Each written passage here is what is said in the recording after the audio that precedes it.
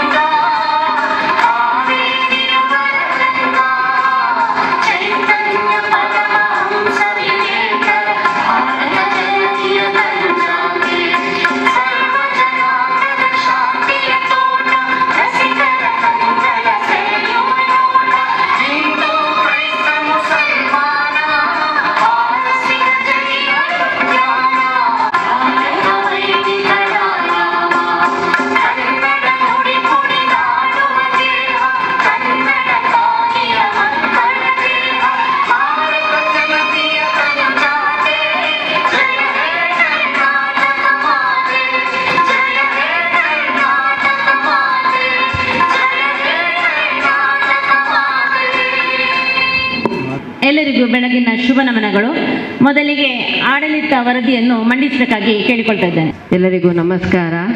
ಇಂದಿನ ಗ್ರಾಮ ಸಭೆಗೆ ಮಾಧ್ಯಮ ವರದಿಯವರು ಬಂದಿದ್ದಾರೆ, ಅವರಿಗೂ ಸ್ವಾಗತಿಸ್ತೇನೆ. ಹಾಗೆಯೇ 2023-24ನೇ ಪ್ರಥಮ ಹಂತದ ಗ್ರಾಮ ಸಭೆಯ ಆಡಳಿತ ವರದಿ. ದಕ್ಷಿಣ ಕನ್ನಡ ಜಿಲ್ಲೆಯ ಮಂಗಳೂರು ತಾಲೂಕು ಮುನ್ನೂರು ಗ್ರಾಮ ಪಂಚಾಯತ್ನ 23-24ನೇ ಸಾಲಿನ ದ್ವಿತೀಯ ಹಂತದ ಗ್ರಾಮ ಸಭೆ ದಿನಾಂಕ 31/1/2024 ಮಂಗಳವಾರ ಪೂರ್ವಾಹ್ನ 10:30ಕ್ಕೆ ಸಮುದಾಯ ಭವನದಲ್ಲಿ ನಡೆಯುವ ಗ್ರಾಮ ಸಭೆಯಲ್ಲಿ ಮಂಡಿಸುವ ವರದಿ. ಮುನ್ನೂರು ಗ್ರಾಮ ಪಂಚಾಯತ್ನ ಒಟ್ಟು 22 ಮಂದಿ ಚುನಾಯಿತ ಸದಸ್ಯರಿದ್ದು ಶ್ರೀಮತಿ ವಿಶಾಲಾಕ್ಷಿ ಅಧ್ಯಕ್ಷರಾಗಿ ಹಾಗೂ ಶ್ರೀ ಮಹಾಬಲ ಟಿ ದೆಪ್ಪೆಲ್ಮಾರ್ ಉಪಾಧ್ಯಕ್ಷರಾಗಿ ಕಾರ್ಯನಿರ್ವಹಿಸುತ್ತಿದ್ದಾರೆ. ಪಂಚಾಯತ್ ಅಭಿವೃದ್ಧಿ ಅಧಿಕಾರಿಯಾಗಿ ಪ್ರಸ್ತುತ ಶ್ರೀ ರವೀಂದ್ರ ರಾಜೀವ್ ನಾಯ್ಕರು, ಕಾರ್ಯದರ್ಶಿಯಾಗಿ ಶ್ರೀಮತಿ ಶಾಂತಿ ಎ, ದ್ವಿತೀಯ ದರ್ಜೆ ಲೆಕ್ಕ ಸಹಾಯಕರಾಗಿ ಶ್ರೀಮತಿ ರಾಧಾ ಎ ಕಾರ್ಯನಿರ್ವಹಿಸುತ್ತಿದ್ದಾರೆ. ಗುಮಾಸ್ತರಾಗಿ ನೆವಿಲ್ ಡಿಸೋಜಾ, ನೀರಿನ ಕರ ವಸೂಲುಗಾರರಾಗಿ Shrimati Mamata S, bill collector ಆಗಿ ಶ್ರೀ ಕಮಲಾಕ್ಷ, ಕಂಪ್ಯೂಟರ್ ಆಪರೇಟರ್ ಆಗಿ ಶ್ರೀಮತಿ ಸುಜಾತ ಮತ್ತು ಸ್ವಚ್ಛತಾಗಾರರಾಗಿ ಧನರಾಜ್ ಇವರು ಕಾರ್ಯನಿರ್ವಹಿಸುತ್ತಿದ್ದಾರೆ. ಗ್ರಾಮ ಕರ್ಣಿಕರಾಗಿ ಶ್ರೀಮತಿ ರೇಷ್ಮಾ, ಗ್ರಂಥಾಲಯ ಮೇಲ್ವಿಚಾರಕರಾಗಿ ಕುಮಾರಿ ಸಾವಿತ್ರಿ, ಆರೋಗ್ಯ ಸಹಾಯಕರಾಗಿ ಶ್ರೀಮತಿ ಜಯಂತಿ ಕಾರ್ಯನಿರ್ವಹಿಸುತ್ತಿದ್ದಾರೆ. ಹಾಗೆಯೇ ಮುನ್ನೂರು ಗ್ರಾಮ ಪಂಚಾಯತ್ ವ್ಯಾಪ್ತಿಯಲ್ಲಿ 7 ಅಂಗನವಾಡಿಗಳು ಕಾರ್ಯನಿರ್ವಹಿಸಿವೆ. ದಕ್ಷಿಣ ಕನ್ನಡ ಜಿಲ್ಲಾ ಪಂಚಾಯತ್ ಹಿರಿಯ ಪ್ರಾಥಮಿಕ ಶಾಲೆ ಕುತ್ತಾರು, ಅನುದಾನಿತ ಹಿರಿಯ ಪ್ರಾಥಮಿಕ ಶಾಲೆ ರಾಣಿಪುರ, ಎಚ್ ಹಿರಿಯ ಪ್ರಾಥಮಿಕ ಶಾಲೆ ಮುನ್ನೂರು ಗ್ರಾಮ ಪಂಚಾಯತ್ ವ್ಯಾಪ್ತಿಯಲ್ಲಿರುತ್ತದೆ. ಗ್ರಾಮ ಪಂಚಾಯತ್ ವ್ಯಾಪ್ತಿಯಲ್ಲಿ 2 ನ್ಯಾಯಬೆಲೆ ಅಂಗಡಿ, 2 ಜಾಗೃತಿ ಸಮಿತಿ ಹಾಗೂ 1 ಆಹಾರ ಖಾತರಿ ಸಮಿತಿ ಇರುತ್ತದೆ. ಪಂಚಾಯತ್ ವ್ಯಾಪ್ತಿಯಲ್ಲಿ ನಡೆಯುವ ಕಾಮಗಾರಿಗಳ ಬಗ್ಗೆ ತಾಂತ್ರಿಕ ಸಲಹೆಗಾರರಾಗಿ ದಕ್ಷಿಣ ಜಿಲ್ಲಾ ಪಂಚಾಯತಿನ ಇಂಜಿನಿಯರ್ ಉಪವಿಭಾಗದ ಅಧಿಕಾರಿಯಾಗಿ ಶ್ರೀ ಲಾಯ್ಡ್ ವಿಲ್ಸನ್ ರಾಡ್ರಿಗಸ್ ಇವರು ಸಹಕಾರ ನೀಡುತ್ತಿದ್ದಾರೆ. ಹಾಗೆಯೇ ಗ್ರಾಮ ಪಂಚಾಯತ್ನಲ್ಲಿ 3 ಸಮಿತಿಗಳಿದ್ದು, ಒಂದು ಸಾಮಾನ್ಯ ನ್ಯಾಯ ಸಮಿತಿ, ಸಾಮಾಜಿಕ ನ್ಯಾಯ ಸಮಿತಿ ಹಾಗೂ ಹಣಕಾಸು ಲೆಕ್ಕ ಪರಿಶೋಧನಾ ಮತ್ತು ಯೋಜನಾ ಸ್ಥಾಯಿ ಸಮಿತಿಗಳಿರ್ತವೆ. ಸಮಿತಿಯ ಸದಸ್ಯರು ಕೃಷಿ ಉತ್ಪಾದನೆಗೆ ಅತಿ ಪಶುಸಂಗೋಪನೆ, ಬಡತನ ನಿರ್ಮೂಲನಾ ಕಾರ್ಯಕ್ರಮಗಳು ಹಾಗೂ ಶಿಕ್ಷಣ, ಲೋಕೋಪಯೋಗಿ ಹಾಗೂ ಸಾರ್ವಜನಿಕ ಕಾಮಗಾರಿಗಳ ಮೇಲ್ವಿಚಾರಣೆ ಮಾಡುವ ಈ ಸಮಿತಿಯ ಕಾರ್ಯವಾಗಿರುತ್ತದೆ. 1. ಅಧ್ಯಕ್ಷರು ಸಾಮಾನ್ಯ ಸ್ಥಾಯಿ ಸಮಿತಿ ಅಧ್ಯಕ್ಷರು ಶ್ರೀ ಮಾಬಲ ದೆಪಿಲಿಮಾರು, ಸದಸ್ಯರು ಶ್ರೀಮತಿ ರೀಟಾ ಲೋಬೋ, ಶ್ರೀಮತಿ ಪುಷ್ಪಲತಾ ಅಂಚನ್, ಶ್ರೀಮತಿ ರಾಜೇಶ್ವರಿ, ಶ್ರೀ ಹಸನಬ್ಬ.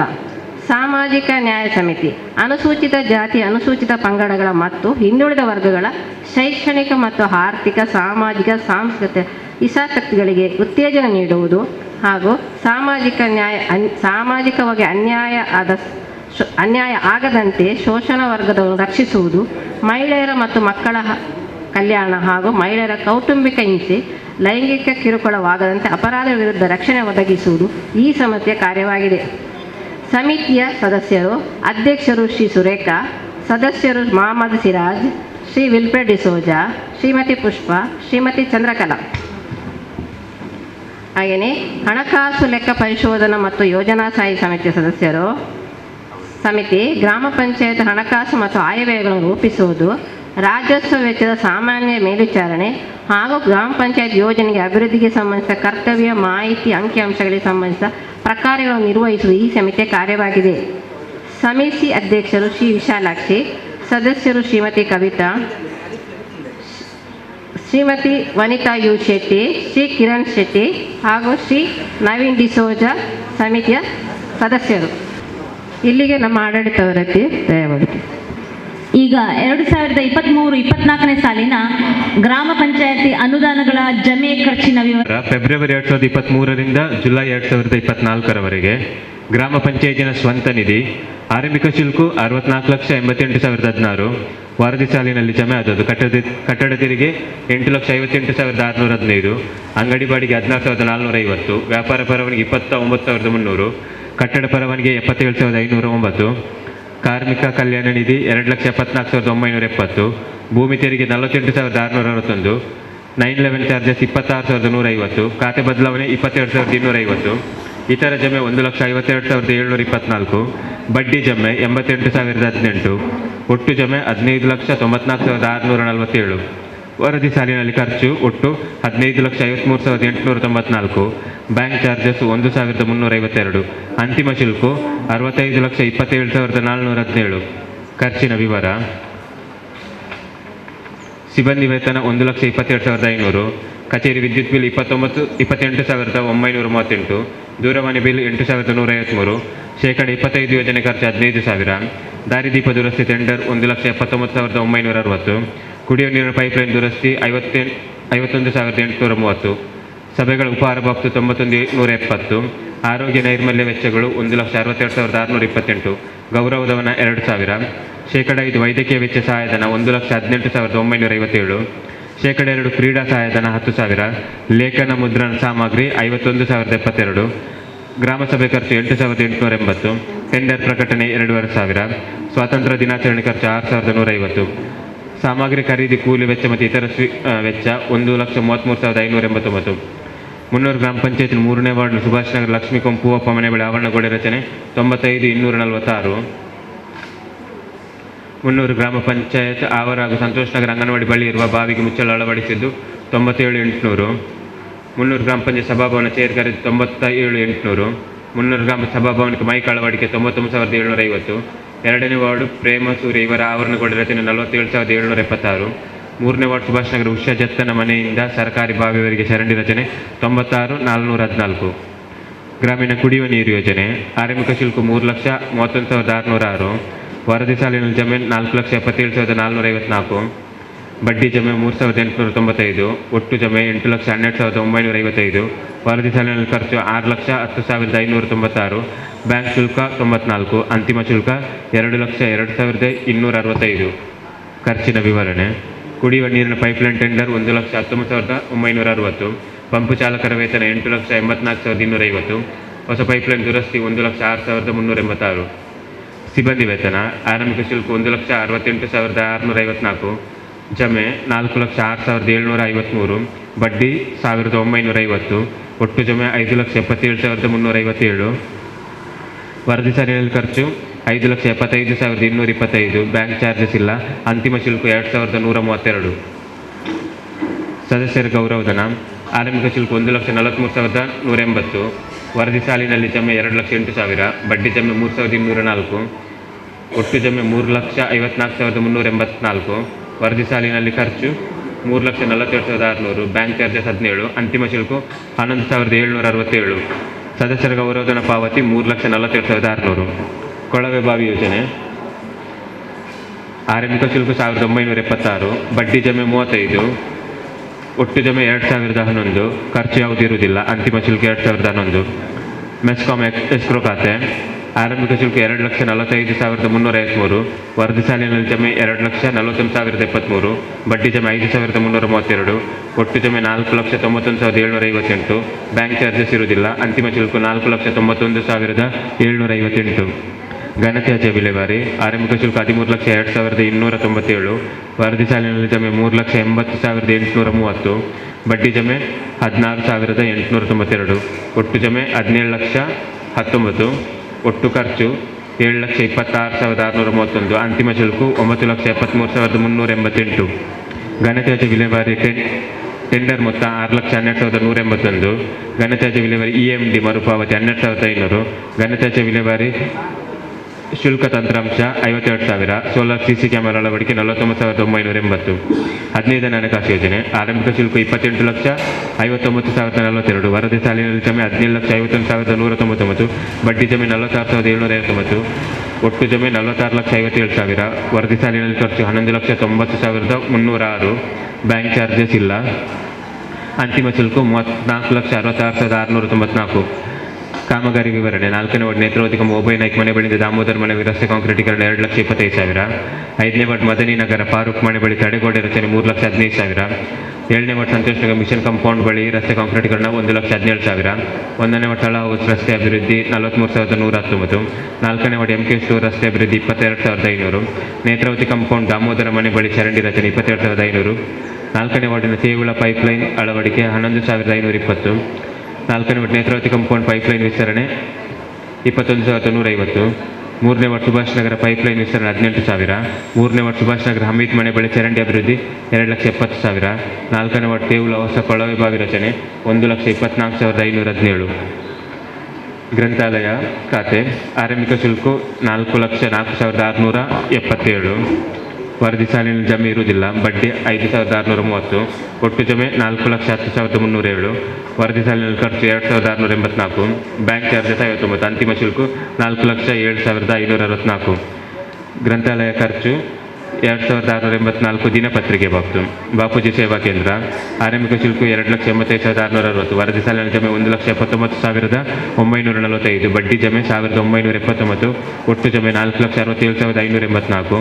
ವರದಿ ಸಾಲಿನಲ್ಲಿ ಖರ್ಚು ಇರುವುದಿಲ್ಲ. Bank charges 3,355. ಅಂತಿಮ ಶುಲ್ಕ 4,64,229. ಮಹಾತ್ಮ ಗಾಂಧಿ ರಾಷ್ಟ್ರೀಯ ಗ್ರಾಮೀಣ ಉದ್ಯೋಗ ಖಾತ್ರಿ ಯೋಜನೆ ಕಾಮಗಾರಿ 300 ಗ್ರಾಂ ಸಂತೋಷ ಚಿತ್ರಮನೆಯಿಂದ ಕಾಳಿತ್ ಮನೆ ತನಕ ಮಳೆ ನೀರು ಚರಂಡಿಗೆ ಸ್ಲ್ಯಾಬ್ ಮುಚ್ಚುವುದು 19,592. ಸಂತೋಷ್ ನಗರ ಲಸ್ತಾಕೋಮ್ ರಾಜೇಶ್ ವಸತಿ ಯೋಜನೆ ನಿರ್ಮಾಣ 8,845. ಸಂತೋಷ್ ನಗರ ಯಶೋಧ ಸುಂದರ ಘನತ್ಯಾಜ್ಯ ಸೋಕ್ಬಿಟ್ ರಚನೆ 6,636. ಸೋಮನತುಲ್ಯ ಗ್ರೇಸಿಡಿಸದ ಫೆಡ್ರಿಕ್ಸದ ಕೋಳಿ ಸಾಕಾಣಿಕೆ ಶೆಡ್ 11,060. 300 ಗ್ರಾಮದ ಪಕ್ಕಿ ತೋಟ ನಳಿನಾಕ್ಷಿ ಪದ್ಮನಾಭ ಜಮೀನಿನ ಕೃಷಿ ಬಾವಿ 64,190. ಸಂತೋಷ್ ನಗರ ಪ್ರದೀಪ್ ನಾರಾಯಣ ಕುಡಿಯುವ ನೀರಿನ ಬಾವಿ ರಚನೆ 43,101. ಸಂತೋಷ್ ನಗರ ಹೇಮ ಪೂಜಾರಿ ದ್ರವತ್ಯಾಜ್ಯ ಸೋಕ್ಬಿಟ್ಟು 6,004. ಬಟ್ಟೆತಡಿ ಗಾಯತ್ರಿ ಆನಂದ ವಸತಿ ಯೋಜನೆ ಮನೆ ನಿರ್ಮಾಣ 11,060. ಬಂಡರಬೈಲ್ ಸುಜಾತ ಸುರೇಶ್ ವಸತಿ ಯೋಜನೆ ನಿರ್ಮಾಣ 7,900. ದೇಗುಲ ಬಾಕಿಮಾರ್ ಮೀನಾಕ್ಷಿ ಕುಡಿಯುವ ಬಾವಿ ರಚನೆ 52,140. ಸುಭಾಷ್ ನಗರ ಪುಷ್ಪಲತಾ ಆನಂದ ಪೂಜಾರಿ ನೀರಿನ ಬಾವಿ ರಚನೆ 1,264. ದಾಮೋದರ ಬಿನ್ ರಾಮಮೂಲ್ಯ ದ್ರವತ್ಯಾಜ್ಯ ಸೋಕ್ಬಿಟ್ ರಚನೆ 5,688. ಸುಭಾಷ್ ನಗರ ಜೋಹರ ಅಬ್ದುಲ್ ಕರೀಂ ದ್ರವತ್ಯಾಜ್ಯ ಸೋಕ್ಬಿಟ್ ರಚನೆ 4,424. ಸಂತೋಷ್ ನಗರ ವಸಂತಿ ಶೇಖರ್ ಅಮೀನ್ ದ್ರವತ್ಯಾಜ್ಯ ಸೋಕ್ಬಿಟ್ ರಚನೆ 5,688. ಸುಭಾಷ್ ನಗರ ಹೇಮ ಸತೀಶ್ ದ್ರವತ್ಯಾಜ್ಯ ಸೋಕ್ಬಿಟ್ ರಚನೆ 3,476. ಮದಕ ಈಶ್ವರ ಪೂಜಾರಿ ಮನೆ ಬಳಿ ಕಚ್ಚಾ ರಸ್ತೆ 45,820. ಶೇಷಮ್ಮ ಸಂತೋಷ್ ನಗರ ನೀರು ಮಳೆ ನೀರು ಹರಿಯುವ ಕಾಂಕ್ರೀಟ್ ಚರಂಡಿ ರಚನೆ 4,24,120. ಸುಭಾಷ್ ನಗರ ಲ್ಯಾಂಡ್ ಸಿಟಿಸದ ದ್ರವತ್ಯಾಜ್ಯ ಸೋಕ್ಬಿಟ್ ರಚನೆ 5,673. ಬಂಡಾರಬೈಲ್ ಪಂಜಂಜ ದೇವಸ್ಥಾನಕ್ಕೆ ಹೋಗುವ ಕೋಟಿವರೆಗೆ ಮಳೆ ನೀರು ಕಾಂಕ್ರೀಟೀಕರಣ ಚರಂಡಿ 1,99,480. 300 ಗ್ರಾಮದ ಕಂಪ ಬಾಲಕೃಷ್ಣ ಸಾಲಿಯಾನವರ ಜಮೀನಲ್ಲಿ ಕೃಷಿ ಬಾವಿ ರಚನೆ 44,907. ಸುಭಾಷ್ ನಗರ ಕೈರೂನಿಸ ಅಬ್ದುಲ್ ಸಲೀಂ ದ್ರವತ್ಯಾಜ್ಯ ಸೋಕ್ಬಿಟ್ ರಚನೆ 5,350. ಸಂತೋಷ್ ನಗರ ಕಿಶೋರ್ ಕುಮಾರ್ ಭಾಸ್ಕರ ಆಚಾರ್ಯ ಸೋಕ್ಬಿಟ್ 6,502. ಸೋಮನತುಲ್ಯ ಮಾರ್ಕಂಡಿ ಜೋಸೆಫ್ ಡಿಸ ಜಮೀನು ಕೃಷಿ ಬಾವಿ ರಚನೆ 21,030. ಬೇಬಿ ನಾಯ್ಕ್ ಚಂದ್ರಾಸ್ ನಾಯ್ಕ್ ಕುಡಿಯುವ ನೀರಿನ ಬಾವಿ ರಚನೆ 21,307. ಸಂತೋಷ್ ನಗರ ಕವಿತಾ ವಾಸುದೇವ ತ್ಯಾಜ್ಯ ಸೋಕ್ಬಿಟ್ ರಚನೆ 6,987. ಜಯಶಂತ ಕುವೆಲ್ಲೋ 6,404. ಸುಭಾಷ್ ನಗರ ಪ್ರೆಸಿಲ್ಲ ಪೆನ್ನ ಸೋಕ್ಬಿಟ್ ರಚನೆ 4,196. ಅಶ್ರಫ್ ಸಂತೋಷ್ ನಗರ ಅಶ್ರಫ್ ಮನೆಯಿಂದ ರೀಟಾ ಮೊರಸ್ ಮನೆ ತನಕ ಮಳೆ ನೀರಿನ ಚರಂಡಿ ರಚನೆ 2,70,254. ಗ್ರಾಮ ಪಂಚಾಯತಿನ 2023-24ನೇ ಸಾಲಿನ ದ್ವಿತೀಯ ಹಂತದ 300 ಗ್ರಾಮ ಪಂಚಾಯತಿನ 2023-24ನೇ ಸಾಲಿನ ಪ್ರಥಮ ಹಂತದ ಗ್ರಾಮ ಸಭೆಯು ದಿನಾಂಕ 29/8/2023ರಂದು ಮಂಗಳವಾರ ಪೂರ್ವಾಹ್ನ ಗಂಟೆ 10:30ಕ್ಕೆ ಸರಿಯಾಗಿ 300 ಗ್ರಾಮ ಪಂಚಾಯತಿನ ಸಮುದಾಯ ಭವನ ಸುಭಾಷ್ ನಗರದಲ್ಲಿ ಜರುಗಿದಾಗ ಗ್ರಾಮ ಸಭೆಯಲ್ಲಿ ಕೈಗೊಂಡ ನಡವಳಿ ಅಧ್ಯಕ್ಷತೆ ಶ್ರೀ ವಿಶಾಲಾಕ್ಷಿ ಅಧ್ಯಕ್ಷರು 300 ಗ್ರಾಮ ಪಂಚಾಯತ್ ಹಾಜರಿ ಗ್ರಾಮ ಸಭೆಯ ಹಾಜರಿ ಪುಸ್ತಕದಲ್ಲಿ ಸಹಿ ಇದ್ದಂತೆ ನೋಡಲ್ ಅಧಿಕಾರಿ HR ಈಶ್ವರ್ ಕ್ಷೇತ್ರ ಶಿಕ್ಷಣಾಧಿಕಾರಿ ದಕ್ಷಿಣ ವಲಯ ಮಂಗಳೂರು ಗ್ರಾಮಾಂತರ ಮಂಗಳೂರು ವಿವಿಧ ಇಲಾಖಾಧಿಕಾರಿಗಳು ಪಂಚಾಯತ್ ಅಭಿವೃದ್ಧಿ ಅಧಿಕಾರಿ ಕಾರ್ಯದರ್ಶಿ ಸಿಬ್ಬಂದಿ ವರ್ಗ ಅಂಗನವಾಡಿ ಕಾರ್ಯಕರ್ತೆಯರು ಆಶಾ ಕಾರ್ಯಕರ್ತೆಯರು ಹಾಗೂ ಗ್ರಾಮಸ್ಥರು ಪ್ರಾರಂಭದಲ್ಲಿ ಎಲ್ಲರನ್ನೂ ಸ್ವಾಗತಿಸಿ ನಾಡಗೀತೆಯೊಂದಿಗೆ ಸಭೆಯನ್ನು ಯಶಸ್ವಿಯಾಗಿ ನಡೆಸಿಕೊಡುವಂತೆ ನೋಡಲ್ ಅಧಿಕಾರಿ ಇವರಲ್ಲಿ ವಿನಂತಿಸಲಾಯಿತು. ಕಾರ್ಯಸೂಚಿ 1 ಆಡಳಿತ ವರದಿ ಇಂದಿನ ಗ್ರಾಮ ಸಭೆಯ ನಡವಳಿ ವರದಿ ವಿವಿಧ ಅನುದಾನಗಳ ಗ್ರಾಮ ಪಂಚಾಯತ್ ಆದಾಯ ಜಮೆ ಮತ್ತು ಖರ್ಚಿನ ವಿವರ 3 ವಾರ್ಡ್ ಸಭೆಯ ನಡವಳಿ 4 ವಿವಿಧ ಇಲಾಖಾಧಿಕಾರಿಗಳ ಮಾಹಿತಿ 5 ವಿವಿಧ ಯೋಜನೆಗಳ ವೈಯಕ್ತಿಕ ಫಲಾನುಭವಿಗಳ ಆಯ್ಕೆ ಬಗ್ಗೆ ಮಾಹಿತಿ 6 ಮಹಾತ್ಮ ಗಾಂಧಿ ರಾಷ್ಟ್ರೀಯ ಗ್ರಾಮೀಣೋದ್ಯೋಗ ಖಾತರಿ ಯೋಜನೆ 7 ಕುಡಿಯುವ ನೀರಿನ ಯೋಜನೆಗಳ ಅನುಷ್ಠಾನ ಬಗ್ಗೆ 8 ವಸತಿ ಯೋಜನೆಗೆ ಸಂಬಂಧಿಸಿದ ನಿವೇಶನ ರಹಿತರ ಹಾಗೂ ವಸತಿ ರಹಿತರ ಪಟ್ಟಿಯಲ್ಲಿ ಹೆಸರು ಸೇರ್ಪಡೆ 9 ವಿವಿಧ ಯೋಜನೆಗಳ ಗ್ರಾಮ ಪಂಚಾಯತ್ ಅನುದಾನ ಕ್ರಿಯಾ ಯೋಜನೆ ವಿವರ 10 ಗ್ರಾಮ ಸ್ವರಾಜ್ಯ ಮತ್ತು ಕರ್ನಾಟಕ ಪಂಚಾಯತ್ ರಾಜ್ ಅಧಿನಿಯಮದ ಗ್ರಾಮ ಸಭೆಯ ಮಾರ್ಗಸೂಚಿಯಲ್ಲಿ ತಿಳಿಸಿದ ವಿಚಾರಗಳ ಬಗ್ಗೆ 11 ಅಧ್ಯಕ್ಷರ ಅನುಮತಿ ಮೇರೆಗೆ ಇನ್ನಿತರ ವಿಷಯಗಳು. ವಿಷಯ ನಂಬರ್ 1 2023-24 ಆಡಳಿತ ವರದಿ ಇಂದಿನ ಗ್ರಾಮ ಸಭೆಯ ನಡವಳಿ ವರದಿ ಬಗ್ಗೆ ನಿರ್ಣಯ ನಂಬರ್ 1 2023-24 ಆಡಳಿತ ವರದಿ ಮತ್ತು ಇಂದಿನ ಗ್ರಾಮ ಸಭೆಯ ನಡವಳಿಗಳನ್ನು ಗ್ರಾಮ ಸಭೆಗೆ ಮಂಡಿಸಿ ಓದಿ ಹೇಳಿ ಮನವರಿಕೆ ಮಾಡಿ ಅನುಮೋದನೆ ಪಡೆಯಲಾಯಿತು. ವಿಷಯ ನಂಬರ್ 3 2023-24 ವಾರ್ಡ್ ಸಭೆಗಳ ನಡವಳಿ ಮಂಜೂರಾತಿ ಬಗ್ಗೆ ನಿರ್ಣಯ ನಂಬರ್ 3 2023-24 ಮುನ್ನೂರು ಗ್ರಾಮ ಪಂಚಾಯತಿನ ವಾರ್ಡ್ 1ರಿಂದ 7ರವರೆಗೆ ವಾರ್ಡ್ ಸಭೆಯು ಪ್ರತ್ಯೇಕವಾಗಿ ಜರುಗಿದಾಗ ಕೈಗೊಂಡ ನಡವಳಿಕೆಗಳನ್ನು ಸಭೆಗೆ ಓದಿ ಹೇಳಿ ಮನವರಿಕೆ ಮಾಡಿ ಅನುಮೋದಿಸಲಾಯಿತು. ವಿಷಯ ನಂಬರ್ 4 2023-24 ವಿವಿಧ ಇಲಾಖೆಗಳಿಂದ ಮಾಹಿತಿ. ನಿರ್ಣಯ ನಂಬರ್ 4 2023-24 ಇಂದಿನ ಗ್ರಾಮ ಸಭೆಗೆ ತಾಲೂಕು ಮಟ್ಟದ ಮತ್ತು ಗ್ರಾಮ ಮಟ್ಟದ ವಿವಿಧ ಇಲಾಖೆಗಳಿಂದ ಬಂದವರಲ್ಲಿ ಆರೋಗ್ಯ ಇಲಾಖೆ, ಮೆಸ್ಕಾಂ ಇಲಾಖೆ, ಮಹಿಳಾ ಮತ್ತು ಮಕ್ಕಳ ಅಭಿವೃದ್ಧಿ ಇಲಾಖೆ, ಹಿಂದುಳಿದ ವರ್ಗಗಳ ಕಲ್ಯಾಣ ಇಲಾಖೆ, ಅರಣ್ಯ ಇಲಾಖೆ, ಶಿಕ್ಷಣ ಇಲಾಖೆ, ಕೃಷಿ ಇಲಾಖೆ, ಪಂಚಾಯತ್ ರಾಜ್ ಇಂಜಿನಿಯರಿಂಗ್ ಇಲಾಖೆ, ಪೊಲೀಸ್ ಇಲಾಖೆ ಹಾಜರಿದ್ದು ಇಲಾಖಾ ಕಾರ್ಯಕ್ರಮಗಳ ಮಾಹಿತಿ ಮತ್ತು ತಮ್ಮ ಇಲಾಖೆಯಿಂದ ವೈಯಕ್ತಿಕ ಫಲಾನುಭವಿಗಳಿಗೆ ಸಿಗುವ ಸವಲತ್ತುಗಳ ಮಾಹಿತಿ ನೀಡಿದರು. ಗ್ರಾಮಸ್ಥರು ಇಲಾಖಾ ಮಾಹಿತಿ ಪಡೆದು ಸರ್ಕಾರದಿಂದ ಸವಲತ್ತು ಪಡೆಯುವ ಆಸಕ್ತಿಯನ್ನು ವ್ಯಕ್ತಪಡಿಸಿದರು. ವಿಷಯ ನಂಬರ್ 5 2023-24 ಗ್ರಾಮ ಪಂಚಾಯತ್ ಅನುದಾನಗಳ ಕ್ರಿಯಾ ಯೋಜನೆ ಆಯ್ಕೆ ಬಗ್ಗೆ. ನಿರ್ಣಯ ನಂಬರ್ 5 2023-24 ಗ್ರಾಮ ಪಂಚಾಯತ್ ನಿಧಿ 15 ಹಣಕಾಸು ಯೋಜನೆ ಕ್ರಿಯಾ ಯೋಜನೆಯನ್ನು ಗ್ರಾಮ ಸಭೆ ವಾರ್ಡ್ ಸಭೆಯಲ್ಲಿ ಬಂದ ಬೇಡಿಕೆ ಆಧರಿಸಿ ಕ್ರಿಯಾ ಯೋಜನೆ ತಯಾರಿಸಲು ನಿರ್ಣಯಿಸಲಾಯಿತು. ವಿಷಯ ನಂಬರ್ 6 2023-24 ವಿವಿಧ ಯೋಜನೆಗಳ ವೈಯಕ್ತಿಕ ಫಲಾನುಭವಿಗಳ ಆಯ್ಕೆ ಬಗ್ಗೆ. ನಿರ್ಣಯ ನಂಬರ್ 6 2023-24 ವಿವಿಧ ಇಲಾಖೆಯಿಂದ ಮತ್ತು ಗ್ರಾಮ ಪಂಚಾಯತಿನಿಂದ ಸಿಗುವ ವೈಯಕ್ತಿಕ ಅರ್ಹ ಫಲಾನುಭವಿಗಳ ಆಯ್ಕೆ ಮಾಡುವ ಬಗ್ಗೆ ನಿರ್ಣಯಿಸಲಾಯಿತು. ವಿಷಯ ನಂಬರ್ 7 2023-24 ಗ್ರಾಮಸ್ಥರಿಂದ ಸಲಹೆ ಸೂಚನೆ ಹಾಗೂ ಮನವಿ ಸಲ್ಲಿಕೆ ಬಗ್ಗೆ. ನಿರ್ಣಯ ನಂಬರ್ 7 2023-24 ಮುನ್ನೂರು ಗ್ರಾಮ ಪಂಚಾಯತ್ ವ್ಯಾಪ್ತಿಯಲ್ಲಿ ವಿವಿಧ ಅಭಿವೃದ್ಧಿ ಕಾರ್ಯಕ್ರಮಗಳ ಬಗ್ಗೆ ಗ್ರಾಮಸ್ಥರಿಂದ ಬಂದ ಸಲಹೆ ಸೂಚನೆ ಹಾಗೂ ಮನವಿಗಳನ್ನು ಆಧರಿಸಿ ಗ್ರಾಮ ಪಂಚಾಯತ್ ಸ್ವಂತ ಸಂಪನ್ಮೂಲ ಮತ್ತು ಸರ್ಕಾರದ ಅನುದಾನದ ಆದ್ಯತೆ ಮೇರೆಗೆ ಕ್ರಮ ವಹಿಸುವುದೆಂದು ನಿರ್ಣಯಿಸಲಾಯಿತು. ವಿಷಯ ನಂಬರ್ 8 2023-24 ಮಹಾತ್ಮ ಗಾಂಧಿ ರಾಷ್ಟ್ರೀಯ ಗ್ರಾಮೀಣ ಉದ್ಯೋಗ ಖಾತರಿ ಯೋಜನೆ ಬಗ್ಗೆ. ನಿರ್ಣಯ ನಂಬರ್ 8 2023-24 ಮಹಾತ್ಮ ಗಾಂಧಿ ರಾಷ್ಟ್ರೀಯ ಗ್ರಾಮೀಣ ಉದ್ಯೋಗ ಖಾತರಿ ಯೋಜನೆಯಡಿ ವೈಯಕ್ತಿಕ ಮತ್ತು ಸಾರ್ವಜನಿಕ ಕಾರ್ಯಕ್ರಮ ಕಾಮಗಾರಿಗಳ ಬಗ್ಗೆ ಮತ್ತು ಉದ್ಯೋಗ ಚೀಟಿ ವಿತರಣೆ ಇತ್ಯಾದಿ ಬಗ್ಗೆ ಸದ್ರಿ ಯೋಜನೆಯ ಮಹತ್ವಾಕಾಂಕ್ಷಿ ಯೋಜನೆಯಾಗಿದೆ. ಗ್ರಾಮಸ್ಥರು ಇದರ ಸವಲತ್ತು ಪಡೆಯುವಂತೆ ಸಭೆಯಲ್ಲಿ ಮಾಹಿತಿ ನೀಡಲಾಯಿತು. ವಿಷಯ ನಂಬರ್ 9 2023-24 ಕುಡಿಯುವ ನೀರಿನ ಯೋಜನೆಗಳ ಅನುಷ್ಠಾನದ ಬಗ್ಗೆ. ನಿರ್ಣಯ ನಂಬರ್ 9 2023-24 ಮುನ್ನೂರು ಗ್ರಾಮ ಪಂಚಾಯತ್ ವ್ಯಾಪ್ತಿಯಲ್ಲಿ ನೀರು ಸರಬರಾಜು ಯೋಜನೆಯಲ್ಲಿ ನೀರಿನ ಲಭ್ಯತೆಯ ಆಧಾರದಲ್ಲಿ ಬಳಕೆದಾರರಿಗೆ ಸರಬರಾಜು ಮಾಡಲಾಗುತ್ತಿದೆ. ಕೇಂದ್ರ ಸರ್ಕಾರದ ಮಹತ್ವಾಕಾಂಕ್ಷಿ ಯೋಜನೆಯಲ್ಲಿ ಒಂದಾದ ಜಲಜೀವನ್ ಮಿಷನ್ ಯೋಜನೆಯಡಿ ಕಾಮಗಾರಿ ಪ್ರಗತಿಯಲ್ಲಿದೆ. ಈ ನೀರು ಒದಗಿಸುವುದೆಂದು ಸಭೆಗೆ ಮಾಹಿತಿ ನೀಡಲಾಯಿತು. 24 ಮುನ್ನೂರು ಗ್ರಾಮದ ಸರ್ವೆ ನಂಬರ್ 37ರಲ್ಲಿ ಲಭ್ಯ ಇರುವ 2 ಎಕರೆ 37 ಸೆಂಟ್ಸ್ ಎಕರೆ ಸ್ಥಳದಲ್ಲಿ ಅರ್ಹ ನಿವೇಶನ ರಹಿತರ ಪಟ್ಟಿಯಲ್ಲಿ ಅರ್ಹ 34 ಫಲಾನುಭವಿಗಳನ್ನು ಮೀಸಲಾತಿ ವಾರ ಆಯ್ಕೆ ಮಾಡುವ ಕುರಿತು. ನಿರ್ಣಯ ನಂಬರ್ 10 2023-24 ಗ್ರಾಮೀಣ ನಿವೇಶನ ಯೋಜನೆಯಡಿ ನಿವೇಶನ ರಹಿತರಿಗೆ ನಿವೇಶನ ಹಕ್ಕುಪತ್ರ ವಿತರಿಸುವ ಮುನ್ನೂರು ಗ್ರಾಮದ ಸರ್ವೆ ನಂಬರ್ 37ರಲ್ಲಿ 2 ಎಕರೆ 37 ಸೆಂಟ್ಸ್ ಜಮೀನು ಗ್ರಾಮ ಪಂಚಾಯತಿಗೆ ಹಸ್ತಾಂತರವಾಗಿರುತ್ತದೆ. ಸದರಿ ಜಮೀನಿನಲ್ಲಿ 34 ಸೈಟ್ಗಳನ್ನು ಗುರುತಿಸಲಾಗಿದ್ದು ವರ್ಗವಾರು ಫಲಾನುಭವಿಗಳ ಮೀಸಲಾತಿ ಕೆಳಗಿನಂತಿದೆ.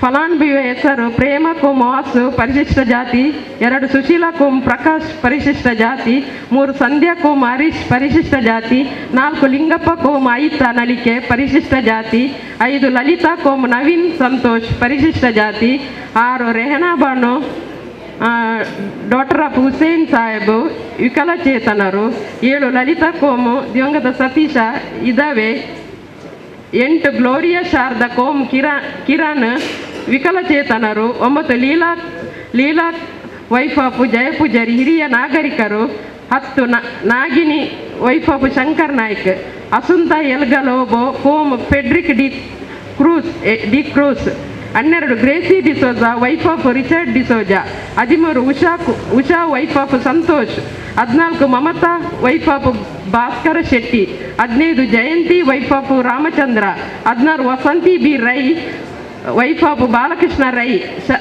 17 Sharmila wife of Padmanabha, 18 Tejaswini wife of Somanatha. 19 Usha wife of Gopala. 20 Geetha wife of Janardhana. 21 Ratna wife of Gangadhara Poojari. 22 Ayesha wife of Mohammed Habib. 23 Shahnaz wife of Ismail. 24 Nafisa wife of ದಿವಂಗತ Yasir. 25 Geetha wife of Suresh Kumar. 26 Geetha wife of Ritaksha. 27 Girija wife of Janardhana. 28 Emmy Crasta wife of Dolphy Monteiro. 29 Nebisa wife of Hasanabba. 30 Samiya wife of Abdul Salim. 31 Ratna wife of Timmappa Poojari. ಈ ಮೇಲಿನ ಫಲಾನುಭವಿಗಳಿಗೆ ಆಯ್ಕೆ ಮಾಡಿ ತಾಲೂಕು ಪಂಚಾಯತ್ ಲಾಗಿನ್ಗೆ ಕಳಿಸಿಕೊಡುವುದಾಗಿ ಸರ್ವಾನುಮತದಿಂದ ನಿರ್ಣಯಿಸಲಾಯಿತು. ವಿಷಯ number 11 ವಸತಿ ರಹಿತರ ಪಟ್ಟಿಗೆ ಸೇರ್ಪಡೆ ಹಾಗೂ ವಸತಿ ಇದ್ದವರ ಹೆಸರು ತೆಗೆಯುವ ಬಗ್ಗೆ ನಿರ್ಣಯ ನಂಬರ್ 11 2023-24 300 ಗ್ರಾಮ ಪಂಚಾಯತಿ ವ್ಯಾಪ್ತಿಯಿಂದ ಬಂದಂಥ ವಸತಿ ರಹಿತರ ಹೆಸರನ್ನು ಪಟ್ಟಿಗೆ ಸೇರ್ಪಡೆ ಮಾಡಲು ಮತ್ತು ವಸತಿ ಹೊಂದಿದ್ದವರ ಹೆಸರನ್ನು ಪಟ್ಟಿಯಿಂದ ತೆಗೆದುಹಾಕಲು ನಿರ್ಣಯಿಸಲಾಯಿತು. ವಿಷಯ ನಂಬರ್ 12 2023-24 ಅಧ್ಯಕ್ಷರ ಅನುಮತಿ ಮೇರೆಗೆ ಇತರ ವಿಷಯಗಳು. ನಿರ್ಣಯ ನಂಬರ್ 12 2023-24 ಅಧ್ಯಕ್ಷರ ಅನುಮತಿ ಮೇರೆಗೆ ಈ ಕೆಳಗಿನ ವಿಷಯಗಳ ಬಗ್ಗೆ ಗ್ರಾಮಸ್ಥರು ಚರ್ಚಿಸಿ ಸಲಹೆ ಸೂಚನೆಗಳ ಬಗ್ಗೆ ಬೇಡಿಕೆ ಮನವಿ ಅರ್ಜಿಯನ್ನು ನೀಡಿರುತ್ತಾರೆ. ಗ್ರಾಮ ಪಂಚಾಯತಿನ ಅನುದಾನದ ಲಭ್ಯತೆಯ ಮೇರೆಗೆ ಅನುಷ್ಠಾನ ಮಾಡುವುದಾಗಿ ನಿರ್ಣಯಿಸಲಾಯಿತು. 1 Sameeth Amin doctor son of Sesappa Poojari ಪಂಚಾಯತಿನ ನೀರು ಸರಬರಾಜು ಪೈಪಿನ ವರ್ಗಾವಣೆ ಬಗ್ಗೆ. 2 ನಿವಾಸಿಗಳು 300 ಗ್ರಾಮದ ರಿಶುವನ ವಾಸುದೇವ ತಂತ್ರಿಯವರಿಂದ ಹಳೆ ಪಂಚಾಯತ್ ಮಾರ್ಗದವರೆಗೆ ದುರಸ್ತಿ ಕಾಮಗಾರಿ. 3 ಅಲಿಮಮ್ಮ ವೈಫ್ ಆಫ್ ಮೊಯ್ದಿನಬ ಮಜಲ್ ತೋಟ ವಿಕಲಚೇತನ ನಿಧಿಯಿಂದ ವೀಲ್ ಚೇರ್ ಒದಗಿಸುವ ಬಗ್ಗೆ. 4 300 ಗ್ರಾಮದ ಸಂತೋಷ್ ನಗರ ಅಂಗನವಾಡಿ ಕೇಂದ್ರದ ಬಳಿ ಇರುವ ಸರಕಾರಿ ಬಾವಿ ದುರಸ್ತಿ. ಇದು ಇಂದಿನ ಗ್ರಾಮ ಸಭೆಯ ನಡವಳಿ. ವಿವಿಧ ಇಲಾಖೆಯಿಂದ ಅಧಿಕಾರಿಗಳು ಆಗಮಿಸಿದ್ದೀರಾ. ತಾವು ತಮ್ಮ ಇಲಾಖೆಯಿಂದ ತಂದಂತಹ ಮಾಹಿತಿಯನ್ನು ನೀಡಬೇಕಂತ ಕೇಳ್ಕೊಳ್ತಾ ಇದ್ದೇನೆ. ಮೊದಲಿಗೆ ಆರೋಗ್ಯ ಇಲಾಖೆಯವರು ತಮ್ಮ ಮಾಹಿತಿಯನ್ನು ನೀಡಬೇಕು. ನಾವು ಎಲ್ಲೆಲ್ಲಿ ಜನ ಸಿಗ್ತಾರೆ ಅಲ್ಲೆಲ್ಲ ಆರೋಗ್ಯದ ಬಗ್ಗೆ ಮಾಹಿತಿ ಕೊಡಲಿಕ್ಕೆ ನೋಡ್ತಾ ಇರ್ತೇವೆ, ಎಲ್ಲೆಲ್ಲಿ ಸಂದರ್ಭ ಸಿಗ್ತದೆ ಅಂತ. ಮೊದಲಿಗೆ ಹೇಳಬೇಕಂತ ಹೇಳಿದರೆ 300 ಗ್ರಾಮದಲ್ಲಿ ಎಸ್ಪೆಷಲಿ ಈಗ ದಕ್ಷಿಣ ಕನ್ನಡ ಅಂತ ತಗೊಂಡಾಗ ನಮ್ಮಲ್ಲಿ ಡೆಂಗ್ಯೂ ಕೇಸಸ್ ಜಾಸ್ತಿ ಉಂಟು. ಈ ವರ್ಷದಲ್ಲಿ 2023 ವರ್ಷದಲ್ಲಿಯೇ ನಮಗೆ 30ಕ್ಕೂ ಹೆಚ್ಚು ಡೆತ್ಗಳಾಗಿದೆ ಡೆಂಗ್ಯೂಯಿಂದ. ಅದರಲ್ಲಿ 300 ಗ್ರಾಮದಲ್ಲಿ ಸ್ವಲ್ಪ ನಾವು ಲಾರ್ವಾ ಸರ್ವೆಗೆ ಹೋದಾಗೆಲ್ಲ ಇದು ಗ್ರಾಮ ಪಂಚಾಯಿತಿ ಮಾಡುವ ಕೆಲಸ ಅನ್ನೋದಕ್ಕಿಂತ ಸಾರ್ವಜನಿಕರು ಮಾಡುವಂಥ ಕೆಲಸ. ಯಾಕೆಂದರೆ ಅವರವರ ಮನೆಯಲ್ಲಿ ನೀರು ನಿಲ್ಲದಂತೆ ನೋಡಿಕೊಳ್ಬೇಕು. ಡೆಂಗ್ಯೂ ಬರುವ ಸೊಳ್ಳೆ ಆಲ್ಮೋಸ್ಟ್ ಎಲ್ಲರಿಗೂ ಗೊತ್ತಿದೆ ಅಲ್ಲ? ಯಾರಿಗೆ ಗೊತ್ತಿಲ್ಲ? ಸೊಳ್ಳೆ ಹೆಸರು ಗೊತ್ತಾ? ಈಡಿಸ್. ಈಡಿಸ್ ಎಲ್ಲಿ ಬರ್ತದೆ? ಕೊಳಚೆ ನೀರಲ್ಲಿ ಬರ್ತದ, ಚೆನ್ನಾಗಿರೋ ನೀರಲ್ಲಿ ಬರ್ತದ? ಶುದ್ಧ ನೀರಿನಲ್ಲಿ ಬರ್ತದೆ. ಶುದ್ಧ ನೀರು ನಾವು ಎಲ್ಲಿ ಕಲೆಕ್ಟ್ ಮಾಡ್ತೇವೆ? ಮನೆಯಲ್ಲಿ ಟ್ಯಾಂಕ್ ಇರ್ತದೆ, ಕ್ಲೋಸ್ ಮಾಡಿರಲ್ಲ, ಓಪನ್ ಇಟ್ಟಿರ್ತಾರೆ. ಅದು ನಮ್ಮ ಮನೆ ಇರ್ಬೋದು, ನಮ್ಮ ಮನೆಯಲ್ಲಿ ಎಲ್ಲ ಕ್ಲೋಸ್ ಆಗಿದೆ ಅಂತ ತಲೆಯಲ್ಲಿ ಕೂತಿರ್ತದೆ. ಆದರೆ ನಾವು ಹೋಗಿ ನೋಡಿದಾಗಲೇ ಗೊತ್ತಾಗೋದು ನೀರಿದೆ, ಅದ್ರ ಒಳಗಡೆ ಚಿಕ್ಕ ಚಿಕ್ಕ ಹುಳ ಇರ್ತದೆ. ಅದು ತೋರಿಸಿದಾಗ ಅವ್ರಿಗೆ ಅರ್ಥ ಆಗ್ತದೆ, ಓ ಹೌದು ಇದು ಲಾರ್ವಾ ಅಂತ. ಹಾಗೆ ನಿಮಗೆ ಗೊತ್ತಿಲ್ಲದಂತೆಯೇ ಸೊಳ್ಳೆಗಳು ಉತ್ಪತ್ತಿ ಆಗ್ತದೆ. ಇದು ಸಾರ್ವಜನಿಕರಲ್ಲಿ ನನ್ನ ಕಡೆಯಿಂದ ವಿನಂತಿ, ನಮ್ಮ ಇಲಾಖೆ ಕಡೆಯಿಂದ, ಜೊತೆಗೆ ಎಲ್ಲ ಸದಸ್ಯರು ಮತ್ತು ಅಧಿಕಾರಿಗಳು ಇದರಲ್ಲಿ ಸ್ವಲ್ಪ ಹೆಚ್ಚಿನ ಗಮನ ಹರಿಸಬೇಕಾಗ್ತದೆ. ಎಲ್ಲೆಲ್ಲಿ ಆಪ್ಷನ್ ಸಿಗ್ತದೆ ದಯವಿಟ್ಟು ಇದ್ರ ಬಗ್ಗೆ ಎಕ್ಸ್ಪ್ಲೇನ್ ಮಾಡಿ. ಯಾಕೆ ಅಂತ ಹೇಳಿದರೆ ದಕ್ಷಿಣ ಕನ್ನಡ ಇಡೀ ಕರ್ನಾಟಕದಲ್ಲಿ ಫೇಮಸ್ ಆಫ್ಟರ್ ಬೆಂಗಳೂರು. ಏಕೆಂದರೆ ನಮ್ಮಲ್ಲೇ ತುಂಬ ಡೆಂಗ್ಯೂ ಡೆತ್ಸ್ ಆಗ್ತಾ ಉಂಟು. ಡೆಂಗ್ಯೂ ಬಂದರೆ 100ರಲ್ಲಿ ಒಂದು 4ರಿಂದ 5 ಜನ ಡೆತ್ ಕಡೆಗೆ ಹೋಗ್ತಾರೆ. ಮಿಕ್ಕವರು ಬಂದಿದೆ ಇಲ್ಲ ಗೊತ್ತಾಗದಿರುವ ಹಾಗೆ ಅದರಿಂದ ಗುಣಮುಖರಾಗಿ ಬರ್ತಾರೆ. ಯಾವಾಗ ಕೇಸಸ್ ಜಾಸ್ತಿ ಆಗ್ತದೆ ಆಗ ಡೆತ್ಸ್ ಜಾಸ್ತಿ ಆಗೋ ಸಾಧ್ಯತೆ ಹೆಚ್ಚಾಗ್ತದೆ. 100ರಲ್ಲಿ 50 ಹೀಗೆ ಎಲ್ಲ ಆದರೆ ಭಯ ಪಡಬೇಕಾಗ್ತದೆ. ಸೊಳ್ಳೆ ಒಮ್ಮೆ ಮರಿಯಿಂದ ಹಾರಿ ಹೋದ್ಮೇಲೆ ಅದನ್ನು ಕಟ್ಟಿ ಹಿಡಲಿಕ್ಕಾಗಲ್ಲ. ಕೋವಿಡ್ ಇತ್ತು, ನಾವು ಮಾಸ್ಕ್ ಹಾಕ್ಕೊಳ್ತಿದ್ವಿ, ಡಿಸ್ಟೆನ್ಸ್ ಮೇಂಟೈನ್ ಮಾಡ್ತಿದ್ವಿ, ಓಕೆ. ಸೊಳ್ಳೆಯಿಂದ ಹೇಗೆ ತಪ್ಪಿಸ್ಕೊಳ್ತೀರಿ? ಈಗ ಕೂತಿರ್ತೀವಿ, ನಮಗೆ ಎಷ್ಟು ಜನರಿಗೆ ಸೊಳ್ಳೆ ಕಚ್ಚಿದೆ ಗೊತ್ತಿಲ್ಲ, ಎಷ್ಟು ಜನರಿಗೆ ಡೆಂಗ್ಯೂ ವೈರಸ್ ಬಂದಿದೆ ಗೊತ್ತಿಲ್ಲ. ಹಾಗಾಗಿ ಆದಷ್ಟು ಸೊಳ್ಳೆಗಳು ಕಡಿಮೆ ಆಗಬೇಕು. ಸೊಳ್ಳೆ ಕಲುಷಿತ ನೀರಂತಲ್ಲ, ಕ್ಲೀನ್ ವಾಟರ್ ಮನೆಯಲ್ಲಿ ಎಲ್ಲೂ ನಿಲ್ಲಬಾರ್ದು, ತಾರಸಿ ಮೇಲೆ. ಮತ್ತು ಎಸ್ಪೆಷಲಿ ಮನೆ ಒಳಗೂ ಸಾಕ್ತಾ ಇದ್ದೇವೆ ನಾವು. ಈ ಚಿಕ್ಕ ಚಿಕ್ಕ ಗಿಡಗಳನ್ನು ಹಾಕಿ ಇಟ್ಟಿರ್ತಾರೆ, ಶೋ ಪೀಸಸ್, ಅದರ ನೀರಲ್ಲಿ ಬರ್ತದೆ. ಬೇಕಿದ್ರೆ ನಿಮ್ಮ ಮನೆಗಳಿಗೆ ಹೋಗಿ ಒಮ್ಮೆ ಇದನ್ನು ಅಲ್ಲಡಿಸಿ ನೋಡಿ, ಕೆಳಗಿಂದ ಚಿಕ್ಕ ಚಿಕ್ಕ ಲಾರ್ವಗಳು ಮೇಲೆ ಬರ್ತದೆ. ಅದು 20 ದಿನದ ಒಳಗಡೆ ಮಸ್ಕಿಟೋ ಆಗಿ ಹಾರಿ ಹೋಗ್ತದೆ. ಅದಕ್ಕಿಂತ ಮುಂಚೆ ನಾವು ಗಮನ ಹರಿಸಿ ಆ ನೀರನ್ನು ಕ್ಲೀನ್ ಮಾಡಿ ಚೆಲ್ಲಿದರೆ ಆ ಲಾರ್ವ ಎಲ್ಲ ಸತ್ತು ಹೋಗ್ತದೆ. ಇದು ಒಂದು ಇನ್ಫಾರ್ಮೇಷನ್. ಬೊಂಡ ಕಟ್ ಮಾಡಿದ ಮೇಲೆ ಮಗಿಚಿ ಇಡಬೇಕು ಬಿಸಿ ಮಾಡಲಿಕ್ಕೆ. ಅದನ್ನು ಒಲೆಗೆಲ್ಲ ಉಪಯೋಗಿಸೋದಾದರೆ ದಯವಿಟ್ಟು ಹೀಗೆ ಇಟ್ಟು ಅದನ್ನು ಒಣಗಿಸಬೇಡಿ. ಉಪಯೋಗಿಸ್ತೀರ ಕಟ್ಟಿಗೆಯಾಗಿ ಅನ್ನೋದಾದರೆ ಮಗಿಚಿಟ್ಟು ಉಪಯೋಗಿಸಿ. ಯಾಕೆಂದರೆ ಈ ವರ್ಷದಲ್ಲಿ ಜನವರಿ ತಿಂಗಳಲ್ಲಿ ಮಳೆ ಯಾವ್ಯಾರು ನೋಡಿದ್ರಿ ಹುಟ್ಟಿದಾಗಿನಿಂದ? ಇದೇ ಮೊದಲ ಬಾರಿ ಬಂದಿರೋದು. ಇನ್ಮೇಲೆ ಹೀಗೆ ಬರ್ತಾ ಹೋಗ್ತದೆ, ಹವಾಮಾನ ಸಹ ಹೀಗೆ ಆಗ್ತದೆ. ಹಾಗಾಗಿ ಅಂಥ ಟೈಮಲ್ಲಿ ಹೀಗೆ ಬಿಟ್ಟು ಬಿಟ್ಟು ಮಳೆ ಬಂದಾಗ ಅಂಥ ಏನು ಪರಿಕರಗಳಲ್ಲಿ ನೀರು ತುಂಬುತ್ತದೆ, ಅದರಲ್ಲಿ ಲಾರ್ವ ಬರ್ತದೆ. ದಯವಿಟ್ಟು ಇದ್ರ ಬಗ್ಗೆ ಗಮನ ಹರಿಸಿ. ದಕ್ಷಿಣ ಕನ್ನಡನ ಜಿಲ್ಲೆಯನ್ನು ನಾವು ಡೆಂಗ್ಯೂ ಸಂಖ್ಯೆಯಲ್ಲಿ ಕಡಿಮೆ ಮಾಡಲಿಕ್ಕೆ ಎಲ್ಲರ ಸಹಕಾರ ಅವಶ್ಯಕತೆ ಇದೆ. ಇದು ಒಂದು ವಿಷಯ, ಡೆಂಗ್ಯೂ ವಿಷಯವಾಗಿ. ಇನ್ನೊಂದು ವಿಷಯ ಹೇಳಬೇಕಂತ ಅಂದ್ಕೊಂಡೆ, PMJ ಕಾರ್ಡ್. ಇದು ಗ್ರಾಮ ಪಂಚಾಯಿತಿ ಕಡೆಯಿಂದನೂ ಹೌದು. PMJ ಕಾರ್ಡ್ ಬಗ್ಗೆ ತುಂಬ ಜನರಿಗೆ ಅರಿವುಂಟು ಅಂದ್ಕೊಳ್ತೇನೆ. 2 ಎಂಟಿಟೀಸ್ ಇದೆ, ಆಭಾ ID ಮತ್ತು PMJ ಕಾರ್ಡ್ ಅಂತ. Aaba ID Ayushman Bharat health ID ಅಂತ ಹೇಳಿದರೆ, ಈಗ ನಮಗೆ ಆಧಾರ್ ಇರೋ ಥರನೇ ಹೆಲ್ತ್ ಡಿಪಾರ್ಟ್ಮೆಂಟ್ಗೆ ಅದೊಂದು ID ಕಾರ್ಡ್. ಇದು ಎಲ್ಲರೂ ಮಾಡಿಸ್ಕೊಳ್ಬೇಕಾಗ್ತದೆ. ಯಾಕೆಂತ ಹೇಳಿದರೆ ಇನ್ನು ಮುಂದೆ ಎಲ್ಲೇ ಹೋದರೂ ನಿಮ್ಮ ಆಭಾ ನಂಬರನ್ನು ಕೇಳ್ತಾರೆ. ಯಾವುದೇ ಹಾಸ್ಪಿಟಲ್ಗೆ ಹೋದರೆ ಆ ಆಭಾ ನಂಬರ್ ಇದ್ದರೆ, ಈಗ ನೀವು ಒಂದು ಟೆಸ್ಟ್ ಮಾಡಿಸಿದ್ರಿ ಅಂದರೆ ಅದರ ರಿಪೋರ್ಟ್ ಅದಕ್ಕೆ ಲಿಂಕ್ ಆಗ್ತದೆ. ನೆಕ್ಸ್ಟ್ ನೀವು ಇನ್ನೊಂದು ಆಸ್ಪತ್ರೆಗೆ ಹೋದಾಗ ನಿಮ್ಮ ಅಷ್ಟು ಬ್ಯಾಗೇಜನ್ನು ಎತ್ಕೊಂಡು ಹೋಗೋ ಅವಶ್ಯಕತೆ ಇರೋದಿಲ್ಲ.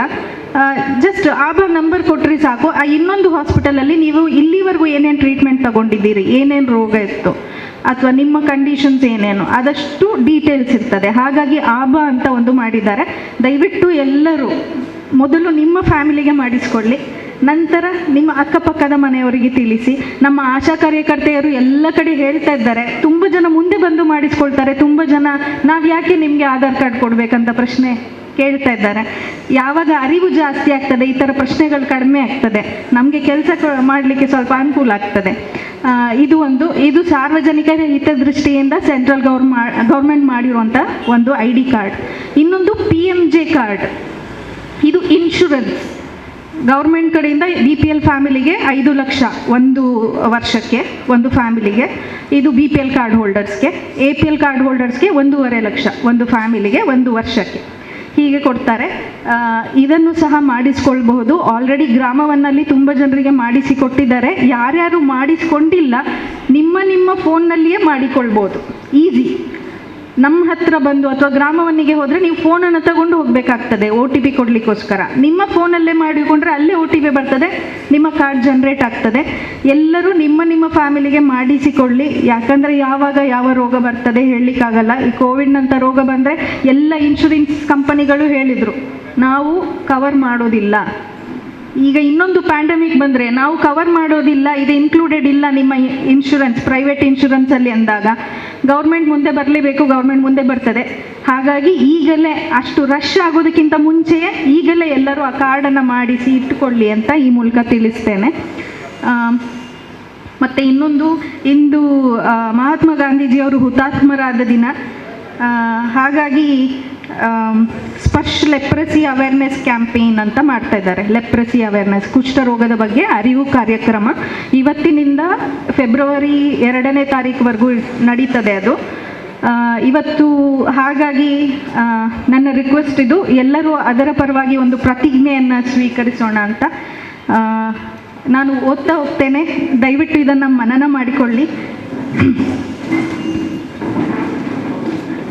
ರಾಷ್ಟ್ರಪಿತ ಮಹಾತ್ಮ ಗಾಂಧೀಜಿಯವರು ಹುತಾತ್ಮರಾದ ದಿನವಾದ ಇಂದು ನನ್ನ ಕುಟುಂಬ, ನೆರೆಹೊರೆ ಹಾಗೂ ಸಮುದಾಯದಲ್ಲಿ ಯಾರೇ ಕುಷ್ಠರೋಗಿಗಳು ಕಂಡುಬಂದರೆ ಅವರಿಗೆ ಆರೋಗ್ಯ ಇಲಾಖೆಯಲ್ಲಿ ದೊರೆಯುವ ಉಚಿತ ಚಿಕಿತ್ಸೆಯನ್ನು ಕೊಡಿಸುತ್ತೇನೆ ಮತ್ತು ಕುಷ್ಠರೋಗಿಗಳನ್ನು ಪ್ರೀತಿ ವಿಶ್ವಾಸದಿಂದ ನೋಡಿಕೊಂಡು ಅವರ ಆತ್ಮಗೌರವಕ್ಕೆ ಧಕ್ಕೆ ಬರದಂತೆ ನೋಡಿಕೊಳ್ಳುತ್ತೇನೆ ಮತ್ತು ಕುಷ್ಠರೋಗಕ್ಕೆ ಅಂಟಿಕೊಂಡಿರುವ ಕಳಂಕ ಮತ್ತು ತಾರತಮ್ಯವನ್ನು ಹೋಗಲಾಡಿಸಲು ಬದ್ಧನಾಗಿರುತ್ತೇನೆ ಹಾಗೂ ಕುಷ್ಠರೋಗಿಗಳಿಗೆ ಸಮಾಜದ ಮುಖ್ಯವಾಹಿನಿಯಲ್ಲಿ ಗೌರವಯುತವಾಗಿ ಬದುಕಲು ಅವಕಾಶ ಮಾಡಿಕೊಡುತ್ತೇನೆ.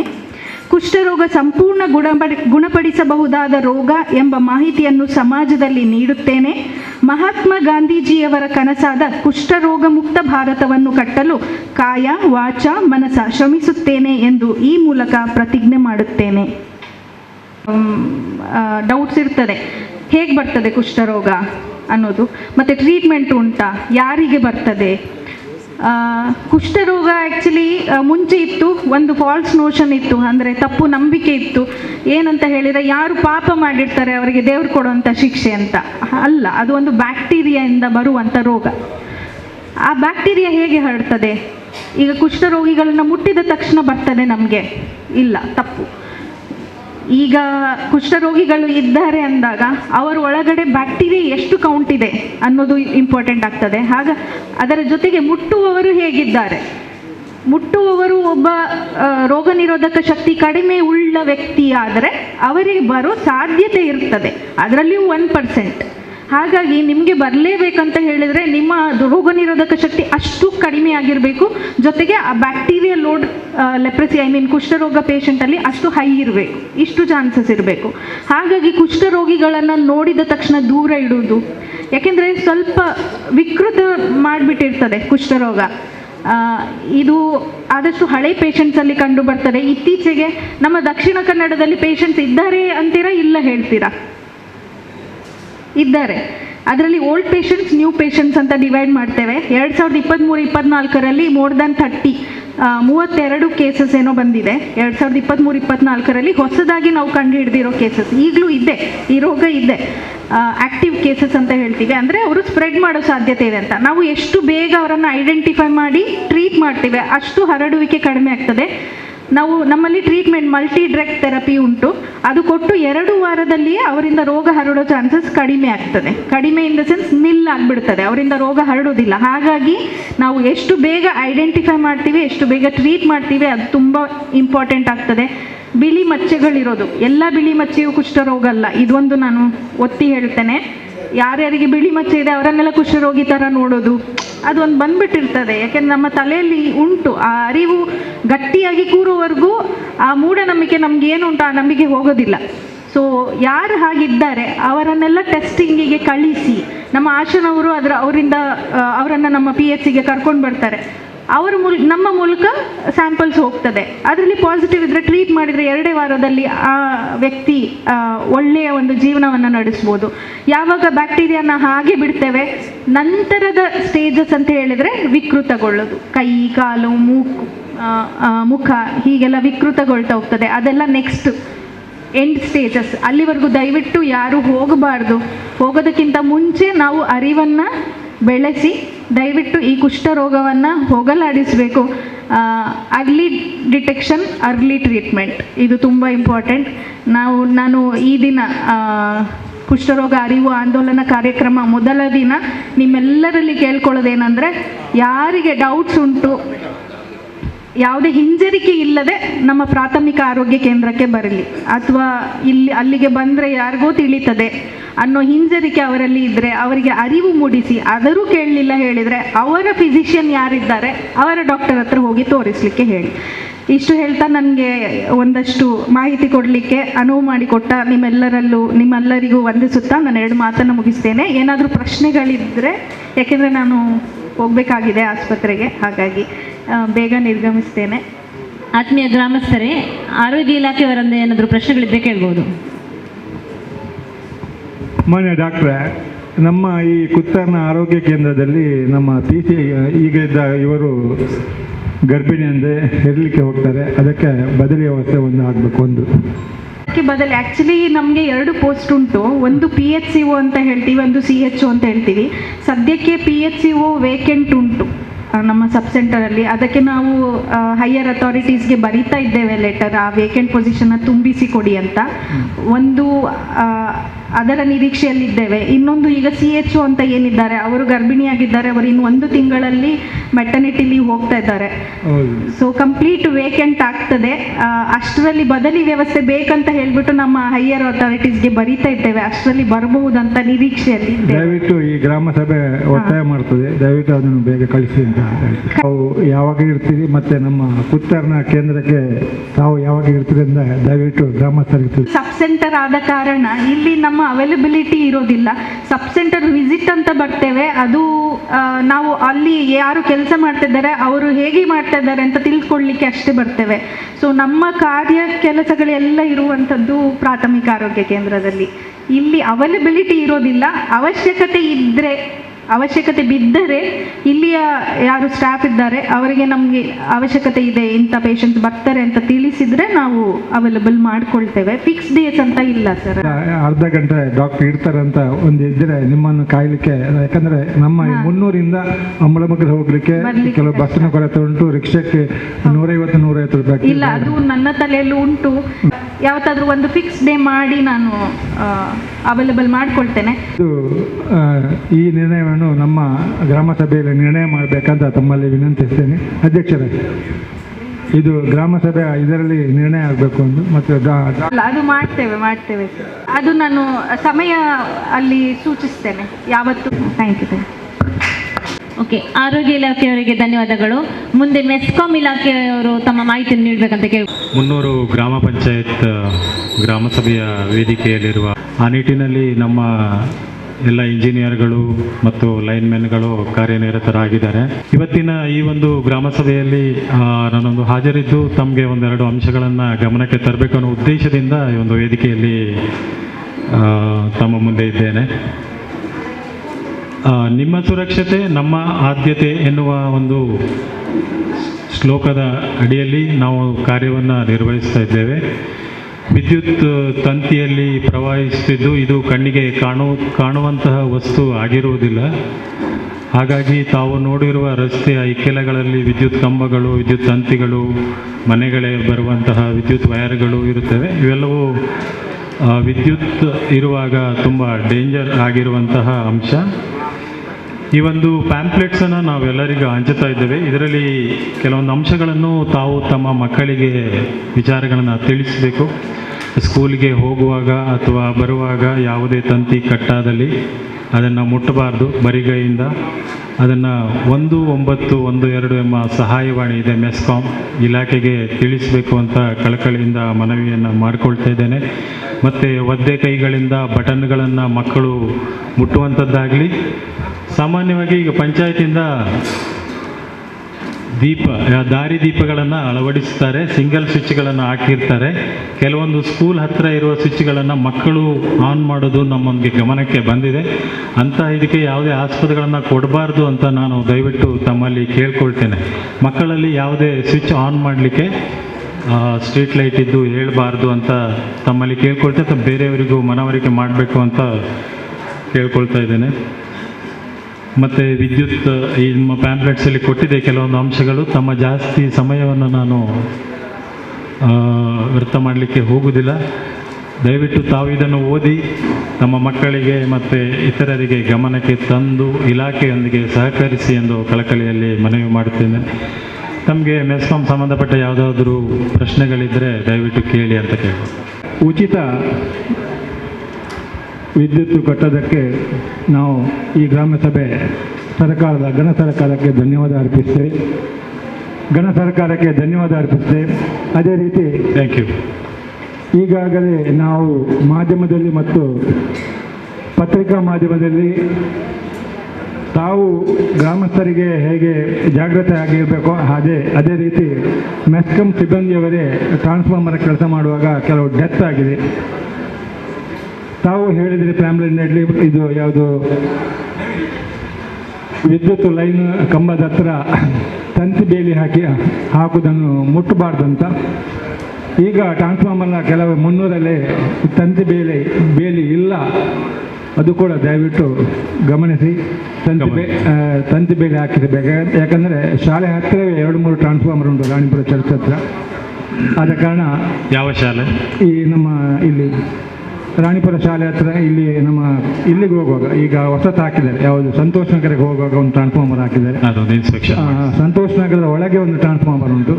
ಅಲ್ಲಿ ಕೂಡ ಮಕ್ಕಳು ಬೆಳಿಗ್ಗೆ ಹೊತ್ತು ದರ್ಸಿಗೆ ಹೋಗ್ತಾರೆ, ಬೆಳಿಗ್ಗೆ ಶಾಲೆಗೆ ಹೋಗ್ತಾರೆ. ತಂತಿ ಬೇಲಿ ಹಾಕಿದರೆ ಹತ್ತಿರ ಹೋಗಲಿಕ್ಕೆ ಸಾಧ್ಯವಿಲ್ಲ. ಮತ್ತು ನೀವು ಹೇಳಿದಾಗೆ ಸಿಂಗಲ್ ಸ್ವಿಚ್ ನಮ್ಮ ಮಕ್ಕಳು ಮುಟ್ಲಿಕ್ಕೆ ಸಾಧ್ಯ. ದಯವಿಟ್ಟು ಗ್ರಾಮ ಪಂಚಾಯತ್ ಕೂಡ ಅದಕ್ಕೆ ವ್ಯವಸ್ಥೆ ಮಾಡಬೇಕು ಅಂತ ಈ ಮೂಲಕ ಹೇಳ್ತೀವಿ. ಜಾಗೃತಿ ಮೂಡಿಸುವ ಒಂದು ಅಭಿಯಾನವಾಗಿ ಈ ದಿನ ತಮ್ಮ ಅಮೂಲ್ಯವಾದ ಸಮಯವನ್ನು ಕೊಟ್ಟಿದ್ದೀರಿ, ಧನ್ಯವಾದಗಳು. ತೆರವು ಮಾಡುವ ಕೆಲಸ ನಾವು ಇಲಾಖೆಯಿಂದ ಮಾಡ್ತೀವಿ, ಅದನ್ನು ಮಾಡಿಸ್ತೇವೆ.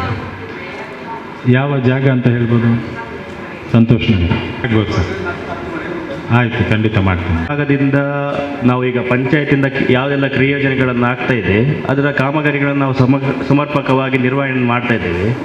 ಇದನ್ನು ಬಿಟ್ಟು ತಾಲೂಕ್ ಪಂಚಾಯತ್ ಅನುದಾನದಲ್ಲಿ ಈ ವರ್ಷ ನಮಗೆ ಒಂದು ಶಾಲೆಗೆ ಕಾಂಪೌಂಡ್ ವಾಲ್ ರಚನೆ ಇದೆ. ಅದೊಂದು ನಾವು ಈಗ ಸೋಮವಾರದಿಂದ ಸ್ಟಾರ್ಟ್ ಮಾಡಿ ಅದನ್ನು ಬೇಗ ಮುಗಿಸ್ತೇವೆ. ಇದು ಬಿಟ್ಟು ಬೇರೆ ಏನಾದರೂ ತಮಗೆ ಸಮಸ್ಯೆ ಇದ್ದರೆ ಕೇಳ್ಬೋದು. ಯೋಜನೆಗಳು ಅಂದರೆ ನಮ್ಮದು ಯಾವುದು ಸ್ಕೂಲ್ಸ್ ರೋಡ್ಸ್ ಅಷ್ಟೇ ನಮ್ಮದು ಜಿಲ್ಲಾ ಪಂಚಾಯತಲ್ಲಿ ಬರೋದು. ಆದರೆ ಈ ವರ್ಷ ಯಾವುದು ಕ್ರಿಯೋಜನೆ ಇಲ್ಲಿ ಮಂಜೂರಾಗಲಿಲ್ಲ. ಗ್ರಾಮ ಪಂಚಾಯತಿದು ಕ್ರಿಯೋಜನೆ ಮಂಜೂರಾಗಿದೆ. ಅದರದ್ದು ಕಾಮಗಾರಿಗಳನ್ನು ಕೈಗೆತ್ತಿಕೊಂಡು ನಾವು ಕಾಲಕ್ಕೆ ಮುಗಿಸ್ತಾ ಇದ್ದೇವೆ. ಅಂಗನವಾಡಿಗೆ ದುರಸ್ತಿ ಕಾಮಗಾರಿಗಳು ಅವರ ಇಲಾಖೆಯಿಂದ ಬರ್ತದೆ, ಅದನ್ನು ನಾವು ಕ್ಲಿಯರ್ ಮಾಡಿ ಮುಗಿಸಿದ್ದೇವೆ. ಇಲ್ಲ ಹೌದು, ಗ್ರಾಮ ಸಭೆಯಲ್ಲಿ ನಮಗೆ ಹೇಳಿದ್ರು ಮಾಡ್ತಾರಂತೇಳಿ. ಹೌದು, ಅದರ ನಂತರ ಕೆಲವೆಲ್ಲ ರೋಡ್ ಆಯ್ತು, ನಮ್ಮದು ಇಷ್ಟುವರೆಗೆ ಆಗ್ತಾ ಇಲ್ಲ ಮೇಡಮ್. ಆಗ್ತಾ ಇದೆ, ಒಂದೆರಡು ಮನೆ ಮಾಡಿ ಬಿಟ್ಟಿದ್ದಾರೆ, ಅದು 3 ವರ್ಷ ಆಯ್ತು ಸರ್. ಇಲ್ಲ ಈಗ ಆಲ್ರೆಡಿ ಅವರೆಲ್ಲ ಬಂದು ಹೇಳಿದ್ದಾರೆ, ಆದ್ರೆ ಆದಷ್ಟು ಬೇಗನೆ ಮಾಡಿಕೊಟ್ರೆ. ಹೌದು, ನಿಮ್ಮ ಲೇಔಟ್ ಇದು ಕಾಮಗಾರಿಗಳನ್ನು ನಾವು ಸ್ಟಾರ್ಟ್ ಮಾಡ್ಲಿಕ್ಕಿದ್ವು. ಬಟ್ ಏನಾಗಿತ್ತು ಅಂತ ಹೇಳಿದ್ರೆ ಅಕಾಲಿಕ ಮಳೆ ಬರ್ತಾ ಇತ್ತು, ಅಲ್ಲಿ ಡಾಮರ್ ಎದ್ದು ಹೋಗ್ತದೆ. ಅದಕ್ಕೆ ನಾವು ಮಂಡೇ ಸ್ಟಾರ್ಟ್ ಮಾಡೋಣ ಅಂತ ಇದ್ದೇವೆ. ಯಾವುದು ಮಳೆ ಏನಾದರೂ ಇಲ್ಲದಿದ್ರೆ ಮಂಡೇ ನಾವು ಇಮಿಡಿಯೇಟ್ ಆಗಿ ಸ್ಟಾರ್ಟ್ ಮಾಡಿ ಓಕೆ ಮಂಡೇ ಸ್ಟಾರ್ಟ್ ಮಾಡ್ತೇವೆ ನಾವು. ಓಕೆ ಕಾಮಗಾರಿಗಳು. ಹೌದು, ಈಗ ಅಲ್ಲಿ ಮಳೆಗಾಲದಲ್ಲಿ ಎಲ್ಲ ಗ್ರೌಂಡು ನೀರು ಇರ್ತದೆ, ಮಕ್ಕಳಿಗೆ ಹೋಗ್ಲಿಕ್ಕೆ ಆಗೋದಿಲ್ಲ. ಅದಕ್ಕೆ ಏನಾದರೂ ವ್ಯವಸ್ಥೆ ಮಾಡ್ಲಿಕ್ಕೆ ಆಗ್ತದಾ ಸರ್? ಅದು ನಾವು ಆಲ್ರೆಡಿ NH ಕಡೆಯಿಂದ ಅವರಿಗೆ ನಾವು ಇನ್ಫಾರ್ಮೇಶನ್ ಕೊಟ್ಟಿದ್ದೇವೆ. NH ಅವರಿಗೆ ಅದು ಏನಾಗಿದೆ ಅಂತ ಹೇಳಿದ್ರೆ NH ಅವರದು ರಸ್ತೆ ಮಾಡುವಾಗ ಚರಂಡಿಯನ್ನು ಅಲ್ಲಿ ಸಮರ್ಪಕವಾಗಿ ಮಾಡಲಿಲ್ಲ. ಅಲ್ಲಿ ರೈಟ್ಸ್ ಇರುವುದಿಲ್ಲ. ಈಗ ಶಾಲೆಗೆ ನಾವು ಕಾಂಪೌಂಡ್ ವಾಲನ್ನು ಕಟ್ಟಿ ಅಲ್ಲಿ ಈಗ ಗೇಟಿನ ವ್ಯವಸ್ಥೆಯನ್ನು ಮಾಡಿಕೊಡ್ತೇವೆ. ಮತ್ತು ಅಲ್ಲಿ ನೀರು ನಿಲ್ಲದಾಗೆ ನಾವು ಆಲ್ರೆಡಿ ಈಗ NH ಅವರಿಗೆ ಇನ್ಫಾರ್ಮ್ ಮಾಡಿದ್ದೇವೆ. ಕಾಂಪೌಂಡ್ ವಾಲನ್ನು ಇನ್ನೂ ರೈಸ್ ಮಾಡಿ ಆ ನೀರಿಗೆ ಒಂದು ಡ್ರೈನ್ ಮಾಡಲಿಕ್ಕೆ ಅಂತ ನಾವು ಅಲ್ಲಿ ಇನ್ಫಾರ್ಮ್ ಮಾಡಿದ್ದೇವೆ. ಅಲ್ಲ, ಅಲ್ಲಿ ನಿಲ್ಲಲಿಕ್ಕೆ ಈಗ NH ಇದು ನೀರು ಬಂದು ಸೇರುವುದ ಪ್ರಶ್ನೆ ಅಲ್ಲ. ಅಲ್ಲಿ ಹೊಸರು ಬರುವಾಗ ಅಲ್ಲಿ ನೀರು ಬರ್ತದೆ. ಅದಕ್ಕೆ ಹೊಸ ಕಟ್ಟಡ ಆಗಬೇಕು. ಇಲ್ಲದಿದ್ದರೆ ಈಗ ನಮ್ಮ ಊರಲ್ಲಿ ಅಂದರೆ ನೀವು ಇಂಜಿನಿಯರ್ ಆಗಿ ನಾವು ಹೇಳೋದು, ನಮ್ಮ ಈಗ ಹಂಚಿನ ಮಾಡುಂಟಲ್ಲ, ಆ ಮಾಡು ಈಗ ಇದ್ದ ಹಣದಲ್ಲಿ ನನ್ನದೊಂದು ತಾಂತ್ರಿಕದ ಒಂದು ವಿಷಯ ಹೇಳೋದು. ಯಾಕಂದರೆ ನಾವು ಕೆಲವು ಮನೆಯಲ್ಲಿ ಮಾಡಿದ್ದೇವೆ, ಹಂಚನ್ನು ತೆಗೆದು ಮರ ತೆಗೆದೆ ಆ ವಾಲ್ ಪ್ಲೇಟಿನಿಂದಲೇ 2 ಅಡಿ ಇದನ್ನು ಮೇಲೆ ಎತ್ತಲಿಕ್ಕೆ ಆಗ್ತದೆ. ಯಾವುದು ಹಣ ನಮಗೆ ಅಷ್ಟು ದೊಡ್ಡ ಕಟ್ಟಡ ಕಟ್ಟಲಿಕ್ಕೆ ಆಗದಿದ್ದರೆ ಇಡೀ ವಾಲ್ ಪ್ಲೇಟನ್ನು ಮೇಲಕ್ಕೆ ಎತ್ತಲಿಕ್ಕೆ ಆಗ್ತದೆ. ಯಾವುದು ಮರ ತೆಗೆದೆ. ಆಗ 3 ಕಲ್ಲು ವಾಲ್ ಪ್ಲೇಟಿಂದ ಮೇಲೆ ಬಂದರೆ ಇದು ಮೇಲೆ ಹೋಯಿತು. ಮೇಲೆ ಹೋಗುವಾಗ ಫೌಂಡೇಶನ್ಗೆ ಒಳಗೆ ಮಣ್ಣು ಹಾಕಬಹುದು, ಆಗ ಎತ್ತರ ಆಗ್ತದೆ. ಈಗ ಅದು ಎತ್ತರ ಆದ ತಕ್ಷಣ ಆ ಮಣ್ಣನ್ನು ಇಲ್ಲಿ ಹಾಕಿದರೆ ಎಲ್ಲ ಅಲ್ಲಿ ಸರಿ ಆಗ್ತದೆ. ಈಗ ತಗ್ಗಾಗಿ ಭಾಸ್ಕರಣ್ಣ, ಅಲ್ಲಿ ಒಂದು ಖಾಸಗಿ ಸಂಸ್ಥೆಯವರು ಲಾಸ್ಟ್ ಟೈಮ್ ನಮ್ಮ PDO ಅವರನ್ನು ಮೀಟ್ ಆದಾಗ ಶಾಲೆ ಹಿಂದ್ಗಡೆ ಇಂಥೊಂದು ಚರಂಡಿಯ ಬೇಡಿಕೆಯನ್ನು PDO ಅವರು ಇಟ್ಟಿದ್ರು. ಅವರು ಈಗಾಗಲೇ ಅದನ್ನು ಮಾಡಿದ್ದಾರೆ. ಬಹುಶಃ ಈ ಮಳೆಗಾಲವನ್ನು ನೋಡಿ ಮುಂದಿನ ಏನು ಅಂತ ನಂತರ ಅಲ್ಲ ಸರ್, ಬಹುಶಃ ಆದಷ್ಟು ಸಮಸ್ಯೆ ಕ್ಲಿಯರ್ ಆಗಿರ್ಬೋದು. ಆ ಚರಂಡಿಯಿಂದಾಗಿ ಏನು ಸ್ಕೂಲ್ ಅಡಿಯಲ್ಲಿ ನೀರು ಆ ಕಡೆ ಪಾಸ್ ಆಗ್ತಿತ್ತು, ಬಹುಶಃ ಅದು ನಿಲ್ತದೆ ಅಂತ ನಮ್ಮ ಒಂದು ಭರವಸೆ, ಅನಿಸಿಕೆ. ಒಟ್ಟಾರೆ ಅಲ್ಲಿ ಮಣ್ಣು ಎತ್ತರ ಆಗ್ಬೇಕು. ಯಾವ ಈಗ ಧ್ವಜ ಕಂಬ ಉಂಟಲ್ಲ, ಗ್ರೌಂಡಿಗೆ ಪ್ರತ್ಯೇಕವಾದಂತ ಪ್ಲಾನ್ ಮಾಡಿದ್ದೇವೆ ನಾವು. ಒಂದು ಧ್ವಜ ಆಡ್ಲಿಕ್ಕೆ ಗ್ರೌಂಡಿಗೆ ಒಂದು ಪ್ಲಾನ್ ಮಾಡಿದ್ದೇವೆ. ಧ್ವಜ ಎಲ್ಲ ಕನಿಷ್ಠ 1 ಫೀಟ್ ಆದ್ರೂ ಸುತ್ತಲ ಮಣ್ಣು ತುಂಬಿಸ್ಬೇಕು. ಮಣ್ಣು ತುಂಬಿಸಾದ ನಂತರ ಆಗ ಬರ್ಲಿಕ್ಕಾಗ, ಆಗ ನಮ್ಗೆ ಶಾಲೆಗೆ ಹೋಗುವಾಗ ಮಕ್ಕಳಿಗೆ ಎತ್ತರ ಆಗ್ತಾ ಇದ್ರೆ ನಾವು ಮಾಡನ್ನು ಮೇಲೆ ಮಾಡ್ತಾ ಇದ್ವಿ, ಕಡಿಮೆ ಖರ್ಚು. ನೋಡು ಅದ್ರ ಬಗ್ಗೆ ಗೊತ್ತಾಗ್ತದೆ. ಈ ವರ್ಷ ನೋಡುವ ಗೊತ್ತಾಗ ಮಣ್ಣು ಪಾಡು ನಮ್ಮ ಫುಲ್ ಮಣ್ಣು ಬಂಡ ಪೋನಗ ಅವ್ರು ಎತ್ತರ ಹಾಕುದಲ್ಲ ಮಾಡನು ಓಡಿದ ಖಾಲಿ ಮಾಡಿದ ಮಿತ್ತು ಮಣ್ಣು ಖಾಲಿ. ನೀವು ಹೇಳಿದ ವಿಷಯವನ್ನು ನಾವು ಈಗ ಒಂದ್ಸಲ ಆ ಶಾಲೆಗೆ ಈಗ ಹೋಗ್ತಾ ಇದ್ದೇನೆ. ಹೋಗಿ ನಾನು ಶಿಕ್ಷಣ ಇಲಾಖೆಗೆ ಅದರ ಬಗ್ಗೆ ಪ್ರಸ್ತಾವನೆ ಬೇಕಾದ್ರೆ ಕಳಿಸಿಕೊಡ್ತೇನೆ. ಮತ್ತೆ ಸಭೆಯಿಂದ, ಗ್ರಾಮ ಸಭೆಯಿಂದ ಕೂಡ ಒಂದು ನಿರ್ಣಯ ಮಾಡಿ ಉಪನಿರ್ದೇಶಕರು ಕಚೇರಿ ಕಳಿಸಿಕೊಟ್ರೆ ಅವರಿಂದ ಏನಾದರೂ ಅನುದಾನ ಬಂದಲ್ಲಿ ನಾವು ಅದನ್ನು ಕಾಮಗಾರಿಯನ್ನು ಕೈಗೆತ್ತಿಕೊಳ್ಳುವುದು. ಆ ಅನುದಾನ ಬರುವಾಗ ಅದನ್ನು ಮಾಡಿದ್ರೆ ಅದು ಸಕ್ಕದಾಗಿ. ಯಾಕಂದ್ರೆ ಅಲ್ಲಿ ಧ್ವಜಗಂಬ ತನಕ ಮಣ್ಣು ಹಾಕಬೇಕು. ಮಣ್ಣು ಹಾಕುವಾಗ ನಾವು ಸ್ಟೆಪ್ಪಿಗೆ ಹೋಗುವಾಗ, ಶಾಲೆ ಹೋಗುವಾಗ ಎತ್ತರ ಆಗ್ತದೆ. ಆಗ ಮಾಡನ್ನು ಮೇಲೆ ಮಾಡ್ತಾ ಇತ್ತು ನೋಡು. ಅವು ಗೊಂಡಿದಾನೆ ಜಾಗ ಇಡ್ದಲ್ಲ ಅಂದು ಆತಿನ ಜಾಗ ಎತ್ತು ಕಾರಣ ಈತ್ನೇಟ ತೋಡ್ದ ಈಮೆ ತಗೋ ಸರ್ ಆ ಜಾಲಕ್ಕೆ ಬೋನಿತ್ತಂದ್ರೆ ಈ ಸರಿ ಅಲ್ಪ ಚರಂಡಿ ಆಗ್ತದೆ. ಚರಂಡಿ ಹಿಡ್ದಾದ್ರ ಸಮಸ್ಯೆ ಮುಗಿದು ಉಪ್ಪು ಹೆಚ್ಚಿನ ಅಂಶ ಒಂಜಿ ಮರಿಯೆಲ್ಲ ತೂಕ ಮರಿಯೆಲ್ಲ ಕರಿ ಹಿಡ್ದೊಕ್ಕ ಮಲ್ದಿ ನಾವು ಈ ಮುಂಚೆ ಮಾಡಿದ್ದದು ಆಯ್ತಾ. ಅಲ್ಲಿರುವ ಶಾಲೆ ಹಿಂದೆ ಅದು ಚರಂಡಿ, ಅದರಲ್ಲಿ ಏನಂದರೆ ಕಲ್ಲಲ್ಲಿ ಕಟ್ಟಿದ್ರಿಂದ ನೀರು ರಭಸಕ್ಕೆ ಹೋಗುವಾಗ ಅದು ಸೀಪೇಜ್ ಆಗಿ ಅಂಡರಿಂದ ಗ್ರೌಂಡಿಗೆ ಬರ್ತಿದೆ ಅದು. ಅದಕ್ಕೆ ನಾವೇನು ಮಾಡಿದ್ದೇವೆ, ಲೈಸೆನ್ಸ್ ಕೊಡುವಾಗ ಅವರಿಗೆ ಒಂದು ಕಂಡೀಷನ್ ಹಾಕಿದ್ದೇವೆ, ಅಲ್ಲಿ ಶಾಲೆ ಮಕ್ಕಳಿಗೆ ಈಗೀಗ ಸಮಸ್ಯೆ ಉಂಟು, ಅದಕ್ಕೆ ನೀವು ಚರಂಡಿ ನಿಮ್ಮ ಇದರಿಂದ ಅದು ನನಗೆ ಅನ್ಸ್ಬಿಟ್ಟು ಒಂದು 3-4 ಲಕ್ಷದ ಕೆಲಸ ಮಾಡಿದ್ದಾರೆ ಅವರು ಹಿಂದೆಗಡೆ. ನೀವೀಗ ಹೋದರೆ ಗೊತ್ತಾಗುತ್ತೆ. ಮತ್ತು ಅದರಿಂದ ಒಂದು ಚೆಕ್ ಮಾಡಿದ್ರೆ ನಿಮ್ಗೆ ಗೊತ್ತಾಗುತ್ತೆ. ಅವ್ರೇನಂದರೆ ಯು ಶೇಪಲ್ಲಿ ಮಾಡಿ ನೀರು ಸರಾಗವಾಗಿ ಹೋಗಲಿಕ್ಕೆ ಇದು ಮಾಡಿದ್ದಾರೆ. ನೀವು ಇನ್ನಿದೆ ಅಲ್ಲ, ನೀವು ಒಂದ್ಸಲ ಕಾಂಕ್ರೀಟ್ ಡ್ರೈನಲ್ಲಿ ಮಾಡಿದರೆ ಸ್ಟಾರ್ಟಿಂಗಿಂದ ಲಾಸ್ಟ್ವರೆಗೆ ಮಾಡಿದ್ದಾರೆ.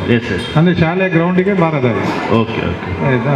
ಸಾಲಿನ ಇವತ್ತಿನ ಗ್ರಾಮ ಸಭೆಯ ಅಧ್ಯಕ್ಷರಾದ ಶ್ರೀಮತಿ ವಿಶಾಲಾಕ್ಷಿ ಮೇಡಮ್ರವರೇ, ಉಪಾಧ್ಯಕ್ಷರೇ, ಹಾಗೆ PDO ಅವರೇ, ಹಾಗೂ ಇಲ್ಲಿ ನೆರೆದಿರುವಂತಹ ವಿವಿಧ ಇಲಾಖೆಗಳ ಹಿರಿಯ ಅಧಿಕಾರಿಗಳೇ, ಹಾಗೂ ನಮ್ಮ ಗ್ರಾಮ ಪಂಚಾಯತಿನ ಸದಸ್ಯರುಗಳು ಹಾಗೂ ಸಿಬ್ಬಂದಿಗಳು ಹಾಗೂ ನನ್ನ ಆತ್ಮೀಯ ಗ್ರಾಮಸ್ಥರೇ, ಇವತ್ತಿನ ಗ್ರಾಮ ಸಭೆ ನಾನು ಫಸ್ಟ್ ಟೈಮ್ ಅಟೆಂಡ್ ಮಾಡ್ತಾ ಇದ್ದೇನೆ. ಬಹಳ ಸುಂದರವಾದ ಒಂದು ಕಾನ್ಸೆಪ್ಟ್, ಭಾರಿ ಒಂದು ಖುಷಿಯ ವಿಚಾರ. ಗ್ರಾಮಸ್ಥರ ಸಮಸ್ಯೆಗಳನ್ನು ಆಲಿಸಿ ಗ್ರಾಮದ ಜನಪ್ರತಿನಿಧಿಗಳೆಲ್ಲ ಇದ್ದುಕೊಂಡು ಈ ಒಂದು ಸಮಸ್ಯೆಯನ್ನು ಆಲಿಸುವಂತಹ, ಅದನ್ನು ಪರಿಹರಿಸುವಂತಹ ನಿಟ್ಟಿನಲ್ಲಿ ಒಂದು ಮನಪೂರ್ವಕವಾದ ಒಂದು ಪ್ರಯತ್ನ ಇವತ್ತು ಇಲ್ಲಿ ನಡೀತಾ ಇದೆ. ಬಹಳ ಖುಷಿಯ ವಿಚಾರ. ಹಾಗೆ ನಾನು ನಮ್ಮ 300 ಗ್ರಾಮ ಪಂಚಾಯತಿನ ವಾರ್ಡ್ ನಂಬರ್ 6 ಇದರ ಗ್ರಾಮಸ್ಥರ ಪರವಾಗಿ ನಾನು ಇಲ್ಲಿ ಬಂದಿದ್ದೇನೆ. ನಾನು ಒಂದು ಮನವಿ ಮಾಡಲು ಇಲ್ಲಿ ಬಂದಿದ್ದೇನೆ. ಏನೆಂದರೆ, ನಮ್ಮ ಈ ಪಂಡಿತ್ ಹೌಸ್ ಉತ್ತಾರು ಇಲ್ಲಿಯ ಒಂದು ಆ ಸಾಗರ್ ಬಾರ್ ಮತ್ತು ಭವಿಷ್ಯ ಬಜಾರ್ ಇದರ ಮಧ್ಯೆ ಇರುವಂಥ ಒಂದು ಕಾಲುದಾರಿ ಸುಮಾರು 40 ಮೀಟರ್ ಉದ್ದ ಹಾಗೂ 3 ಫೀಟ್ ಅಗಲ ಇರುವಂಥ ಒಂದು ಕಾಲುದಾರಿ. ಬಹಳಷ್ಟು ಗ್ರಾಮಸ್ಥರು ಈ ಮೆಲ್ಕಾರ್ ಮತ್ತು ತೊಕ್ಕೊಟ್ಟು ಈ ಹೆದ್ದಾರಿಯನ್ನು ಸಂಪರ್ಕಿಸಲು ನಡೆದುಕೊಂಡು ಹೋಗುವಂತಹ ದಾರಿ, ಇದರಲ್ಲಿ ನಡೆದುಕೊಂಡು ಹೋಗಲಿಕ್ಕೆ ಬಹಳ ಕಷ್ಟ. ಯಾಕಂದರೆ ಆ ಕಾಲುದಾರಿ ತುಂಬ ಎತ್ತರ ತಗ್ಗಿನಿಂದ ಕೂಡಿದ್ದು ಬಹಳಷ್ಟು ಗ್ರಾಮಸ್ಥರಿಗೆ ತೊಂದರೆ ಆಗ್ತದೆ. ವೃದ್ಧರಿಗೆ, ಅಶಕ್ತರಿಗೆ, ನನ್ನಂಥ ಒಬ್ಬ ಅಂಗವಿಕಲನಿಗೆ ನಡಿಲಿಕ್ಕೆ ಇನ್ನೂ ತುಂಬ ಕಷ್ಟ ಆಗ್ತಾ ಇದೆ. ಹಾಗೆ ನಾನು 3 ವರ್ಷದ ಹಿಂದೆ ನಾನು ಇಲ್ಲಿ ಹೊಸದಾಗಿ ಬಂದವ ಈ ಒಂದು ಮನವಿಯನ್ನು ನೀಡಿದ್ದೆ. ಆದರೆ ಇಷ್ಟವರೆಗೆ ಇದು ನಮ್ಮ ಕ್ರಿಯಾ ಯೋಜನೆಯಲ್ಲಿ ಸೇರದೆ ಅದು ಆಗಿರಲಿಲ್ಲ. ಆದ್ದರಿಂದ ದಯಮಾಡಿ ಈ ಗ್ರಾಮ ಸಭೆಯಲ್ಲಿ ನಾನು ಗ್ರಾಮಸ್ಥರ ಪರವಾಗಿ ಮತ್ತು ಅಶಕ್ತರು, ವೃದ್ಧರ ಮತ್ತು ಅಂಗವಿಕಲರ ಪರವಾಗಿ ಒಂದು ವಿನಂತಿಯನ್ನು ಮಾಡ್ತಾ ಇದ್ದೇನೆ. ಗೌರವಾನ್ವಿತರಾದ ತಾವೆಲ್ಲರೂ ಇದಕ್ಕೊಂದು ಸೂಕ್ತವಾದ ಸ್ಪಂದನೆಯನ್ನು ನೀಡಿ ಅದನ್ನೊಂದು ಆದಷ್ಟು ಬೇಗ ಒಂದು ನಡಿಲಿಕ್ಕೆ ಯೋಗ್ಯವಾದಂಥ ಒಂದು ಕಾಲುದಾರಿಯನ್ನಾಗಿ ಇಂಟರ್ಲಾಕ್ ಹಾಕಿಸುವ ಮೂಲಕ ಮಾಡಿಸಿದರೆ ನಮಗೊಂದು ಬಹಳ ಒಂದು ಗ್ರಾಮಸ್ಥರಿಗೆ ಉಪಕಾರ ಆಗುತ್ತೆ. ಹಾಗೂ ಈ ಮಾತನ್ನು ಹೇಳಲಿಕ್ಕೆ ನನಗೆ ಅವಕಾಶ ನೀಡಿದಂಥ ತಮಗೆಲ್ಲರಿಗೂ ಧನ್ಯವಾದವನ್ನು ತಿಳಿಸ್ತಾ ನನ್ನ ಮಾತನ್ನು ಮುಗಿಸ್ತಾ ಇದ್ದೇನೆ. ಧನ್ಯವಾದಗಳು. ಆ್ಯಕ್ಚುಲಿ ಏನಂದರೆ, ಸುಮಾರು ದಿನಗಳಿಂದ ತಾವು ಬರ್ತಾ ಇದ್ದೀರಿ. ಆ್ಯಕ್ಚುಲಿ ಅವರು ವಿಕಲಚೇತನರು, ಅದಕ್ಕೋಸ್ಕರ ನಾವೇನಂದರೆ ಅದು 3-3.5 ಫೀಟ್ ದಾರಿ ಇರಬೇಕಲ್ವ, ಆಗಲ್ಲ. ಹೌದು, ಹಾಂ, ಭವಿಷ್ಯ ಬಜಾರಿಂದ ಆ ಕಡೆ ಹೋಗುವಂಥದ್ದು. ಓಣಿ ಟೈಪ್ ಉಂಟು, 3.5 ಫೀಟ್ ಇದೆನೋ ಉಂಟು.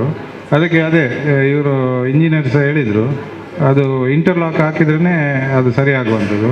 ಮತ್ತು ಅವರಿಗೆ ನಡ್ಕೊಂಡು ಹೋಗಲಿಕ್ಕೆ ಸ್ವಲ್ಪ ಕಷ್ಟ ಆಗುತ್ತೆ, ಅದು ಸ್ವಲ್ಪ ಎತ್ತರ ತಗ್ಗೆಲ್ಲ ಇದೆ.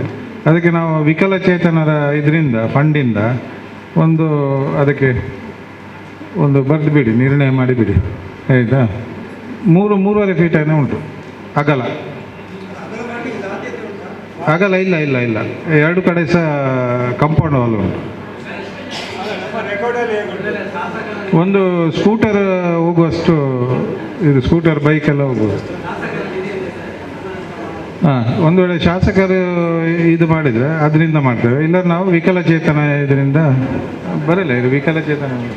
ಪಂಚಾಯತ್ ರಾಜ್ ಇಂಜಿನಿಯರ್ ತಮಗೆ ಧನ್ಯವಾದಗಳು. ಮುಂದೆ ಅರಣ್ಯ ಇಲಾಖೆಯವರು ತಮ್ಮ ಮಾಹಿತಿಯನ್ನು ನೀಡಬೇಕಾಗಿ ಕೇಳ್ಕೊಳ್ತಾ ಇದ್ದೇನೆ. ಗ್ರಾಮ ಸಭೆಯ ಅಧ್ಯಕ್ಷತೆಯನ್ನು ವಹಿಸಿದಂಥ ಪಂಚಾಯತ್ ಅಧ್ಯಕ್ಷರೇ, ಉಪಸ್ಥಿತಿರುವಂಥ ಎಲ್ಲ ಗ್ರಾಮ ಪಂಚಾಯತ್ ಸದಸ್ಯರೇ ಹಾಗೂ PDO ಅವರವರೇ, ಇಲಾಖೆಯ ಎಲ್ಲ ಅಧಿಕಾರಿಗಳೇ, ಗ್ರಾಮಸ್ಥರೇ, ಅರಣ್ಯ ಇಲಾಖೆಯಿಂದ ಸದ್ಯಕ್ಕೆ ಪ್ರಸ್ತುತ ಯಾವುದೇ ಯೋಜನೆಗಳು ಈಗ ಇಲ್ಲ. ಮಳೆಗಾಲ ಬಂದಾಗ ಗಿಡಗಳ ಸರಬರಾಜು ಮತ್ತು ನೆಡುತೋಪು ನಿರ್ಮಾಣದ ಕಾರ್ಯ ಆಗ್ತದೆ. ಬೇರೊಂದು ವಿಚಾರ ಅಂದರೆ, ಈ ನಡುವೆ ನಮಗೆ ಕಳೆದ ಕೆಲವು ತಿಂಗಳ ಹಿಂದೆ ಒಂದು ದೊಡ್ಡ ಇಶ್ಯೂ ಆಗಿತ್ತು, ಗೊತ್ತಿದೆ ನಿಮಗೆ. ಈ ವನ್ಯಪ್ರಾಣಿಗಳ ಅಂಗಾಂಗಗಳನ್ನು ಧರಿಸಿಕೊಂಡು ಹೋಗುವಂಥ ಉಗುರು ಅಥವಾ ಹುಲಿಯ ಚರ್ಮ, ಹುಲಿ ಉಗುರು, ಆನೆ ಕೊಂಬು ಅಥವಾ ಜಿಂಕೆಯ ಕೊಂಬು, ಮುಖ ಇಂಥದನ್ನೆಲ್ಲ ಮನೆಯಲ್ಲಿ ಸಂರಕ್ಷಿಸುವಂಥ ಇದರ ಕಾರ್ಯಗಳಿಗೆ ರೈಡ್ ಆಗಿದ್ದು ನಿಮಗೆ ಗೊತ್ತಿದೆ. ದಾಳಿ ಆಗಿತ್ತು, ದೊಡ್ಡ ಇಶ್ಯೂ ಆಗಿತ್ತು. ಇದು ದೊಡ್ಡ ವಿಷಯ, TVಯಲ್ಲೆಲ್ಲ ಬರ್ತಾ ದೊಡ್ಡ ಪ್ರಚಾರ ಪಡೆದಿತ್ತು. ಇದೀಗ ಸರ್ಕಾರ ಒಂದು ಆದೇಶವನ್ನು ಹೊರಡಿಸಿದೆ. ಏನಂದರೆ, ಯಾರಲ್ಲೇ ಆದರೂ ಕೂಡ ನಿಮ್ಮಲ್ಲಿ ಹುಲಿಯುಗುರು ಅಥವಾ ಚರ್ಮ, ಆನೆದಂತ, ಹಳೆ ಕಾಲದ ಜಿಂಕೆ ಕೊಂಬು, ಇಂಥದ್ದೇ ವನ್ಯಪ್ರಾಣಿಗಳಿಗೆ ಸಂಬಂಧಪಟ್ಟ ಯಾವುದೇ ಅಂಗಾಂಗಗಳು ನಿಮ್ಮ ಹತ್ರ ಇದ್ದರೆ ಇದನ್ನು ಸರ್ಕಾರಕ್ಕೆ ಅಥವಾ ಇಲಾಖೆಗೆ ಅರ್ಪಿಸುವಂಥ, ಸರೆಂಡರ್ ಮಾಡುವಂಥ ಒಂದು ಅವಕಾಶವನ್ನು ಸರ್ಕಾರ ನೀಡಿದೆ. 16 ಜನವರಿ 2024ಕ್ಕೆ ಒಂದು ಆದೇಶವನ್ನು ಸರ್ಕಾರ ನೀಡಿದೆ. ಆದರೆ ಇನ್ನೂ 2 ತಿಂಗಳ ಕಾಲ ಅವಕಾಶ ಕೊಟ್ಟಿದೆ. ಇನ್ನು 60 ದಿನ 70 ದಿನಗಳ ಕಾಲ ಇನ್ನೂ ಅವಕಾಶ ಇದೆ. ಯಾರ ಹತ್ರ ಆದರೂ ಇದ್ದರೆ ಅದನ್ನು ಇಲಾಖೆಗೆ ಯಾವುದೇ ಮುಜುಗರ ಇಲ್ಲದೆ, ಭಯ ಇಲ್ಲದೆ ತಂದು ಕೊಡ್ಬೋದು.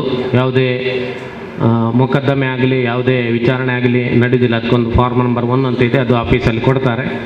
ಅದನ್ನು ಫಿಲ್ಲಪ್ ಮಾಡಿ ನೀವು ಅದನ್ನು ಸರ್ಕಾರಕ್ಕೆ ಹಿಂದಿರುಗಿಸ್ಕೊಡ್ಬೋದು. ಆ ನಂತರ ಬಂದ ಯಾವುದೇ ಆರ್ಟಿಕಲ್ಗಳನ್ನು ಸರ್ಕಾರ ತಗೊಳ್ಳೋದಿಲ್ಲ. ಮತ್ತು ಅದರ ಮೇಲೆ ಮೊಕದ್ದಮೆ ದಾಖಲಾಗ್ತದೆ.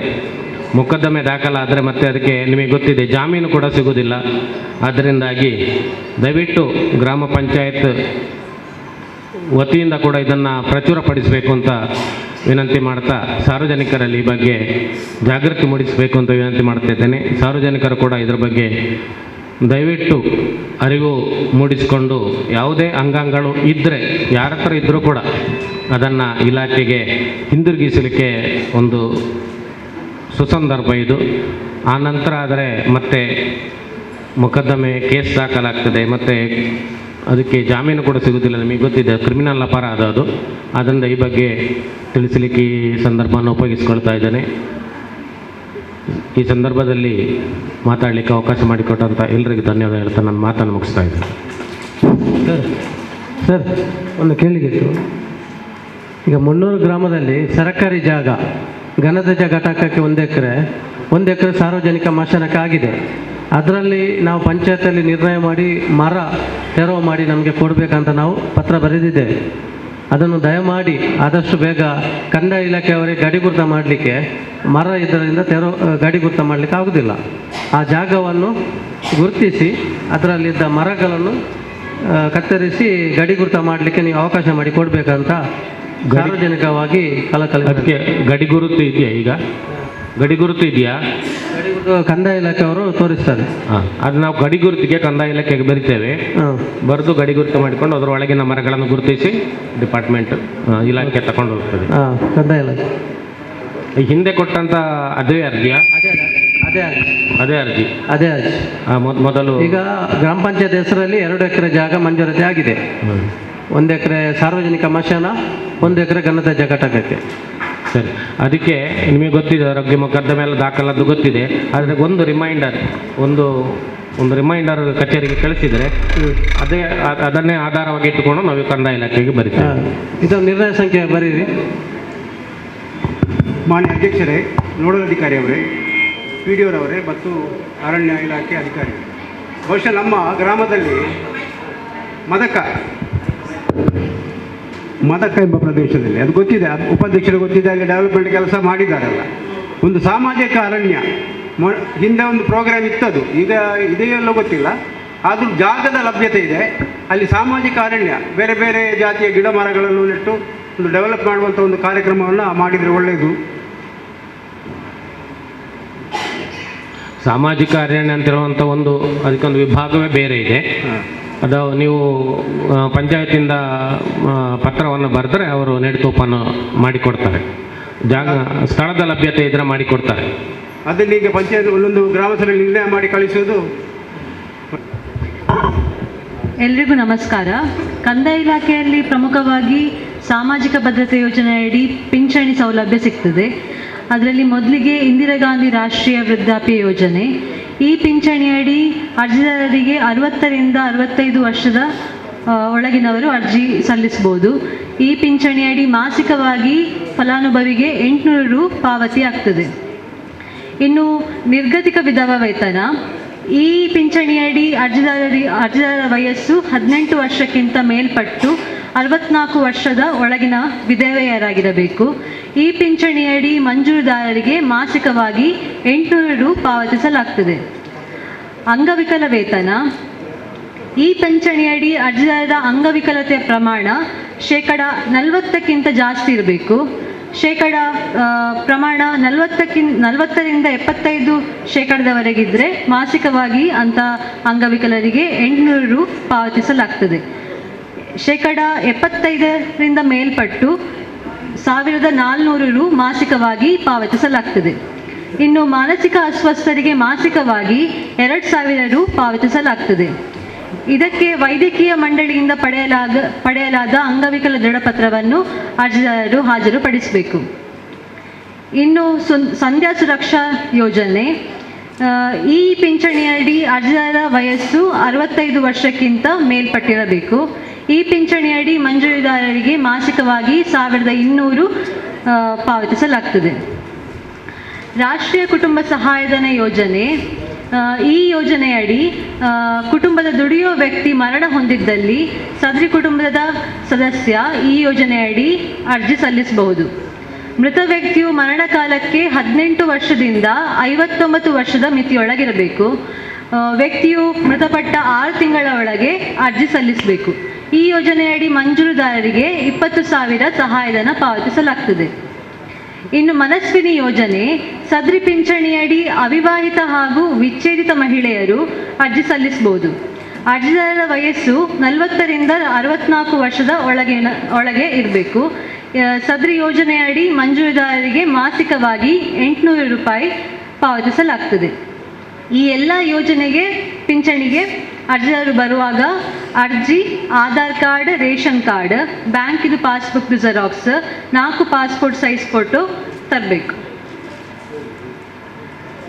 ಏನಾದರೂ ಕೇಳಲಿಕ್ಕಿದೆಯಾ ಕಂದಾಯ ಇಲಾಖೆ? ಇರುವ ಎಲ್ಲ ಅಧಿಕಾರಿ ವರ್ಗ ಹಾಗೂ ಜನಪ್ರತಿನಿಧಿಗಳನ್ನು ನಮಿಸುತ್ತಾ ನನ್ನದು 2 ಪ್ರಶ್ನೆ ಉಂಟು ಮೇಡಮ್. ಒಂದು ಏನಂದರೆ, ರಾಣಿಪುರ ವಲಯದಲ್ಲಿ ವಾರ್ಡ್ ನಂಬರ್ 1ರಲ್ಲಿ ಎಲ್ಲ ಸಾಧಾರಣ ಒಂದು 70 ತನಕ ಅದರ ಬಗ್ಗೆ ಏನಾದರೂ ಕಾರ್ಯ ಆಗಿದೆಯಾ? ನನಗೊಂದು ಮಾಹಿತಿ ಬೇಕಾಗಿತ್ತು. ನಮಗೆ 11ಗೆ ನೀವು ಅರ್ಜಿ ಸಲ್ಲಿಸುವಾಗ ನಮಗೆ ಆಕಾರ್ ಬಂದ್ ಮತ್ತೆ RTC ತಾಳೆ ಇಲ್ಲದಿದ್ದರೆ ಮಾತ್ರ ನಮಗೆ ತಾಳೆ ಮಾಡಲಿಕ್ಕೆ ಬರ್ತದೆ ಕಂದಾಯ ಇಲಾಖೆ. ಫೈನಲಿ ಸರ್ವೆ ಆಗಬೇಕು ಸರ್ವೇಯರಿಂದ. ಈಗ ಸರ್ವೇಯರಿಗೆ RTCಯ ಮಾಹಿತಿ ಬೇಕಿದ್ರೆ ಅದು ನಾವು ಕೊಡ್ತೇವೆ.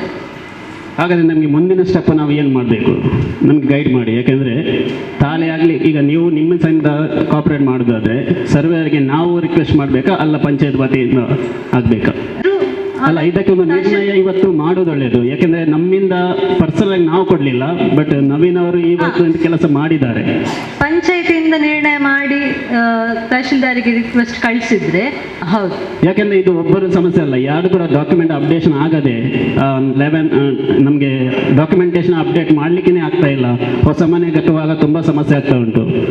ಮತ್ತು ಅದು ಝೋನ್ ಕೂಡ CRZ ಝೋನ್ಗೆ ಬರೋದರಿಂದ ಅದು ಕೂಡ ಸ್ವಲ್ಪ ಸಮಸ್ಯೆಗಳು ಉಂಟು ಅಲ್ಲಿ. CRZನವರು ಆಲ್ರೆಡಿ ಒಂದು ಲೆಟರ್ ಇಶ್ಯೂ ಮಾಡಿದ್ದಾರೆ ನಮಗೆ, ನೋಟಿಸ್ ಥರ. ಯಾರಿಗೂ ಆ CRZಲ್ಲಿರುವ ಇದಿದ್ರೆ ಅಂದರೆ ಉಳಿಯ ಮೋಸ್ಟ್ಲಿ ನನಗೆ ಅನಿಸೋ ಮಟ್ಟಿಗೆ 50 to 60% CRZ ಏರಿಯಾದಲ್ಲೇ ಬರುತ್ತೆ ಅಲ್ವಾ? ಮೊದಲಿನ ರೂಲ್ಸ್ ಪ್ರಕಾರ ಇಡೀ ಉಳಿಯನೇ ಉಂಟು, ಸ್ವಲ್ಪ ಉಳಿಯ. ಆದರೆ ಈಗ 50 ಮೀಟರ್ ಅಂತ ಮಾಡಿದ್ದಾರಲ್ಲ, ಸೊ ಅದರಿಂದ ರಿಯಾಯಿತಿ ಉಂಟು, ಸ್ವಲ್ಪ ರಿಯಾಯಿತಿ ಆಗಿದೆ. ಆದರೆ ಏನಂದರೆ ಅಲ್ಲಿ ಯಾವುದೇ ನಾವು ಲೈಸೆನ್ಸ್ ಅಥವಾ ಇದು ಇಶ್ಯೂ ಮಾಡೋದಿದ್ರೆ ನಮಗೆ ಒಂದು ಸಿಂಗಲ್ ಸೈಟ್ ಆಗಲೇಬೇಕು. ಮತ್ತು ಆಗುವ ಮುಂಚೆ CRZಯಿಂದ NOC ತಗೋಬೇಕಂತೇಳಿ ಒಂದು ಸರ್ಕ್ಯುಲರ್ ಇದೆ, ಆಯಿತಾ? ಆದರೆ ನೀವು ಹೇಳಿದಾಗೆ ಒಂದು 90ರಿಂದ 100 ಕುಟುಂಬಗಳಿಗೆ ಏನು ಸರ್ವೇದೇನೋ ಸಮಸ್ಯೆ ಇದೆ, ನೀವು ಸಹ ಹೇಳಿದ್ರಿ. ಅದಕ್ಕೆ ಒಂದು ಬೇಕಿದ್ರೆ ನಾವು ಗ್ರಾಮ ಸಭೆಯಲ್ಲಿ ನಿರ್ಣಯ ಮಾಡಿ ಅದನ್ನು ತಹಶೀಲ್ದಾರ್ ಮುಖಾಂತರ DC ಬೇಕಿದ್ರೆ ಹಾಕೋದಿದ್ರೆ ಹಾಕುವ. ಅಂದರೆ ಈಗ ಇದ್ದವ್ರಿಗೆ ಕೂಡ ಹೊಸ ಮನೆ ಕಟ್ಟುವಾಗ ಬ್ಯಾಂಕ್ ಲೋನ್ ಆಗಲಿ ಯಾವುದೇ ಡಾಕ್ಯುಮೆಂಟೇಶನ್ ಮಾಡದೆ ಬ್ಯಾಂಕ್ ಲೋನ್ ಆಗೋಲ್ಲ, ಹೊಸ ಮನೆ ಕಟ್ಟಲಿಕ್ಕೆ ಆಗಲ್ಲ, ಲೈಸೆನ್ಸ್ ಸಿಗಲ್ಲ. ಮತ್ತು ಅದು 3-4 ತಲೆಮಾರಿನ ಹಿಂದೆ ಉಂಟು ರೆಕಾರ್ಡ್ಸು, ಅದು ಅಪ್ಡೇಟ್ ಮಾಡಲಿಕ್ಕೇ ಆಗ್ತಾ ಇಲ್ಲ. ಅದಕ್ಕೆ ನೀವು ಎಂತ ಮಾಡಿ, ಅಲ್ಲಿ ಗ್ರಾಮಸ್ಥರಿಂದ ಒಂದು ರೈಟಿಂಗಲ್ಲಿ ಅಧ್ಯಕ್ಷರು PDOಗೆ ಅಂತ ಒಂದು ಲೆಟ್ರ್ ಕೊಡಿ, ಈ ರೀತಿ ಸಮಸ್ಯೆ ಇದೆ ಅಂತೇಳಿ. ಆ ಸಮಸ್ಯೆನಿಟ್ಟು ನಾವು DC ಬರೆಯುವ ಟು ತಹಶೀಲ್ದಾರ್. ಓಕೆ, ಆಯಿತಾ? ಸೊ ಇನ್ನೊಂದು ಕ್ವಶನ್ ಮೇಡಮ್, ಗಣಿ ಇಲಾಖೆಯವರು ಇವತ್ತು ಹಾಜರಿಲ್ವಾ ಇಲ್ಲಿ? ಗಣಿ ಇಲಾಖೆಯವರು ಹಾಜರಿಲ್ವ? ನಾನು ಮೊನ್ನೆ ವಾರ್ಡ್ ಸಭೆಯಲ್ಲಿ ಹೇಳಿದ್ದೆ ಅವರಿಗೆ ನೋಟಿಸ್ ಮಾಡಿ ಅಂತ. ಸಂಬಂಧಪಟ್ಟ ಇಲಾಖೆಯವರು ಹಾಜರಾಗದಿದ್ದರೆ ನೀವು ಗ್ರಾಮ ಸಭೆ ಮಾಡಬೇಡಿ ಮೇಡಮ್, ನಾವು ಯಾವ ನಮ್ಮ ಸಮಸ್ಯೆಗಳನ್ನು ಕೇಳಬೇಕು? ಇದು ಏನಂದ್ರೆ ಗೊತ್ತಾಯ್ತು ನನಗೆ, ಯಾಕಂದ್ರೆ ಅಲ್ಲಿ ಸ್ಯಾಂಡ್ ಇದಾಗ್ತದೆ, ಸ್ಯಾಂಡ್ ಮಾಫಿಯಾ ತುಂಬಾ ಉಪದ್ರ ಆಗ್ತಾ ಉಂಟು. ಅದಕ್ಕೋಸ್ಕರ ನಾನು ಕೇಳಿದ್ದು. ಯಾಕೆಂದ್ರೆ ನಾವು ಗಣಿ ಇಲಾಖೆಗೆ ಆಲ್ರೆಡಿ ಮನವಿ ಕೊಟ್ಟಿದ್ದೇವೆ, ನಮ್ಮ ಜನಪ್ರತಿನಿಧಿಗಳು ಹೋಗಿದ್ರು. ಆದರೆ ಅವರು ಹೇಳಿದಾರಂತೆ ದೋಣಿಗಳನ್ನು ಹಿಡಿದು ನಮಗೆ ಕಾಲ್ ಮಾಡಿ ಅಂತ. ಅದು ಅವರದು ಪರಿಹಾರ ಕೊಡುವ ರೀತಿ ಅದು ಅಲ್ಲ. ಆದರೆ ನನ್ನದು ಕ್ವಶನ್ ಅದು, ನಾವು ಎಲ್ಲ ಕೆಲಸ ಮಾಡುವುದಾದ್ರೆ ಅವರಿಗೆ ಸಂಬಳ ಯಾಕೆ ಕೊಡಬೇಕು? ಆ ಸಂಬಳ ನಮಗೆ ಕೊಡಿ, ನಾವು ಹೇಗೋ ನಿರುದ್ಯೋಗದಲ್ಲಿದ್ದೇವೆ. ನಿನ್ನೆ ರಾತ್ರಿ ಕೂಡ ನಾನು ನೋಡಿದ್ದೇನೆ, ಅಲ್ಲಿಯೇ ಮರಳುಗಾರಿಕೆ ಆಗ್ತಾ ಉಂಟು. ಅದು ನಮ್ಮ 300 ಜಾಗದಿಂದ ಹೋಗ್ತಾ ಇಲ್ಲ, ಆದರೆ 300 ವ್ಯಾಪ್ತಿಯ ಒಳಗಡೆ ಬರುವ ಪ್ರದೇಶದಿಂದ ಅವರು ಮರಳನ್ನು ದೋಣಿಯಲ್ಲಿ ತುಂಬಿಸಿ ನಮ್ಮ ಬಜಾಲ್ ಮತ್ತೆ ಅಡ್ಯಾರ್ ಮತ್ತೆ ನಮ್ಮ ಅಡಂಕುದ್ರು ಆ ಏರಿಯಾಕ್ಕೆ ಹೋಗ್ತಾ ಉಂಟು. ದೊಡ್ಡ ದೊಡ್ಡ ಗುಂಡಿಗಳನ್ನು ಮಾಡಿ ಈಗ ಮಕ್ಕಳಿಗೆ ಯಾರಿಗೆ ಅಲ್ಲಿ ನದಿಗೆ ಬಿಡ್ಲಿಕ್ಕೆ ಆಗ್ತಾ ಇಲ್ಲ, ಹೋಗ್ಲಿಕ್ಕೆ. ಹಾಗೆ ಅಷ್ಟೆಲ್ಲ ಸಮಸ್ಯೆ ಉಂಟು. ನಾನು ನಿಮಗೆ ಬೇಕಾದರೆ ನಮ್ಮ ಕೊರೋನಾ ಕೋರ್ ಕಮಿಟಿ ಗ್ರೂಪಲ್ಲಿ ನಾನು ಕೆಲವು ಪಿಕ್ಕನ್ನು ಹಾಕಿದ್ದೆವು. ಅದಕ್ಕೂ ಕೂಡ ನನ್ನ ಮೇಲೆ ಅಪವಾದ ಬಂದಿದೆ, ಅವರು ಕಂಪ್ಲೇಂಟ್ ಮಾಡಿದ್ದಾರೆ ಅಂತ. ನನಗೆ ಸಮಸ್ಯೆ ಇಲ್ಲ, ನಾನು ಯಾರಿಗೆ ಕಂಪ್ಲೇಂಟ್ ಮಾಡಲಿಲ್ಲ. ಬಟ್ ಏನಂದರೆ ಅದಕ್ಕೆ ಪರಿಹಾರ ಇಲ್ವಾ ಅಂತ ಕೇಳೋದು. ನಮಗೆ 300 ಗ್ರಾಮದ ವ್ಯಾಪ್ತಿಯಿಂದ ಮರಳುಗಾರಿಕೆ ಮಾಡಲಿಕ್ಕೆ ನಾವು ಅನುಮತಿ ಕೊಡೋದಿಲ್ಲ, ಅಲ್ಲಿ ಲೋಕಲ್ ಲೈಟ್ಸ್ ಆಗಿ. ಮತ್ತು ಇಲಾಖೆ ವತಿಯಿಂದ ಯಾರಿಗೂ ಕೂಡ ಅನುಮತಿ ಇಲ್ಲ.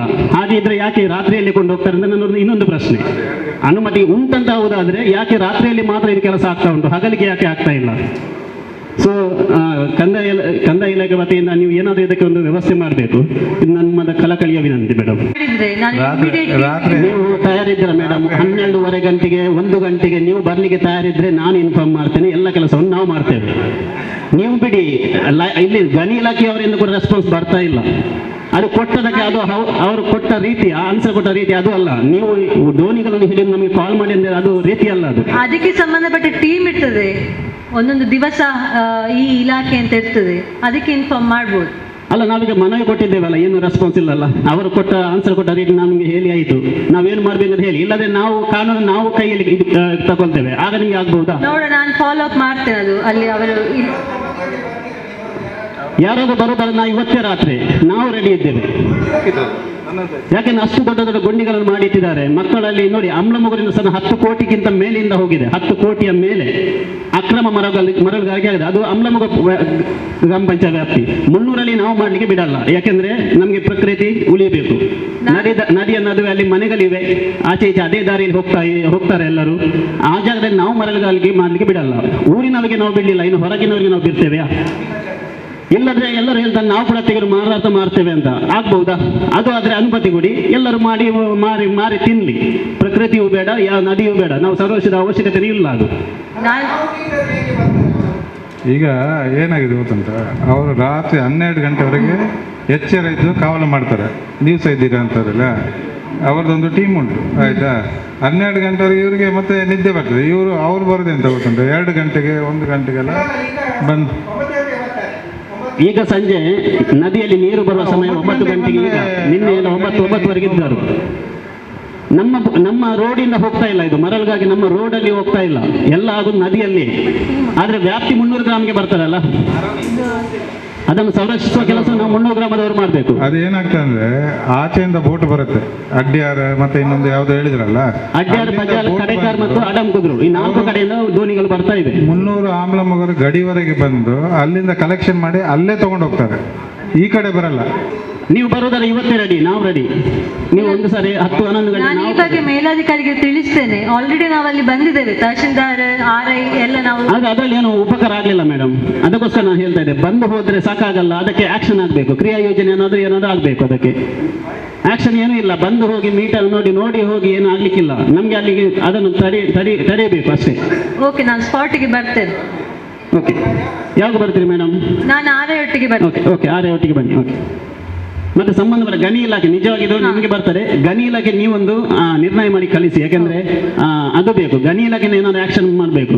ಗಣಿ ಇಲಾಖೆಯವರು ಹಣ ತಕೊಂಡು ಇಲ್ಲದ್ರೆ ಇನ್ಫ್ಲುಯೆನ್ಸ್ಗೆ ಬಿದ್ದು ನಮಗೆ ಅಲ್ಲಿ ಇದು ಉಪದ್ರ ಮಾಡೋದು ಬೇಡ. ಈಗಾಗಲೇ ನಮ್ಮ ನಿಕಟಪೂರ್ವ ಅಧ್ಯಕ್ಷರಾದಂಥ ವಿಲ್ಫ್ರೆಡ್ ಡಿಸೋಜ ಈ ವಿಷಯ ಪ್ರಸ್ತಾಪನೆ ಮಾಡಿದರು. ಈ ಸಾರ್ವಜನಿಕ ಸಮಾಧಿ ಸ್ಥಳದ ಬಗ್ಗೆ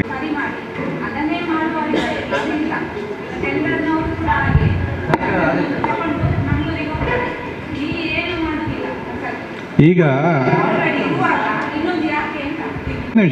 ಒಂದು ನಿಮಿಷ ಸಾರ್ವಜನಿಕವೇ ಇದು, ಪರ್ಸನಲ್ ಆಗಿ ತಗೊಳ್ಬೇಡಿ. ಈಗ ಸರ್ಕಾರದಿಂದ ಒಂದು ಆದೇಶ ಬಂದಿತ್ತು, ಪ್ರತಿ ಗ್ರಾಮ ಪಂಚಾಯತಿಯಲ್ಲಿ 1 ಎಕರೆ ಇದು ಯಾವುದು ಇದಕ್ಕೆ ಇಡಬೇಕಂತೇಳಿ. ಯಾವುದು ನಮ್ಮ ಅಲ್ಪಸಂಖ್ಯಾತ ಅಲ್ಲ, ಸಾರ್ವಜನಿಕ ಸ್ಮಶಾನಕ್ಕೆ ಸ್ಮಶಾನಕ್ಕೆ ಇಡಬೇಕಂತ ಬಂದಿತ್ತು ಪ್ರತಿ ಗ್ರಾಮ ಪಂಚಾಯತಿಯಲ್ಲಿ. ಇದು 300ಗೆಲ್ಲ ಸಂಬಂಧಪಟ್ಟಿದ್ದಲ್ಲ, ಪ್ರತಿ ಗ್ರಾಮ ಪಂಚಾಯತ್ ಆದೇಶ ಬಂದಿತ್ತು. ಅದು ಈ ಕಂದಾಯ ಇಲಾಖೆ ಅದಕ್ಕೋಸ್ಕರ DC ಅದನ್ನು ರಿಸರ್ವ್ ಮಾಡಿದ್ದು ಒಂದು. ಮತ್ತು ಘನತ್ಯಾಜ್ಯ ಘಟಕ ನಮ್ಮದು 20 ಸೆನ್ಸ್ ಏನೋ ಇರೋದು. ಈಗ ನಮ್ಮ 300 ಏನಿದೆಯಾ ಅದರಲ್ಲಿ ಜನಸಂಖ್ಯೆ ಬೆಳೀತಾ ಇದೆ.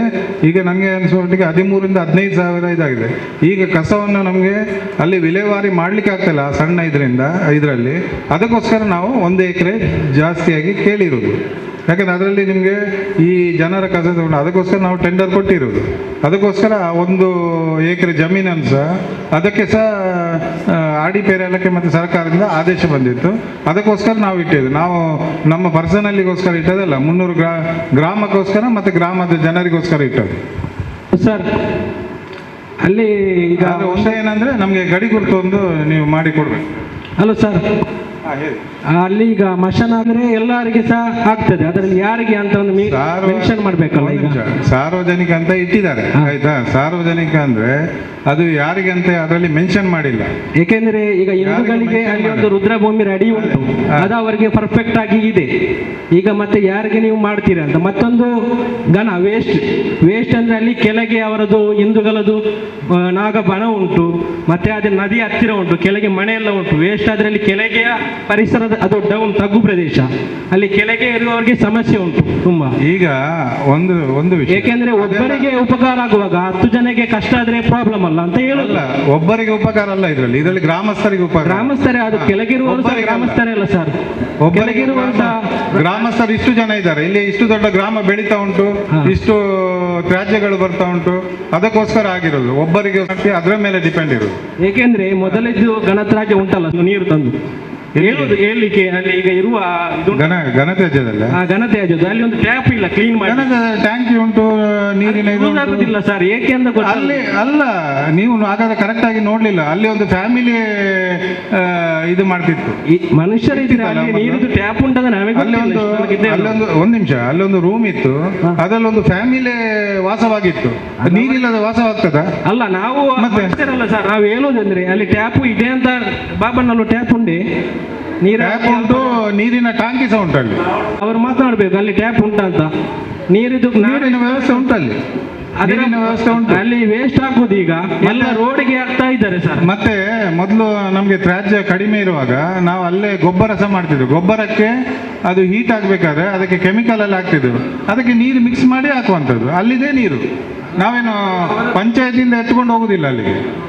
ಈಗ ನೀವು ಕೇಳಿದ ಉತ್ತರಕ್ಕೆ ನಮ್ಮ 300 ಗ್ರಾಮ ಬೆಳೀತಾ ಉಂಟು. ನಮಗೆ ಕೇಂದ್ರ ಸರ್ಕಾರದಿಂದ ಘನತ್ಯಾಜ್ಯ ಘಟಕಕ್ಕೆ ಕರ್ನಾಟಕ ಸರ್ಕಾರದಿಂದ ನಮಗೆ ಮಂಜೂರಾತಿ ಆಗಿದೆ 1 ಎಕರೆ ಭೂಮಿ. ಈಗ ನಮ್ಮ ಗ್ರಾಮ ತುಂಬ ದೊಡ್ಡದಾಗ್ತಾ ಇದೆ. 1 ಕೋಟಿ ಜಿಲ್ಲಾ ಪಂಚಾಯತ್ 1 ಕೋಟಿ ಅನುದಾನ ಸಹ ಬಂದಿತ್ತು. ಈ ನಮ್ಮ ತಾರತಮ್ಯದಿಂದ ಈಗ ನೀವು ಒಬ್ಬರು ಮಾತಾಡಿದ್ರಿ, ಇಲ್ಲಿ ಗ್ರಾಮದವರು ತುಂಬಾ ಜನ ಬಂದಿದ್ದಾರೆ. ಅವರ ಮನೆ ಕಸ ಎಲ್ಲಿ ಕೊಂಡೋಗಿ ಹಾಕ್ಬೇಕು? ಬೀದಿಯಲ್ಲಿ ಬಿಸಾಡ್ಬೇಕಾ? ಮತ್ತೆ ಹೇಳ್ತೀರಾ ಪಂಚಾಯತ್ ಮೆಂಬರ್ ಏನ್ ಮಾಡ್ತಾರಂತ? ಅಲ್ಲ ಸರ್, ಎಲ್ಲ ನಾನು ಹೇಳಿದ್ರೆ ಅರ್ಥ ಮಾಡ್ಕೊಳ್ಳಿ. ಕೊಳಚೆ ದಾರಿಯಲ್ಲಿ ಎಲ್ಲೆಲ್ಲ ಬಿಸಾಡ್ತಾರೆ. ಇವತ್ತು 300 ಗ್ರಾಮದಲ್ಲಿ ಕಸ ಎಲ್ಲಿ ಬಿಸಾಡುದಿಲ್ಲ, ಅದಕ್ಕೆ ವ್ಯವಸ್ಥೆ. ಈಗ ಮಂಗಳೂರಿಗೆ ಹೋಗ್ತಿದ್ದೆ, ಮಂಗಳೂರು ನಾಳೆ ಬಂದ್ ಮಾಡಿದ್ರೆ ಎಲ್ಲ ನಮ್ಮ 300 ಗ್ರಾಮ ಎಲ್ಲ ವಾಸನೆ ಬರಲಿಕ್ಕೆ ಸ್ಟಾರ್ಟ್ ಆಗ್ತದೆ. ಪ್ರತಿ ಮನೆಯಲ್ಲಿ ಕಸ ಉಂಟು ಅಲ್ವಾ? ನಿಮ್ಮ ಮನೆಯಲ್ಲಿ ಸಹ ಕಸ ಉಂಟು. ಹೌದು ಸರ್. ಅದಕ್ಕೆ ವ್ಯವಸ್ಥೆ ಗ್ರಾಮ ಪಂಚಾಯತ್ ಮಾಡಬೇಕು. ಸರ್ಕಾರದಿಂದ ಅನುಷ್ಠಾನ ಬಂದಿದೆ 1 ಎಕರೆ ಘನತ್ಯಾಜ್ಯ ಘಟಕ ಆಗ್ಬೇಕಂತ. ಅದನ್ನು ನಾವು ನಮ್ಮ ಕರ್ತವ್ಯ ಗ್ರಾಮ ಪಂಚಾಯತ್ ಇದು. ಮತ್ತೆ ಸಾರ್ವಜನಿಕ ಮಶಾನ ಇವತ್ತು ಹಿಂದೂ ರುದ್ರಭೂಮಿ ಅವರಿಗೆ ಉಂಟು. ಸರ್ಕಾರ ಏನಿದೆ SC/STಗೆ ಅಲ್ಪಸಂಖ್ಯಾತರಿಗೆ ಎಲ್ಲ ಉಂಟು. ಅದಕ್ಕೆ ಆ ಕಮಿಟಿ ಆಗ್ತದೆ. ಈಗ 1 ಎಕರೆ ಜಾಗ ಗಡಿಗುಟ್ಟ ಆದ ನಂತರ ಅದಕ್ಕೆ ಗ್ರಾಮ ಪಂಚಾಯತ್ ಕರೀತದೆ, ಸರ್ವಧರ್ಮದವರು ಕರೀತಾರೆ. ಯಾರಿಗೆ ಬೇಕು ಆ ಕಮಿಟಿಯನ್ನು ಮೆಂಬರ್ ಕಮಿಟಿ ಮಾಡಿ ಅದನ್ನು ಆ ಕಮಿಟಿ ಮುಂದುವರಿಸಿ ಹೋಗ್ಲಿಕ್ಕೆ ಅದನ್ನು ಮೇಂಟೆನೆನ್ಸ್ ಮಾಡ್ಲಿಕ್ಕೆ ಉಂಟು. ಸರ್ಕಾರ ಕೊಟ್ಟದನ್ನು ನಾವು ತೆಗಿಬೇಕು. ಅದೇ ಸರ್ಕಾರ ಏನು ಕೊಟ್ಟಿದ್ದಾರೆ ನಾವೇ ಕ್ವಶನ್ ಕೇಳುವುದಲ್ಲ. ನಮಗೆ ಸರ್ಕಾರ ಕೊಡುವಾಗ ನಾವೇ ಮಾಡಬೇಕು, ಇಂಪ್ಲಿಮೆಂಟ್ ಮಾಡುದು. ಸರ್ಕಾರ ಅಂದ್ರೆ ಯಾರು? ನಾವು ಪಬ್ಲಿಕ್ ಸರ್ಕಾರ. ನಾವೇ ಪಬ್ಲಿಕ್ ನಮಗೆ ಬೇಡ ಅಂತ ಹೇಳಿದ್ರೆ ಮತ್ತೆ ಸರ್ಕಾರ. ನಾವು ಈಗ ಬೇಡ ಅಂತ ಯಾರು ಹೇಳಿಲ್ಲ ಸರ್, ನಮಗೆ ಪ್ರಯೋಜನ ಆಗಬೇಕಂತ ಆಗ್ತದೆ. ಪ್ರಯೋಜನ ಆಗುದಾದರೆ ನಾನು ಕೇಳಿದ್ದು ನಿಮ್ಮ ಹತ್ರ, ನೀವು ಸಹ ಅರ್ಥ ಮಾಡಬೇಕು.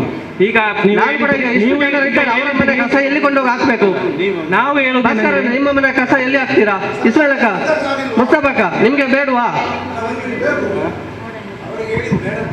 ನಾವು ಬೇಡ ಅಂತ ಅಲ್ಲ, ಘನತ್ಯಾಜ್ಯ ಘಟಕ ಅದಕ್ಕೆ ಸಿಸ್ಟಮಿಟಿ ಮಾಡ್ತೇವೆ. ಸಿಸ್ಟಮಿಟಿ ಸರ್ಕಾರದ ನಿಯಮ ಪ್ರಕಾರ ಸಿಸ್ಟಮಿಟಿ ಮಾಡ್ತೇವೆ. ಅದು ನಮ್ಮ ಯೋಜನೆ ಉಂಟು. ಹೋಗ್ತದೆ. ಒಂದು ವೇಳೆ ಅದು ನಿಂತು ಹೋದ್ರೆ ನಾವು ತಿನ್ನಬೇಕು ತ್ಯಾಜ್ಯವನ್ನು. ಅಂತ ಪರಿಸ್ಥಿತಿ ಇದೆ. ತ್ಯಾಜ್ಯ ಸಂಸ್ಕರಣೆಗೆ ಹೊಂದಿಕೊಂಡು ಇರುವುದು, ಯಾರಿಗೂ ತೊಂದರೆ ಆಗದ ರೀತಿಯಲ್ಲಿ ತ್ಯಾಜ್ಯ ಸಂಸ್ಕರಣೆ ಆಗಬೇಕು. ಅದಕ್ಕೆ 1 ಎಕರೆ ಕನಿಷ್ಠ ಬೇಕು. ಅದನ್ನು ನಾವು ಮಾಡಲೇಬೇಕು. ಅದೊಂದು ನಿರ್ಣಯ ಮಾಡಲೇಬೇಕು, ನಾವು ಕಳಿಸಬೇಕು. ಒಂದು ಎರಡನೇದು ಆಗಬೇಕು, ಅದು ಬೇಕು. ಅದು ಎಲ್ಲರೂ ಬೇಕು ಅಂತಲೇ ಹೇಳ್ತಾರೆ, ಬೇಡ ಅಂತ ಯಾರು ಹೇಳುವುದಿಲ್ಲ. ನಾವು ಕೇಳಿದ್ದು ಹಿಂದೂ ರುದ್ರಭೂಮಿ ಮಂಜೂರಾಯಿತು, ಮತ್ತೊಂದು ಅಬ್ಜೆಕ್ಷನ್ ಆಗಿ ನಿಂತು ಹೋಯಿತು ಅಲ್ಪಸಂಖ್ಯಾತರಿಗಿಂತ. ಈಗ ಸಾರ್ವಜನಿಕ ಅಂತ ಹೇಳಿದ್ದಾರೆ.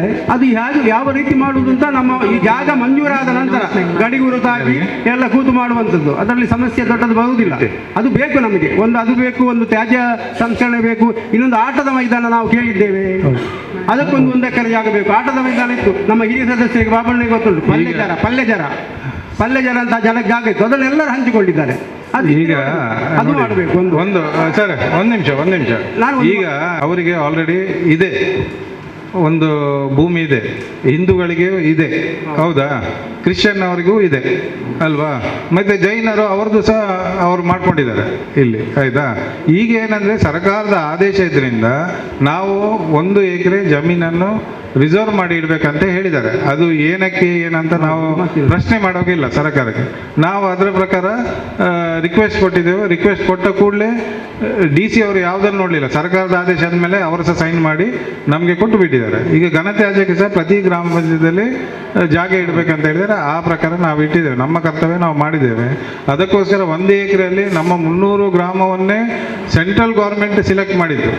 ನೀವು ಇಲ್ಲಿ ಒಂದು ಘನತ್ಯಾಜ್ಯ ಘಟ ದೊಡ್ಡ ಮಟ್ಟದಲ್ಲಿ ಮಾಡಿ ಅಂತ 1 ಕೋಟಿ ರೂಪಾಯಿ ನಮಗೆ ಬಂದಿತ್ತು. ಅದು ನಮ್ಮದು ನಿಮಗೆಲ್ಲ ಗೊತ್ತಿದೆ. ಆ ಸಮಸ್ಯೆಯಿಂದಾಗಿ ಆ ದುಡ್ಡು ಬೇರೆ ಪಂಚಾಯತಿಗೆ, ಬೆಳ್ತಂಗಡಿ ಪಂಚಾಯತಿಗೆ ವರ್ಗಾವಣೆ ಆಯಿತು. ನಿಜವಾಗಿ ನಮ್ಮ ಪಂಚಾಯತಿಗೆ ಸಿಗುವಂಥದ್ದು ಅದು ಒಂದು ಸುಸಜ್ಜಿತವಾದ ಘನತ್ಯಾಜ್ಯ ಘಟಕ ಆಗುವಂಥದ್ದು ಇತ್ತು. ಅದಿರಲಿ, ಆಗುವಂಥದ್ದು ಆಯಿತು. ಮತ್ತು ಆಟದ ಮೈದಾನಕ್ಕೆ ಸಹ ನಾವು ಇಟ್ಟಿದ್ದೇವೆ 2 ಎಕರೆ, ಮತ್ತು ನಿವೇಶನಕ್ಕೆ ಸಹ ಇಟ್ಟಿದ್ದೇವೆ. ಅದು ಪ್ರಾಸೆಸ್ಸಲ್ಲಿ ಉಂಟು, DC ಪೋರ್ಟಲ್ ಉಂಟು, ಅದು ಕ್ಲಿಯರ್ ಆಗಿ ಬರ್ತದೆ. ನಮ್ಮ ವಾಣಿಜ್ಯ ಕಟ್ಟಡದ್ದು ವಾಣಿಜ್ಯ ಕಟ್ಟಡದ್ದು ಹೇಳ್ತಾರೆ ಅವರು ಸರ್. ವಾಣಿಜ್ಯ ಕಟ್ಟಡದ್ದು ಇದು ಎಂಕಲ್ನೇ ವಾರ್ಡದ ವಿಷಯ. ಇದು ಟೋಟಲ್ ಮೆಂಬರ್ ಮುಜ್ಜನೆ ಇದು ಟೋಟಲ್ ಮಾತಾಡೋದು ನಾವು ಗ್ರಾಮದ. ಈಗ ಅಲ್ಲ ಇದರಲ್ಲಿ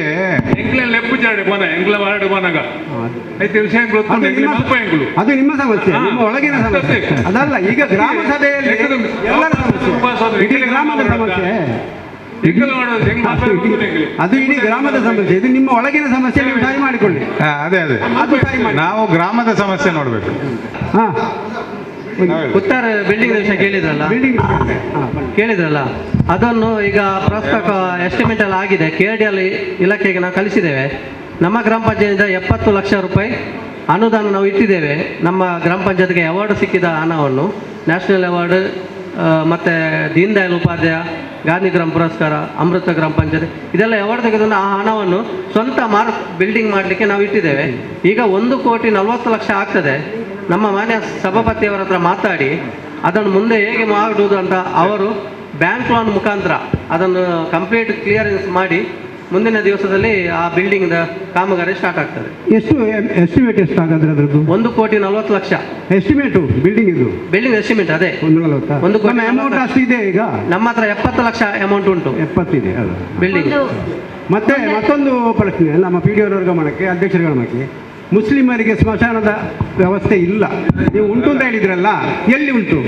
ಈಗ ಒಂದು ನಾನು ಹೇಳೋದು ಕೇಳಿ. ಸರಿ ಅಲ್ಲ, ನಾನು ಹೋಗ್ತೇನೆ. ಈಗ ಮದನಿ ನಗರದಲ್ಲಿ 25 ಸೆನ್ಸ್ ಜಾಗ ಇತ್ತು, ಅದು ಈಗ ಫುಲ್ ಆಗಿದೆ 25 ಸೆನ್ಸ್, ಮತ್ತೆ ಬೇರೆ ಜಾಗವೂ ಇಲ್ಲ. ಈಗ ಅಲ್ಲ ಒಂದು ಸ್ಮಶಾನ ಬೇಕು, ನೋಡಿ ಮಾಡಬೇಕು. ನೀವು ಒಂದು ವಿಷಯ ಕರೆಕ್ಟ್, ಸರ್ಕಾರದೊಂದಿಗೆ ನೀವು ಇದೇನಂದ್ರೆ ಇದು ನಾವು ನಮ್ಮ ಲೆವೆಲಲ್ಲಿ ಮಾಡುವಂಥದ್ದಲ್ಲ, ಇದು ಹೈಯರ್ ಲೆವೆಲಲ್ಲಿ ಆಗುವಂಥದ್ದು, ಆಯ್ತಾ? ಅದಕ್ಕೋಸ್ಕರ ಒಂದು ನಿರ್ಣಯ ಮಾಡಿ ಸರ್ಕಾರ ಜಾಗ ಇದ್ರೆ ಮುಸ್ಲಿಮರಿಗೆ ಒಂದು ಸ್ಮಶಾನದ ವ್ಯವಸ್ಥೆ 300ರಲ್ಲಿ ಇಲ್ಲ ಅದರಿಂದ ಬೇಕು ಎಂಬ ನಿರ್ಣಯ ಬೇಕು. ಸರಿ, ಒಂದು ನಿಮ್ಮ ಇದರಿಂದ ಮಸೀದಿಯಿಂದ ಅಥವಾ ಮನವಿ ಒಂದು ಕೊಟ್ಟು ಬಿಡಿ, ಆಯ್ತಾ? ಅವ್ರದ್ದು ಬರ್ತದೆ. ಈ ಗ್ರಾಮ ಸಭೆ ಹೇಳುದು ಅದು ಬಂದಿದೆ. ಈಗ ಹಿಂದೂಗಳಿಗೆ ಅಲ್ಲಿ ಜಾಗ ಉಂಟು, ಅದೇ ರೀತಿ ಮುಸ್ಲಿಂ ಬಾಂಧವರಿಗೆ ಕೂಡ ಸ್ಮಶಾನ ಬೇಕು ಅಂತ ಈಗ ಗ್ರಾಮ ಸಭೆ ಅದು ಬರ್ದಾಯ್ತಾ? ನಾನು ಹೇಳಿದ್ದು ಅಲ್ಲಿಂದ ಒಂದು ಸಿಕ್ಕಿದ್ರೆ ಅದನ್ನ ಇಟ್ಟು ನಾವು ಬರೀಬಹುದು ಅಂತ. ಎಲ್ಲ ಮಸೀದಿಯಿಂದ ಅಲ್ಲಿಗೆ ರಿಕ್ವೆಸ್ಟ್ ಬರ್ತದೆ ಅಷ್ಟೇ. ಅದೇ ರೀತಿ ತ್ಯಾಜ್ಯ ಘಟಕ್ಕೆ ಬಿಡಿಯವರೇ ಅಲ್ಲಿಂದ ಫುಲ್ ಆಗಿದೆ.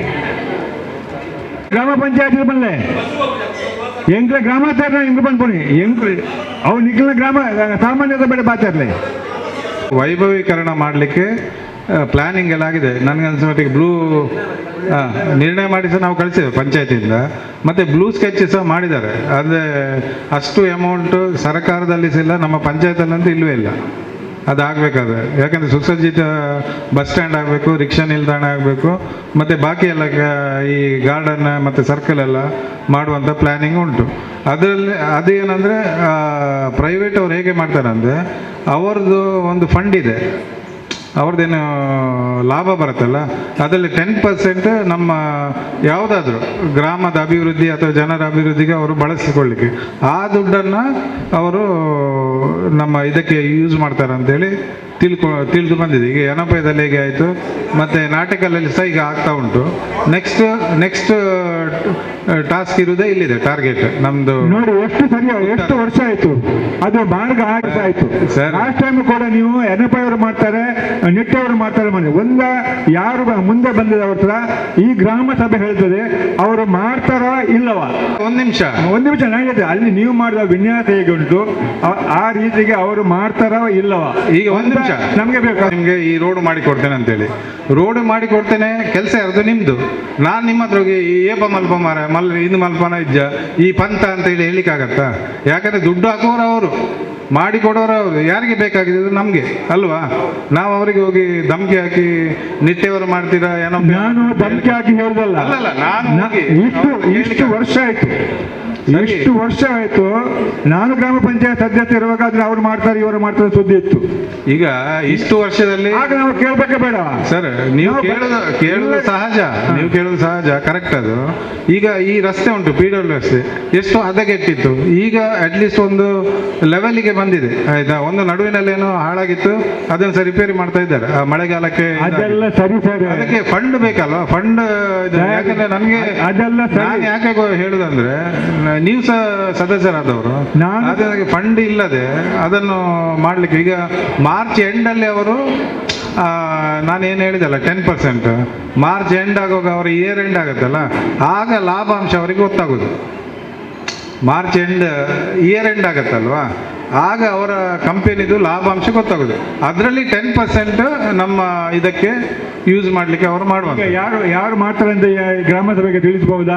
ಇಲ್ಲ, ನಾವು ಲೆಟರ್ ಬರೆದಿದ್ದೇವೆ, ಯಾರಿಗೆ ಶಾಸಕರಿಗೆ ಬರೆದೇವೆ, ಯಾವುದಾದ್ರೂ ಸಂಸ್ಥೆಯಿಂದ ಮಾಡಿಸಿ ಅಂತೇಳಿ ಪಂಚಾಯತಿಗೆ. ಅದು ಯಾರಿಂದ ಮಾಡ್ತಾರೆ ನಮ್ಗೆ ಗೊತ್ತಿಲ್ಲ, ಮೋಸ್ಟ್ಲಿ ನಿಟ್ಟೆ ಮಾಡ್ತಾರೆ. ನಾನು ಈ ಗ್ರಾಮ ಸಭೆಗೆ ಹೇಳ್ತೇನೆ, ಇನ್ನೊಂದು ಗ್ರಾಮ ಸಭೆಯಲ್ಲಿ ಕೂಡ ಅದನ್ನು ಮುಟ್ಟುವುದಿಲ್ಲ. ಯಾಕಂದ್ರೆ ಈಗ ಅಲ್ಲಿ ಏನಾದರೂ ತಾತ್ಕಾಲಿಕ ವ್ಯವಸ್ಥೆ ಆಗಬೇಕು. ಒಂದು ತಾತ್ಕಾಲಿಕ ಒಂದು ಸಂಘಟನೆಯವರು ಮಾಡುವಾಗ ನಮ್ಮ ಗ್ರಾಮ ಪಂಚಾಯತ್ ಬಿಡಲಿಲ್ಲ, ತಾತ್ಕಾಲಿಕ ವ್ಯವಸ್ಥೆ ಆಗಬೇಕಲ್ಲ. ಇದ್ದ ಬಟ್ಟನನ್ನು ಆ ಕಡೆ ಇದ್ದದನ್ನೆಲ್ಲ ತೆಗೆದಿದ್ದಾರೆ. ಆ ರಿಕ್ಷಾದವರು ಬಿಸಿಲಿನಲ್ಲಿ ಕೊಳಿತಾ ಇದ್ದಾರೆ, ವ್ಯವಸ್ಥೆ ಆಗಬೇಕಲ್ಲ. ಈಗ ನಾಟಕದಲ್ಲಿ ಆಗಿದೆ, ಅಲ್ಲಿ ಆಗಿದೆ ಅಂತ ಇಲ್ಲಿ ಯಾಕೆ ಆಗುದಿಲ್ಲ? ಆಗುದಿಲ್ಲ ಅಂತ ಹೇಳಿದ್ರೆ ನಾವು ಗ್ರಾಮಸ್ಥರು ಸೇರಿ, ಗ್ರಾಮ ಪಂಚಾಯತ್ನವರು ಸೇರಿ ಏನಾದರೂ ಒಂದು ಬದಲಿ ವ್ಯವಸ್ಥೆ ಮಾಡುವ. ಸುಸಜ್ಜಿತ ಒಂದು ಬಸ್ ಸ್ಟ್ಯಾಂಡ್ ಉಂಟು, ಮತ್ತೆ ರಿಕ್ಷಾ ಸ್ಟ್ಯಾಂಡ್ ಸಹ ಅದರಲ್ಲಿ ಉಂಟು. ಮತ್ತೆ ಕುಡಿಯುವ ನೀರಿನ ವ್ಯವಸ್ಥೆ ಅದರಲ್ಲಿ ಉಂಟು. ಅಷ್ಟೇ.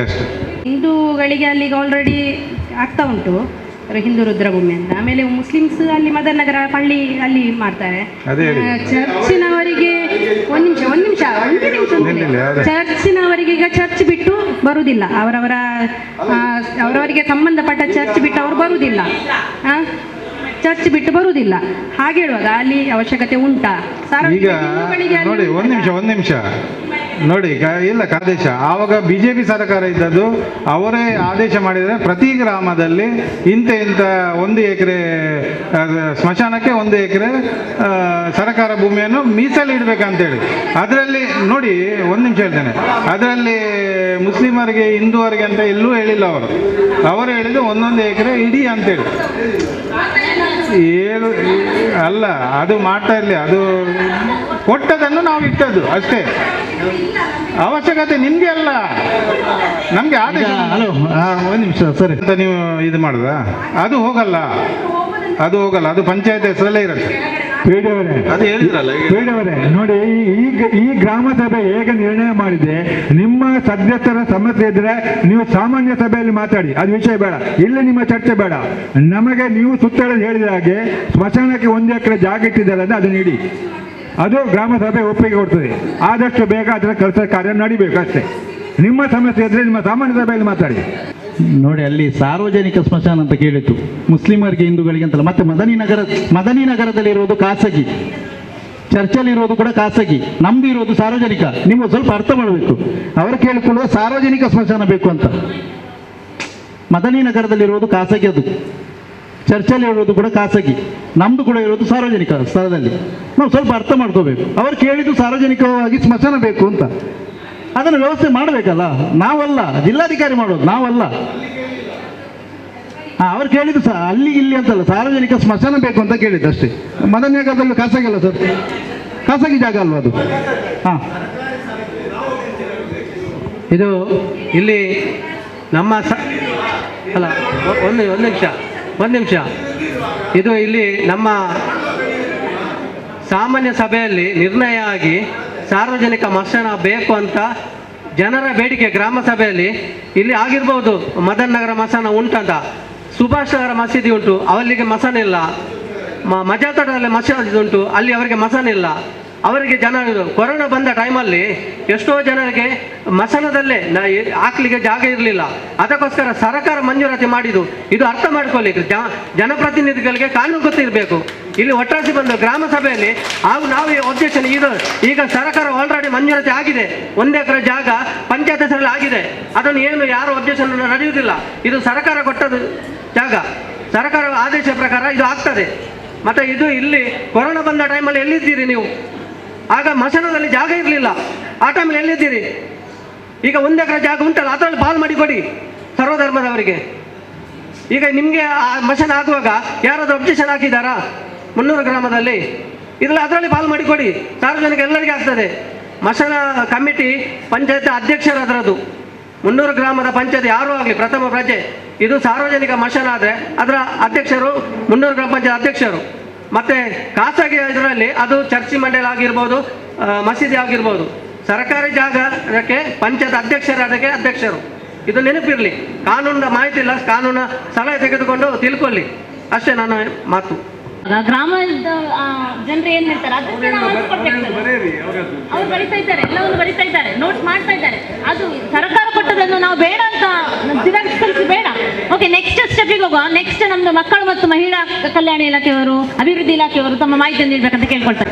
ಗ್ರಾಮ ಸಭೆಯ ಅಧ್ಯಕ್ಷರೇ, ಉಪಾಧ್ಯಕ್ಷರೇ, ನೋಡಲ್ ಅಧಿಕಾರಿಗಳೇ ಹಾಗೂ ಪಂಚಾಯತ್ ಅಭಿವೃದ್ಧಿ ಅಧಿಕಾರಿಗಳೇ, ವೇದಿಕೆಯಲ್ಲಿರುವಂತಹ ಗಣ್ಯರೇ ಹಾಗೂ ಸಮಸ್ತ ನಾಗರಿಕರೇ, ಮಹಿಳಾ ಮಕ್ಕಳ ಅಭಿವೃದ್ಧಿ ಇಲಾಖೆ, ಶಿಶು ಅಭಿವೃದ್ಧಿ ಯೋಜನೆ ಮಂಗಳೂರು ಗ್ರಾಮಾಂತರ, ನಮ್ಮ ಇಲಾಖೆಯಲ್ಲಿ ಇವರಿಗೆ ಸಿಗುವಂತಹ ಯೋಜನೆಗಳು ಭಾಗ್ಯಲಕ್ಷ್ಮಿ ಯೋಜನೆ, ಮಾತೃವಂದನ ಯೋಜನೆ, ಮಾತೃಪೂರ್ಣ ಯೋಜನೆ ಹಾಗೂ ಹೊಸತಾಗಿ ಪ್ರಾರಂಭವಾದಂತಹ ಗೃಹಲಕ್ಷ್ಮಿ ಯೋಜನೆ.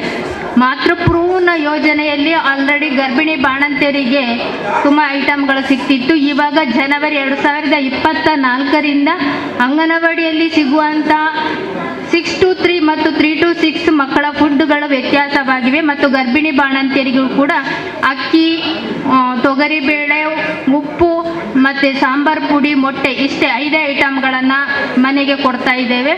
ಅಂಗನವಾಡಿಗಳಲ್ಲಿ ಕೊಡುವಂತಹ ಗಂಜಿ ಚಟ್ನಿಯ ಬದಲು ಅನ್ನ ಕಿಚಡಿಯನ್ನು ವಾರದಲ್ಲಿ 3 ದಿವಸ ಅಂಗನವಾಡಿಗಳಲ್ಲಿ ನೀಡುವಂಥದ್ದು. ಮತ್ತು 3 ದಿವಸ ಅನ್ನ ಸಾಂಬಾರು. ಪುಷ್ಟಿಯ ಜೊತೆಗೆ ಪ್ರತಿದಿನ ಪುಷ್ಟಿ 3 ದಿವಸ ಮತ್ತು 3 ದಿವಸ ಮಿಲೆಟ್ ಲಡ್ಡುಗಳು ಅಂಗನವಾಡಿ ಮಕ್ಕಳಿಗೆ ಬಂದಿದೆ. ಉಳಿದ ಫುಡ್ಗಳೆಲ್ಲ ನಿಲ್ಲಿಸ್ಬಿಟ್ಟು ಇವಾಗ ಕೇಂದ್ರದಲ್ಲಿ ಬೆಳಿಗ್ಗೆ ಮತ್ತು ಮಧ್ಯಾಹ್ನ ಮಾತ್ರ ಅಂಗನವಾಡಿ ಮಕ್ಕಳಿಗೆ ಫುಡ್ ವಿತರಣೆ ಮಾಡುವಂಥದ್ದಿದೆ. ಸಂಜೆಗೆ ಇರುವಂಥ ಚಿಕ್ಕಿಗಳನ್ನು ಕ್ಯಾನ್ಸಲ್ ಮಾಡಿದ್ದಾರೆ.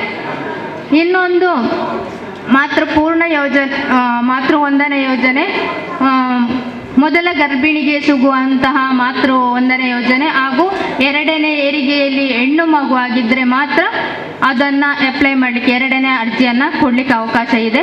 ಈ ಥರ ಮಾತೃವಂದನ, ಭಾಗ್ಯಲಕ್ಷ್ಮಿ, ಮಾತೃಪೂರ್ಣ ಮತ್ತು ಗೃಹಲಕ್ಷ್ಮಿ ಯೋಜನೆಗಳು.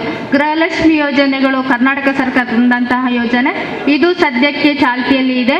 ಇದರಲ್ಲಿ ಕೆಲವೊಂದು GST ಸಮಸ್ಯೆಗಳಿದ್ದಂಥದ್ದು ಪೆಂಡಿಂಗ್ ಇದೆ. ಆಲ್ಮೋಸ್ಟ್ 75% ಸಮಸ್ಯೆಗಳು ಕ್ಲಿಯರ್ ಆಗಿ ಎಲ್ಲರ ಮಹಿಳೆಯರಿಗೆ ಅಕೌಂಟಿಗೆ ಅಮೌಂಟ್ಗಳು ಬರ್ತಾ ಇದೆ. ಸದ್ಯ ನಮ್ಮ ಇಲಾಖೆಯಲ್ಲಿರುವಂಥ ಯೋಜನೆ ಖಾಲಿ ಇದೆ. ಹೌದು, ನಮ್ಮದು ಸ್ವಲ್ಪ ಟೆಕ್ನಿಕಲ್ ಸಮಸ್ಯೆಯಿಂದ ಪೆಂಡಿಂಗ್ ಆಗಿರೋದು. ಎಲೆಕ್ಷನ್ ಡಿಕ್ಲೇರ್ ಆಗುವ ಮೊದಲು ಆನ್ಲೈನ್ ಇಲ್ಲಾಂದ್ರೆ ಆಫ್ಲೈನಲ್ಲಾದರೂ ಈಗ ಸದ್ಯಕ್ಕೆ ಕಾಲ್ ಫಾರ್ ಆಗ್ತದೆ. ಅದೇ ಮಕ್ಕಳ ಸಂಖ್ಯೆ ಜಾಸ್ತಿ ಇದ್ದ ಕಾರಣ 300 ಗ್ರಾಮದ 6 ಅಂಗನವಾಡಿ ಟೀಚರ್ಗಳ ಸಹಕಾರದಿಂದ ಅವರ ಹೆಲ್ಪರ್ಗಳನ್ನು ವಾರದಲ್ಲಿ 1 ದಿವಸ ಕಳಿಸ್ತಾ ಇದ್ದೆವು. ಅವರಿಗೆ ಬೇರೆ ಮೀಟಿಂಗ್ಗಳಿದ್ದಾಗ, ಏನೋ ಪಂಚಾಯತಿ ಕಾರ್ಯಕ್ರಮಗಳಿರುವಾಗ ಎಲ್ಲ ಬೇರೆ ಹೋಗ್ತಾ ಇದ್ದಾಗ ಅವರು ಕಳಿಸುವುದಿಲ್ಲ. ಉಳಿದ ಟೈಮಲ್ಲಿ ಹೆಲ್ಪರ್ಗಳು ಸಹಕಾರ ನೀಡಿದೆ. ಅವಕಾಶಕ್ಕಾಗಿ ಧನ್ಯವಾದ. ಮಂಗಳೂರು ವಿಭಾಗದಿಂದ ಈ ಗ್ರಾಮ ಸಭೆಯಲ್ಲಿ ಅಂಚೆ ಇಲಾಖೆಯಲ್ಲಿರುವ ಕೇಂದ್ರ ಸರ್ಕಾರದ ಯೋಜನೆಗಳ ಮಾಹಿತಿಯನ್ನು ನೀಡಲಿಕ್ಕೆ ನಾನು ಬಂದಿದ್ದೇನೆ. ಕೇಂದ್ರ ಸರ್ಕಾರದಲ್ಲಿ ಹಲವಾರು ಯೋಜನೆಗಳು ಅಂಚೆ ಮೂಲಕ ನೀಡ್ತಾ ಇದ್ದಾರೆ. ಯಾಕೆಂದರೆ ಮನೆ ಬಾಗಿಲಿಗೆ ಹೆಚ್ಚಿನ ಸೇವೆ ನೀಡಲಿಕ್ಕೆ ಸಾಧ್ಯ ಆಗಿರುವಂಥದ್ದು ಅಂಚೆ ಇಲಾಖೆಗೆ. ಹೆಚ್ಚಾಗಿ ಆಧಾರ್ ಸೀಡಿಂಗ್ ಸಮಸ್ಯೆ ಇದ್ದಾಗ ಇತ್ತೀಚಿನ ಸಂದರ್ಭದಲ್ಲಿ ಹೆಚ್ಚಿನವರು ಆಧಾರ್ ಸೀಡಿಂಗ್ ಸಮಸ್ಯೆಯನ್ನು ಎದುರಿಸ್ತಾ ಇದ್ರು. ಕೆಲವರ ಅಕೌಂಟ್ ಕೂಡ ಇನ್ಆಕ್ಟಿವ್ ಆಗಿತ್ತು, KYC ಅಪ್ಡೇಟ್ ಇರಲಿಲ್ಲ. ಇದರಿಂದಾಗಿ ಹೆಚ್ಚಿನ ಕೇಂದ್ರ ಅಥವಾ ರಾಜ್ಯ ಸರ್ಕಾರದಿಂದ ಬರುವಂತಹ ಸವಲತ್ತುಗಳೆಲ್ಲ ಬರದೆ ಸಮಸ್ಯೆಗಳನ್ನು ಅನುಭವಿಸಿದ್ರು ಜನರೆಲ್ಲ. ಆಗ ಅಂಚೆ ಇಲಾಖೆಯಿಂದ ಈ ರೀತಿಯ ಇಂಡಿಯಾ ಪೋಸ್ಟ್ ಪೇಮೆಂಟ್ ಬ್ಯಾಂಕನ್ನು ಖಾತೆಯನ್ನು ತೆರೆದು ಹೆಚ್ಚಿನ ಜನರಿಗೆ ಆಧಾರ್ ಸೀಡಿಂಗ್ ಮುಖಾಂತರ ಮಾಡಿಸಿ ಹೆಚ್ಚಿನ ಜನರಿಗೆ ಆ ಸೌಲಭ್ಯಗಳು ಕೂಡ ಈ ಮುಖಾಂತರ ಸಿಗ್ತದೆ. ಅಥವಾ ಇನ್ನೊಂದು ಅಕೌಂಟ್ ಇದೆ ನಮ್ಮಲ್ಲಿ, ಪಾಸ್ಬುಕ್ ಕೂಡ, ಅಲ್ಲಿ ಕೂಡ ಆಧಾರ್ ಸೀಡಿಂಗ್ ಮಾಡುವಂಥ ವಿಧಾನ ಬಹಳ ಸುಲಭ ಇದೆ. ಅದರಿಂದ ಜನರಾಗಿ ಹೆಚ್ಚಾಗಿ ಮಕ್ಕಳಿಗೆ ಸ್ಕಾಲರ್ಶಿಪ್ ಮಾಡುವಾಗ ಕೂಡ ಹೆಚ್ಚಾಗಿ ಬ್ಯಾಂಕ್ ಅಕೌಂಟನ್ನು ಮಾಡ್ತಾರೆ, ಅಂಚೆ ಇಲಾಖೆ ಆಗುವುದಿಲ್ಲ ಅಂತ ತಿಳಿಸ್ತಾರೆ. ಅಂಚೆ ಇಲಾಖೆಯಲ್ಲಿ ಕೂಡ IFS ಕೋಡ್ ಇದೆ. ಈ ಅಕೌಂಟು ಕೋರ್ ಬ್ಯಾಂಕಿಂಗ್ ಅಂದರೆ ಎಲ್ಲಿ ಓಪನ್ ಮಾಡಿದರೂ ಕೂಡ ಭಾರತದ ಯಾವ ಮೂಲೆಗೂ ಹೋದರೂ ಕೂಡ ಎಲ್ಲಿ ಕೂಡ ಡೆಪಾಸಿಟ್ ವಿಡ್ರಾಲ್ ಮಾಡಲಿಕ್ಕೆ ಆಗ್ತದೆ. ಹಳ್ಳಿಗಳಲ್ಲಿ ಬ್ಯಾಂಕಿಂಗ್ ವ್ಯವಸ್ಥೆ ಬಹಳ ಕಡಿಮೆ, ATM ಇಲ್ಲ, ಜನರಿಗೆ ಹೋಗಿ ಬರಲಿಕ್ಕೆ ಬಹಳ ಕಷ್ಟ. ಅದಕ್ಕೋಸ್ಕರ ಕೇಂದ್ರ ಸರ್ಕಾರ ಡಿಜಿಟಲ್ ಖಾತೆ ಮುಖಾಂತರ ಈ ರೀತಿಯ ಖಾತೆಯನ್ನು ತೆರೆದು ಜನ ತೋಟದಲ್ಲಿರಲಿ ಗದ್ದೆಯಲ್ಲಿ ಕೆಲಸ ಮಾಡ್ತಿದ್ದಾಗ ಹಣ ಡೆಪಾಸಿಟ್ ಮಾಡಲಿಕ್ಕೆ ಕೂಡ ಆಗ್ತದೆ, ವಿಡ್ರಾಲ್ ಕೂಡ ಮಾಡಲಿಕ್ಕೆ ಆಗ್ತದೆ ಈ ಮೂಲಕ. ಇದೇ ಖಾತೆ ಮೂಲಕ ಇತ್ತೀಚೆಗೆ ನೀವು ತಾವೆಲ್ಲ ಕೇಳಿರ್ಬೋದು ಅಪಘಾತ ವಿಮೆ. ವಾರ್ಷಿಕ ಪ್ರೀಮಿಯಂ ಕೇವಲ 396, ವರ್ಷಕ್ಕೆ ಕೇವಲ 396 ಅಪಘಾತ ವಿಮೆ, 10 ಲಕ್ಷದ ಕವರೇಜ್. ಕೆಲವರು ಹೇಳ್ತಾರೆ ನಮ್ಮಲ್ಲಿ ಬ್ಯಾಂಕಲ್ಲಿದೆ ಅಂತೇಳಿ. ಬ್ಯಾಂಕಲ್ಲಿ ಇರುವಂಥದ್ದು ಪ್ರಧಾನಮಂತ್ರಿ ಸುರಕ್ಷಾ ಬಿಮೆ ಯೋಜನೆ, 18ರಿಂದ 70 ವರ್ಷದವರಿಗೆ. ಅಪಘಾತ ಆದ ಸಂದರ್ಭದಲ್ಲಿ ರಿಸ್ಕ್ ಆದರೆ ನಾಮಿನಿಗೆ 2 ಲಕ್ಷ, ಅಂಗವೈಕಲ್ಯ ಆದರೆ ಆ ವ್ಯಕ್ತಿಗೆ ಸಿಗುವಂಥದ್ದು 1 ಲಕ್ಷ. ಇನ್ನೊಂದು ಪ್ರಧಾನಮಂತ್ರಿ ಜೀವನ್ ಜ್ಯೋತಿ ಬಿಮಾ ಯೋಜನೆ, 18ರಿಂದ 50 ವರ್ಷದವರ ತನಕ ಮಾತ್ರ ಮಾಡಲಿಕ್ಕೆ ಆಗುವಂಥದ್ದು.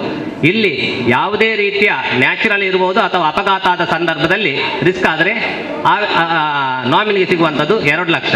ಆದರೆ ಈ ಅಪಘಾತ ವಿಮೆ 18ರಿಂದ 65 ವರ್ಷ ತನಕದವರು ಮಾಡ್ಬೋದು. ಅಪಘಾತ ಅಂದ ಕೂಡಲೇ ಹೆಚ್ಚಿನವರು ಗಾಡಿಯಲ್ಲಿ ಮಾತ್ರ ಅಂತ ಎನಿಸ್ತಾರೆ. ಬಿಲ್ಡಿಂಗಿಂದ ಕೆಲಸ ಮಾಡ್ತಿದ್ದಾಗ ಅಥವಾ ಮರದಿಂದ ಅಥವಾ ಜಾರಿ ಬೀಳುವಂಥದ್ದು, ನಾಯಿ ಕಚ್ಚುವಂಥದ್ದು, ಹಾವು ಕಚ್ಚುವಂಥದ್ದು, ಸಿಡಿಲು ಬಡಿಯುವಂಥದ್ದು, ಕರೆಂಟ್ ಶಾಕ್ ಹೊಡೆಯುವಂಥದ್ದು, ಅವರೇ ಮನೆಯಲ್ಲಿ ಈಗ ಎಕ್ಸಾಂಪಲ್ ಅವರೇ ಜಾರಿ ಬಿದ್ದರೆ ಇದೆಲ್ಲ ಈ ರೀತಿಯ ಬೇರೆ ಬೇರೆ ಅಪಘಾತ ಆಗ್ತಿದೆ. ಈ ಸಂದರ್ಭದಲ್ಲಿ ರಿಸ್ಕ್ ಆದರೆ ನಾಮಿನಿಗೆ 10 ಲಕ್ಷ, ಅಂಗವೈಕಲ್ಯ ಆದರೆ ಮರದಿಂದ ಅಥವಾ ಬಿಲ್ಡಿಂಗಿಂದ ಬಿದ್ದಾಗ ಕೆಲವೊಂದು ಸಂದರ್ಭದಲ್ಲಿ ಅಂಗವೈಕಲ್ಯ ಆಗುವ ಸಾಧ್ಯತೆ ಇದೆ. ಆ ಸಂದರ್ಭದಲ್ಲಿ ಅದೇ ವ್ಯಕ್ತಿಗೆ 10 ಲಕ್ಷ ಸಿಗುವಂಥದ್ದು. ಹಾಸ್ಪಿಟಲ್ಗೆ ಅಡ್ಮಿಟ್ ಆದರೆ ICUಗಾದರೆ 60,000, OPDಗಾದರೆ 30,000. ಹಾಸ್ಪಿಟಲ್ಗೆ ಅಡ್ಮಿಟ್ ಆಗಿದ್ದ ಸಂದರ್ಭದಲ್ಲಿ ಜೊತೆಗೊಬ್ಬರು ಬೇಕು. ಅದಕ್ಕಾಗಿ ದಿನಕ್ಕೆ 1,000 10 ದಿವಸಕ್ಕೆ 10,000 ಟ್ರಾನ್ಸ್ಪೋರ್ಟ್ ಚಾರ್ಜಸ್. ಆ ವ್ಯಕ್ತಿಯನ್ನು ಅಪಘಾತ ಆದ ಸಂದರ್ಭದಲ್ಲಿ ಕರ್ಕೊಂಡು ಹೋಗ್ಲಿಕ್ಕೆ ಖರ್ಚು ಕೂಡ ಜಾಸ್ತಿ ಇದೆ. ಮ್ಯಾಕ್ಸಿಮಮ್ 25,000 ತನಕ ಟ್ರಾನ್ಸ್ಪೋರ್ಟ್ ಚಾರ್ಜಸ್ ಇದೆ. ತಂದೆ ಅಥವಾ ತಾಯಿ ಮಾಡಿದ್ದ ಸಂದರ್ಭದಲ್ಲಿ ಅವರಿಗೆ ದುಡ್ಲಿಕ್ಕೆ ಆಗದಿದ್ದರೆ ಅಥವಾ ರಿಸ್ಕ್ ಆದರೆ, ಮಕ್ಕಳು ಕಲಿತಾ ಇದ್ರೆ 2 ಮಕ್ಕಳಿಗೆ ಗರಿಷ್ಠ 1 ಲಕ್ಷದ ಕವರೇಜ್, ವರ್ಷಕ್ಕೆ ಕೇವಲ 396. ಆದರೆ ಇದು ಈ ರಿಸ್ಕ್ ಜಾಸ್ತಿ ಆಗ್ತದೆ, ಹಾಗೆ ಆಸ್ಪತ್ರೆ ವೆಚ್ಚ ಕೂಡ ಜಾಸ್ತಿ ಆಗ್ತದೆ. ಅದರಿಂದ ಈ ಫೆಬ್ರವರಿ 1ನೇ ತಾರೀಕಿಂದ ಇದು 396 ಇದ್ದದ್ದು 520 ರೂಪಾಯಿ ಪ್ರೀಮಿಯಂ ಆಗ್ತದೆ. ಆದರೆ ಯಾರೆಲ್ಲ ಮಾಡಲಿಲ್ಲ ದಯವಿಟ್ಟು ನಾಳೆ ಒಳಗೆ ಮಾಡಿ, ಸ್ವಲ್ಪ ಪ್ರೀಮಿಯಂಗೆ ಕಡಿಮೆ ಇರ್ತದೆ. ಬರುವ ವರ್ಷ ಅಂತೂ ರಿನ್ಯೂವಲ್ ಮಾಡುವಾಗ 520 ಆಗ್ತದೆ. ಯಾಕೆಂದರೆ ಪ್ರಧಾನಮಂತ್ರಿ ಜೀವನ ಜ್ಯೋತಿ ಬಿಮಾ 330 ಇದ್ದದ್ದು ಈಗ 436 ಆಗಿದೆ. ಯಾಕೆಂದರೆ ರಿಸ್ಕ್ ಜಾಸ್ತಿ ಆದಾಗ, ಅದರ ಖರ್ಚು ವೆಚ್ಚ ಜಾಸ್ತಿ ಆದಾಗ ಪ್ರೀಮಿಯಂ ಸ್ವಲ್ಪ ಜಾಸ್ತಿ ಆಗ್ತಾ ಹೋಗ್ತದೆ. ಕೆಲವೊಂದು ಸಂದರ್ಭದಲ್ಲಿ ಕೆಲವರ ಆಧಾರಲ್ಲಿ ಮೊಬೈಲ್ ನಂಬರ್ ಇಲ್ಲ, ಅಂಗವಿಕಲರು ಇರ್ಬೋದು, ಹಿರಿಯ ನಾಗರಿಕರು ಇರ್ಬೋದು, ಅನಾರೋಗ್ಯ ಪೀಡಿತರು ಇರ್ಬೋದು. ಆ ಸಂದರ್ಭದಲ್ಲಿ ಅವರನ್ನು ಆಧಾರ್ ಸೆಂಟರ್ಗೆ ಅಥವಾ ಪೋಸ್ಟ್ ಆಫೀಸ್ ಇರ್ಬೋದು ಬೇರೆ ಬೇರೆ ಕಡೆ ಕರ್ಕೊಂಡು ಹೋಗ್ಲಿಕ್ಕೆ ಕಷ್ಟ. ಆ ಸಂದರ್ಭದಲ್ಲಿ ಅಂಚೆ ಇಲಾಖೆಯ ಗಮನಕ್ಕೆ ತಂದರೆ ನಾವೇ ಮನೆ ಬಾಗಿಲಿಗೆ ಹೋಗಿ ಅವರ ತಂಬ ಅಪ್ಡೇಟನ್ನು ನಾವು ಬಯೋಮೆಟ್ರಿಕ್ ಮೂಲಕ ಮಾಡಿ, ಅಂದರೆ ಹೆಚ್ಚಾಗಿ ನಮಗೆ ಹಾಸ್ಪಿಟಲ್ಗಳಿಂದ ಹೆಚ್ಚಾಗಿ ರಿಕ್ವೆಸ್ಟ್ ಬರ್ತಾ ಇರ್ತದೆ. ನಾವು ICU ಒಳಗೆ ಹೋಗಿ ಕೂಡ ಅವರು ಮಲಗದಲ್ಲಿದ್ದರೂ ಕೂಡ ಈ ರೀತಿ ಬಯೋಮೆಟ್ರಿಕ್ ಮೂಲಕ ಮೊಬೈಲ್ ನಂಬರನ್ನು ಅಪ್ಡೇಟ್ ಮಾಡುವಂಥದ್ದು. 60 ವರ್ಷ ಕಳೆದ ನಂತರ ಅಥವಾ ಅದಕ್ಕಿಂತ ಮುಂಚೆ ಬೀದಿದ್ದಿರ್ಬೋದು, ಕೇಂದ್ರ ರಾಜ್ಯ ಸರ್ಕಾರದ ಪಿಂಚಣಿ ಇರ್ಬೋದು, ಬರ್ತಾ ಇದ್ರೆ ಪ್ರತಿಯೊಬ್ಬರು ಪ್ರತಿ ವರ್ಷ ನಾನು ಜೀವಂತವಾಗಿದ್ದೇನೆ ಅಂತೇಳಿ ಜೀವನ ಪ್ರಮಾಣ ಪತ್ರ ನೀಡಲಿಕ್ಕಿದೆ, ಡಿಜಿಟಲ್ ಲೈಫ್ ಸರ್ಟಿಫಿಕೇಟ್. ಇದು ಕೂಡ ಈ ಹಿರಿಯ ನಾಗರಿಕರಿಗೆ, ಅಂಗವಿಕಲರಿಗೆ ಹೋಗಿ ಬರುವಂಥದ್ದು ಬಹಳ ಕಷ್ಟ. ಅವರ ಜೊತೆ ಇನ್ನೊಬ್ಬರು ಹೋಗಬೇಕಾಗ್ತದೆ. ಹಣ ಉಳಿತಾಯದೊಂದಿಗೆ ಸಮಯ ಕೂಡ ಉಳಿತಾಯ ಆಗ್ತದೆ. ಮನೆ ಬಾಗಿಲಿಗೆ ಪೋಸ್ಟ್ ಮ್ಯಾನ್ ಬಂದಾಗ ಅಲ್ಲೇ ಡಿಜಿಟಲ್ ಲೈಫ್ ಸರ್ಟಿಫಿಕೇಟ್ ಮಾಡಿದರೆ ನೀವು ಯಾವುದೇ ಕಾಪಿಯನ್ನು ಆ ಇಲಾಖೆ ಕೊಡಬೇಕಂತಿಲ್ಲ. ಅದು ಡಿಜಿಟಲ್ ಆಗಿ ಆನ್ಲೈನಲ್ಲಿ ಹೋಗಿ ಪ್ರತಿ ವರ್ಷ ಅವರಿಗೆ ಪಿಂಚಣಿ ಬರುವಂಥ ವ್ಯವಸ್ಥೆ ಕೂಡ ಅಂಚೆ ಇಲಾಖೆಯಲ್ಲಿದೆ. ಕೇಂದ್ರ ಸರ್ಕಾರ ಇತ್ತೀಚೆಗೆ ಬಜೆಟಲ್ಲಿ ಮಂಡನೆ ಮಾಡಿರುವಂಥದ್ದು ಮಹಿಳಾ ಸನ್ಮಾನ್ ಉಳಿತಾಯ ಪ್ರಮಾಣ ಪತ್ರ. ಮಹಿಳೆಯರು ಉಳಿತಾಯದಲ್ಲಿ ಸಬಲೀಕರಣ ಹೊಂದಬೇಕಂತೇಳಿ ವಯಸ್ಸಿನ ನಿರ್ಬಂಧ ಇಲ್ಲ, ಮಿನಿಮಮ್ 1,000ದಿಂದ 2 ಲಕ್ಷ ತನಕ ಡೆಪಾಸಿಟ್ ಮಾಡ್ಬೋದು. ಉದಾಹರಣೆಗೆ 2 ಲಕ್ಷ ಡೆಪಾಸಿಟ್ ಮಾಡಿದರೆ ಕೇವಲ 2 ವರ್ಷದಲ್ಲಿ 2,32,044 ರೂಪಾಯಿ ಸಿಗ್ತದೆ. ಅಂದರೆ ಇಲ್ಲಂತಾದರೆ 5 ವರ್ಷ ಕಾಯಬೇಕು. ಇದು 31/3/2025 ತನಕ ಇರ್ತದೆ. ಕೇವಲ 2 ವರ್ಷದಲ್ಲಿ ಡೆಪಾಸಿಟ್ ಮಾಡುವಂಥದ್ದು. ಗರಿಷ್ಠ ಬಡ್ಡಿ 7.5% ಬಡ್ಡಿ ಇದೆ. ಇದು ಕಂಪೌಂಡ್ ಇಂಟ್ರೆಸ್ಟ್ ಆಗಿ 8.1 ಸಿಗ್ತದೆ.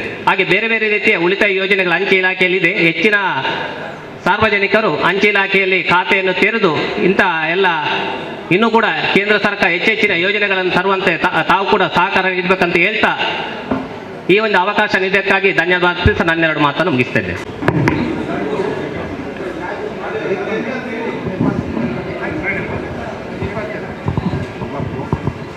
ಹಲೋ ಎಂಗ್ಲೆನ ಏರಿಡು ಕುತ್ತಾರು ದೇಸೋಡಿ ಎಂದು ಜಾಗೆ ಕೆದುಕೋಡಿ ಅಲ್ಪ ಒಂಜಿ 10 ಇಲ್ಲುಂಡು. 10 ಇಲ್ಲಿಗೆ ಸಾಧ್ಯದ ವ್ಯವಸ್ಥೆ ಇಜ್ಜಿ ಬಣ್ಣಂಡ ಅಲ್ಪದ ಬರಿತ ಇಲ್ಲದಾಕಲು ದುಂಬು ಬಣ್ಣಂಡ ಸಾಧಾರಣ 80 ವರ್ಷದ ಇಂಚೆಲ್ಲ ಪೋಪುನ ಸಾದಿ ಅಲ್ಪ ಶಾಲೆ ಇತ್ತನು ಒಂಜಿ ಕುತ್ತಾರು ಶಾಲೆ ಇತ್ತನು. ಕುತ್ತಾರು ಶಾಲೆಗೆ ಏತೇತೋ ಜನಕುಲು ಕುತ್ತಾರು ಶಾಲೆಗೆ 5ನೇ ಕ್ಲಾಸ್ ಮಟ್ಟ ಕಲ್ಪೆರೆ ಅಂದು ಬತ್ತಿನ ಸಾದಿ ಇತ್ತನು. ಆ ಸಾದಿನೇ ಇತ್ತೆ ಮುಚ್ಚಿದೇರು ದೇವಣ್ಣನ ಅಲ್ಪದ ಇಲ್ಲದಾಕಲು ಇನ್ನು ಏರೆಗೋ ಮಾರ್ದಿ ಎಂಕ್ಲೆ ಗೊತ್ತು ಮಾರ್ದಿನ ಸ್ಥಿತಿ ಇತ್ತೆ ಎಂಕುಲು ಒಪ್ಪವನಕ ಅಲ್ಪ ಸಾಧಿಜ್ಜಿ ಒಲ್ಪನೆ ಆದ ಪೋಡು ಎಂಕುಲು ಇಲ್ಲಡೆ ಪೋಡಣ್ಣ ಎಂಕ್ಲೆನ ಏರಿಯಡು ಒಂಜಿ 5 ಇಲ್ಲುಂಡು. 5 ಇಲ್ಲದಕ್ಲೆ ಪೋರ ಸಾಧಿಜ್ಜನ ಕೇರ್ನಗ ಅನ್ಪೇರು ಅವು ಎಂಕುಲು ಆ ಸಾಧಿಡು ಒಂಜಿ ಮಾರ್ಗ ಜಾಗೆಯನ್ನು ಮಾರ್ದ ಐಕ್ ಪೋಪುನಂಚಿನ ವ್ಯವಸ್ಥೆ ಮಾಡ್ತದ. ಆ ವ್ಯವಸ್ಥೆ ಮಲ್ತಿನಕ್ಕೆ ಅವು ಎಂಕ್ಲೆಗೆ ಬೋಡಾಯಿನ ವ್ಯವಸ್ಥೆ ಅಂಚಾದ ಎಂಕುಲು ಆ ಜಾಗಿನ ಬುರ್ದುಗೊರಿಯರ ತಯಾರಿಜ್ಜಿ ಇತ್ತೆ ಎಂಕ್ಲೆ ಪೋರ ಸಾಧಿಜ್ಜಿ ಎಂಗುಲು ಮನವಿ ಎಂಗ್ಲೆನ ವಾರ್ಡದ ಮೆಂಬರ್ಡೆಲ್ಲ ಬಂತ ಎಂಗ್ಲೆನ ಬೊಕ್ಕೊಂಜಿ ವಾರ್ಡದ ಮೆಂಬರ್ಡೆಲ್ಲ ಸಮೇತ ಬಂತ ಪಂಡದು ಐಕೆ ಪಾತೇರ್ಗ 10 ಅಂದು ಪೂರ ಅಂತೀರು ಆಂಡ ಎಂಕ್ಲೆನ ವಾರ್ಡದ ಮೆಂಬರ್ ಅತ್ತೇನು ಬೊಕ್ಕೊಂಜಿ ವಾರ್ಡದ ಮೆಂಬರ್ ಆರು ಎಂಕ್ಲೆನ ವಾರ್ಡದ ಪಂಡದು ಐಕ ಮೋರಿಗೆ ವ್ಯವಸ್ಥೆ ಮಂತು ಕೊರ್ಪ ಎಂಕುಲು ಒಂಜಿ ತೋಡುಂಡು ಗುಡ್ಡದ ನೀರು ಪೋಪುನ ತೋಡುಂಡು ಆ ತೋಡುಗು ವ್ಯವಸ್ಥೆ ಮಂತು ಕೊರ್ಪ ಅಂಡೇರು ಅಂಚಲ ಆಂಡಲ ಎಂಕುಲು ಆವು ಪಂಡದ ಸಮಾಧಾನ ನೋಡುತ್ತ ಇತ್ತೈಕಿ ಎಲ್ಲ ಬರ್ಪುಜೇರು ಅಂಡ ಎಂಗ್ಲೈತೆ ಪೋಯರ ಸಾಧಿಜ್ಜಿ ಆ ಪೋಯರ ಸಾಧಿಗೆ ಎಂಜನ ವ್ಯವಸ್ಥೆ ಮಂತು ಕೊರೋಡು ಐಕ್ ಒಂಜಿ ನಿಕ್ಲೆಗೆ ಮನವಿ ಕೊರ್ಪ ಆ ಮನವಿನ ತೋದು ವ್ಯವಸ್ಥೆ ಮಲ್ಪೋಡು ಎಂಕ್ಲೆ ಅವ್ರು ಪೂರ ಪ್ರಾಯದ ಅಕ್ಲೆ ಒಪ್ಪುನು ಎನ್ನ ಅಮ್ಮೇರು ಇಲ್ಲೇರು ಎನ್ನ ಅಪ್ಪೆ ಇಲ್ಲೇರು ಅಕ್ಲೆ ಒಂಜಿ ಸ್ವಲ್ಪ 5 ವರ್ಷ ಆಂಡು 6 ವರೆ ಇಲ್ಲೇರು ಅರೆಗೆ ತೀರುಜಿ ಎನ್ನ ಬಾವಿನೇರು ಪಕ್ಕ ಬೆನ್ನ ಇಲ್ಲಡೆ ಪ್ರಾಯದಲ್ಲೇರು 6ನೇ ಇಲ್ಲಡೆ ಪ್ರಾಯದವರು ಇಲ್ಲೇರು ಎಂಚ ಪೋಪುನು ಬಲ್ಲೆ ಐಕೊಂಜಿ ವ್ಯವಸ್ಥೆ ಮಂತು ಕೊರಡು ಆಯ್ನಾತ ಬೇಗ ನಿಕುಲು ಮಾತ ಪಾತ್ಯರ್ದೊಂಜಿ ನಿರ್ಣಯ ಸಾಧಿ ಮಂತು ಕೊರಲಿ ಎಂಕಲು ಸ್ಥಳ ಪರಿಶೀಲನೆ ಆಲ್ರೆಡಿ ಗೊತ್ತಿತ್ತಿನ ವಿಷಯ ಯಾನೇ ನಿಕಲ ಮಸ್ತ್ ಸರಿ ಪಂಡ್ಲೆ ಒಂಜಿ ಬರೆದು ಕೊರ್ಲೆ ಅಂತ ಕರಿನ 1 ವರ್ಷದಿಂದ 2 ವರ್ಷದಿಂದ ಬರೋದಿಲ್ಲ ಸಮಸ್ಯೆ ಬಾರಿ ಎಲ್ಲಿ ಹಿಡಿದಿದ್ದ ತೂತಿನ ಉತ್ಸವಗಳೇ ಗೊತ್ತಿರತ್ತೆ ನಮ್ಮ ಕುತ್ತಾರ ಶಾಲೆ ಪೋಪನ ಬೆರಿಕೆ ಕೆದುಕೋಡಿದಲ್ಪದ ಸಮಸ್ಯೆ ಅವಳು ಎಂಜಿನ ಆತನ ಬಂಡ ಬೆರಿಕೆ ದಕ್ಕಲು ಒಂಜಿ ಜಾಗೇನು ಒಂಜಿ ಖಾಸಗಿ ಜನ ಪರ್ಚೇಸ್ ಮಾಡ್ತಿಂಡ್ರಾದ್ರ ದುಂಬು ಕಂಡದ ಪುನಿಪೋನ್ ತುಲಿತ ಪುನಿಟ್ ಪೋಯರ ಸಾಧ್ಯ ಇಜ್ಜಿ ಅಪ್ಪಾಗ ಬದಲಿ ವ್ಯವಸ್ಥೆಗೆ ಒಂಜಿ ರಸ್ತೆ ಧ್ವಜಪಾದ ಕೊಡ್ತೀರ ಆ ರಸ್ತೆಗೆ ಐನೇ ಒಂಜಿ ವ್ಯವಸ್ಥಿತವಾದ ಮಲ್ಪುನ ಒಂಜಿ ವ್ಯವಸ್ಥೆ ನಮ್ಮ ಒಂಜಿ ದಿನ ಸ್ಥಳ ಪರಿಶೀಲನೆ ಮಾಡ್ತಾ ಇದ್ದ ಬಗ್ಗೆ ಒಂಜಿ ಅನ್ನೊಂದು ಸ್ಥಳ ಪಕ್ಕ ಅಲ್ಪ ಉಲಾಯಿ ಪೋಯ್ ಬಕ್ಕಲ್ಲ ನಿಖಲೋಲೈಡ ಇಂಚ ಸಾಧಿ ಮಲ್ಪುಣಿ ಒಮ್ಮೆದ ಬಗ್ಗೆ ಒಂಚೂರು ಆಲೋಚನೆ ಅನ್ಬಿಡ್ದು ಅಯ್ಯಪಡ ಮಾರ್ಗ ಎಂಟ್ರಿ ಮುಖಲಿಲ್ಲದಡೆ ಬತ್ತಂಡ ಐದು ಬಕ್ಕದ ಉಲಾಯ್ದ ಹೆಂಚಿನ ಪರಿಸ್ಥಿತಿಯಿಂದ ನಿಖಲೋಜಿ ನಮ್ಮ ಬತ್ತ ತೂಕ ಒಂದು ಒಂಜಿನ ಅಧ್ಯಕ್ಷರು ನಮ್ಮ ವಿಡಿಯೋ ಮಾತಾಯ್ತದೆ ಒಂಜಿನ ಸ್ಥಳ ಪರಿಶೀಲನೆ ಮಾಡ್ತದೆ ಮಲ್ಪ ಅಂದು ನಮ್ಮ 3 ವರ್ಷ ಅಲ್ಲಿ ತೊಳೆದು ಸರಿ ಕುತ್ತಾರದ ಶಾಲೆ ಅವಲಿತ್ತು ಇತ್ತೆ ಈಗ ಕುತ್ತಾರಿಗೆ ಶಿಫ್ಟ್ ಆಗಿ ಓಕೆ ಕೆಲವು ವಿವಿಧ ಕಾರ್ಯಕ್ರಮ ಪಕ್ಷನೋಟ ಶೈಕ್ಷಣಿಕ ಕಾರ್ಯಕ್ರಮ ಹಾಗೂ ಮೆಟ್ರಿಕ್ ನಂತರ ವಿದ್ಯಾರ್ಥಿ ನಿಲಯಗಳು ಆಶ್ರಮ ಶಾಲೆಗಳು ಹಾಗೂ ಮೆಟ್ರಿಕ್ ಪೂರ್ವ ನಂತರದ ವಿದ್ಯಾರ್ಥಿಗಳ ವಿದ್ಯಾರ್ಥಿ ವೇತನ ಹಾಗೆಯೇ ಪ್ರತಿಭಾವಂತ ವಿದ್ಯಾರ್ಥಿಗಳು ಪ್ರೋತ್ಸಾಹಧನ SSLCಯಲ್ಲಿ ಸಾಧಾರಣ 50ರಿಂದ 74% ಪಡೆದು ಮಕ್ಕಳಿಗೆ 7,000, ದ್ವಿತೀಯ PUCಯಲ್ಲಿ 15,000, ಪದವಿಯಲ್ಲಿ 20,000, ಸಾನುಕೂಲ ಪದವಿಯಲ್ಲಿ 25,000, ವೈದ್ಯಕೀಯ ಪದವಿ ವೈದ್ಯಕೀಯ ತಾಂತ್ರಿಕ ಮತ್ತು ಪಶು ವೈದ್ಯಕೀಯ ಇದರಲ್ಲಿ 30,000, ವಿಶ್ವವಿದ್ಯಾಲಯ ಮಟ್ಟದ ಸ್ನಾತಕೋತ್ತರ ಕೋರ್ಸ್ಗಳಿಗೆ 35,000 ಹಾಗೂ 1ರಿಂದ 5 ರ್ಯಾಂಕ್ ಪಡೆದಿರುವಂಥ ವಿದ್ಯಾರ್ಥಿಗಳಿಗೆ 50,000ವನ್ನು ನೀಡಲಾಗುವುದು. ಹಾಗೆಯೇ ಕಾನೂನು ಪದವೀಧರರಿಗೆ ನ್ಯಾಯಾಧೀಕರಣ ತರಬೇತಿ ವಯೋಮಿತಿ ಅವರಿಗೆ 40 ವರ್ಷಗಳಾಗಿರಬೇಕು. ಪರಿಸ್ಥಿತಿ ಕಾನೂನು ಬಾಧಿತರು ಸೌಲಭ್ಯ ಪಡೆಯಲು ಅರ್ಹತೆ ಉಳ್ಳವರಾಗಿರ್ತಾರೆ. ವಾರ್ಷಿಕ ಆದಾಯ 2.5 ಲಕ್ಷವಾಗಿರುತ್ತದೆ, ಮೀರಿರಬಾರದು. ಕಾನೂನು ಪದವಿ ಪಡೆದು 2 ವರ್ಷ ಒಳಗೆ ಆನ್ಲೈನ್ ಮೂಲಕ ಅರ್ಜಿ ಸಲ್ಲಿಸಿದವರನ್ನು ಮಾತ್ರ ಆಯ್ಕೆ ಸಮಿತಿ ಪರಿಗಣಿಸಲು ಸಾಧ್ಯವಿರುತ್ತದೆ. ಮಾಸಿಕ ವೇತನ 10,000, 7 ವರ್ಷ ಅವಧಿಯವರೆಗೆ ಸರ್ಕಾರಿ ವಕೀಲರಿಂದ ತರಬೇತಿ ಕೊಡಿಸಲಾಗುವುದು. ಅಲ್ಲದೆ ರೂಪಾಯಿ 5,000 ತರಬೇತಿ ಅವಧಿಯಲ್ಲಿ 1 ಬದಿ ಮಾತ್ರ ಕಾನೂನು ಪುಸ್ತಕಗಳ ಖರೀದಿಗಾಗಿ ನೀಡಲಾಗುವುದು. ಜಿಲ್ಲಾಧಿಕಾರಿ ಅಧ್ಯಕ್ಷರಲ್ಲಿ ಆಯ್ಕೆ ಸಮಿತಿಯನ್ನು ತೀರ್ಮಾನಿಸಲಾಗುವುದು. ಹಾಗೆಯೇ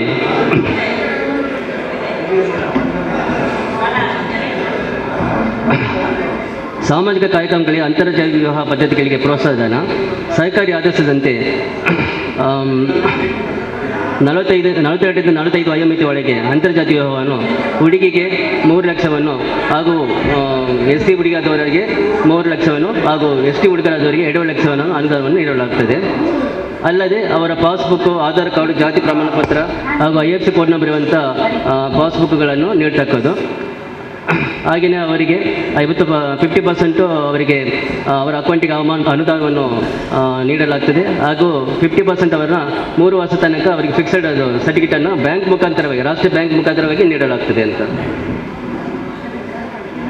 ಹಾಗೆಯೇ ಸರಳ ವೇಗದಲ್ಲಿ ಅಷ್ಟೇ ಅವರ ವಯೋಮಿತಿಯು ಕನಿಷ್ಠ 21ರಿಂದ 45 ವರ್ಷ ವಯಸ್ಸೊಳಗೆ ಇರಬೇಕು. ಹಾಗೂ ವಿವಾಹ ಕಾರ್ಯಕ್ರಮಗಳು, ಸರಳ ಮದುವೆ ಕಾರ್ಯಕ್ರಮದಲ್ಲಿ ಸಾಧಾರಣ ಒಂದು 10-20 ಜೋಡಿಗಳು ಒಟ್ಟಿದ್ದಾಗ ಇವರಿಗೆ ಕ್ರಮೇಣವಾಗಿ ಅಲ್ಲಿ 50,000 ಒಂದು ಪ್ರೋತ್ಸಾಹವನ್ನು ನೀಡಲಾಗುತ್ತದೆ. ಹಾಗೂ ದೌರ್ಜನ್ಯ ಪ್ರಕರಣದಲ್ಲಿ FIRಗಳು ಆದ ಕೂಡಲೇ ಅವರಿಗೆ ಆಯಾ ಸಂಬಂಧಪಟ್ಟ ಕಾನೂನು ಪ್ರಕಾರವಾಗಿ ಅವರಿಗೆ ಮೊದಲನೇ ಕಂತನ್ನು ಸಹ ನೀಡಲಾಗ್ತದೆ. ಹಾಗೂ ಕೋರ್ಟಿಗೆ ಸಬ್ಮಿಟ್ ಮಾಡಿದ ನಂತರ ಅಲ್ಲಿ ಬಂದ ನಂತರ ನಾವು FIR ಮುಖಾಂತರವಾಗಿ ಅವರಿಗೆ ಕೇಸ್ ಮೇಲೆ ಏನು ಕೊಡುವಂಥ ಪರಿಹಾರ ಕೊಡಬೇಕಾಗ್ತದೆ ಅದನ್ನು ನಾವು ಮುಂದಿನ ದಿನದಲ್ಲಿ ಕೊಡುವಂತಾಗ್ತದೆ. ಧನ್ಯವಾದಗಳು. ಮೀಟಿಂಗ್ ಚರ್ಚೆ ಮಾಡುದು ಪಂಚಾಯತ್ ವ್ಯಾಪ್ತಿ ಏತ್ ಸಾಧ್ಯ ಉಂಟು ಅದನ್ನ ನಡೆದು ಮಿತ್ತದ ನಮ್ಮ ಜಿಲ್ಲಾ ಮಟ್ಟೋಡು ತಾಲೂಕು ಮಟ್ಟೋಡು ವ್ಯಾಪ್ತಿಗೆ ಏತ್ ಸಾಧ್ಯ ಉಂಟು ಬಂದ ಬಗ್ಗೆ ವಿಮರ್ಶೆ ಮಾಡ್ತದೆ. ಒಂದು ಎಡ್ಡೆ ರೀತಿಯ ವ್ಯವಸ್ಥೆಗೆ ಪೂರೈರಲ ಪ್ರಾಮಾಣಿಕವಾದ ಪ್ರಯತ್ನ ಮಲ್ಪ ಮಾಡೋದು ಇನ್ನಿತ ಸಭೆತ ಗ್ರಾಮ ಸಭೆದ ಅಂತಿಮ ಘಟ್ಟಕ್ಕೆ ನಮ್ಮ ಪಂಚಾಯತ್ ಸಿಬ್ಬಂದಿ ಆರಾಯಣಿಸಿದ ಧನ್ಯವಾದ ಕೋರಲು ಬಂದು ವಿನಂತಿ ಮಾಡ್ತಾರೆ. ದ್ವಿತೀಯ ಹಂತದ ಗ್ರಾಮ ಸಭೆಯ ಅಧ್ಯಕ್ಷತೆಯನ್ನು ವಹಿಸಿಕೊಂಡ ಪಂಚಾಯತ್ ಅಧ್ಯಕ್ಷರಾದ ವಿಶಾಲಾಕ್ಷಿ ಮೇಡಮ್ ಅವರಿಗೆ ನಮ್ಮೆಲ್ಲರ ಪರವಾಗಿ ಧನ್ಯವಾದಗಳು. ಹಾಗೆಯೇ ಪಂಚಾಯತ್ನ ಉಪಾಧ್ಯಕ್ಷತ ಡಿ ದಿಪ್ಪಲಿ ಮಾಬರರವರಿಗೂ ನಮ್ಮೆಲ್ಲರ ಪರವಾಗಿ ಧನ್ಯವಾದಗಳು. ಹಾಗೆಯೇ ಇಂದಿನ ಸಭೆಯ ನೋಡಲಾಧಿಕಾರಿಯಾದ ರಚನಾ ಮೇಡಮ್ ಇವರಿಗೂ ನಿಮ್ಮೆಲ್ಲರ ಪರವಾಗಿ ಧನ್ಯವಾದಗಳು.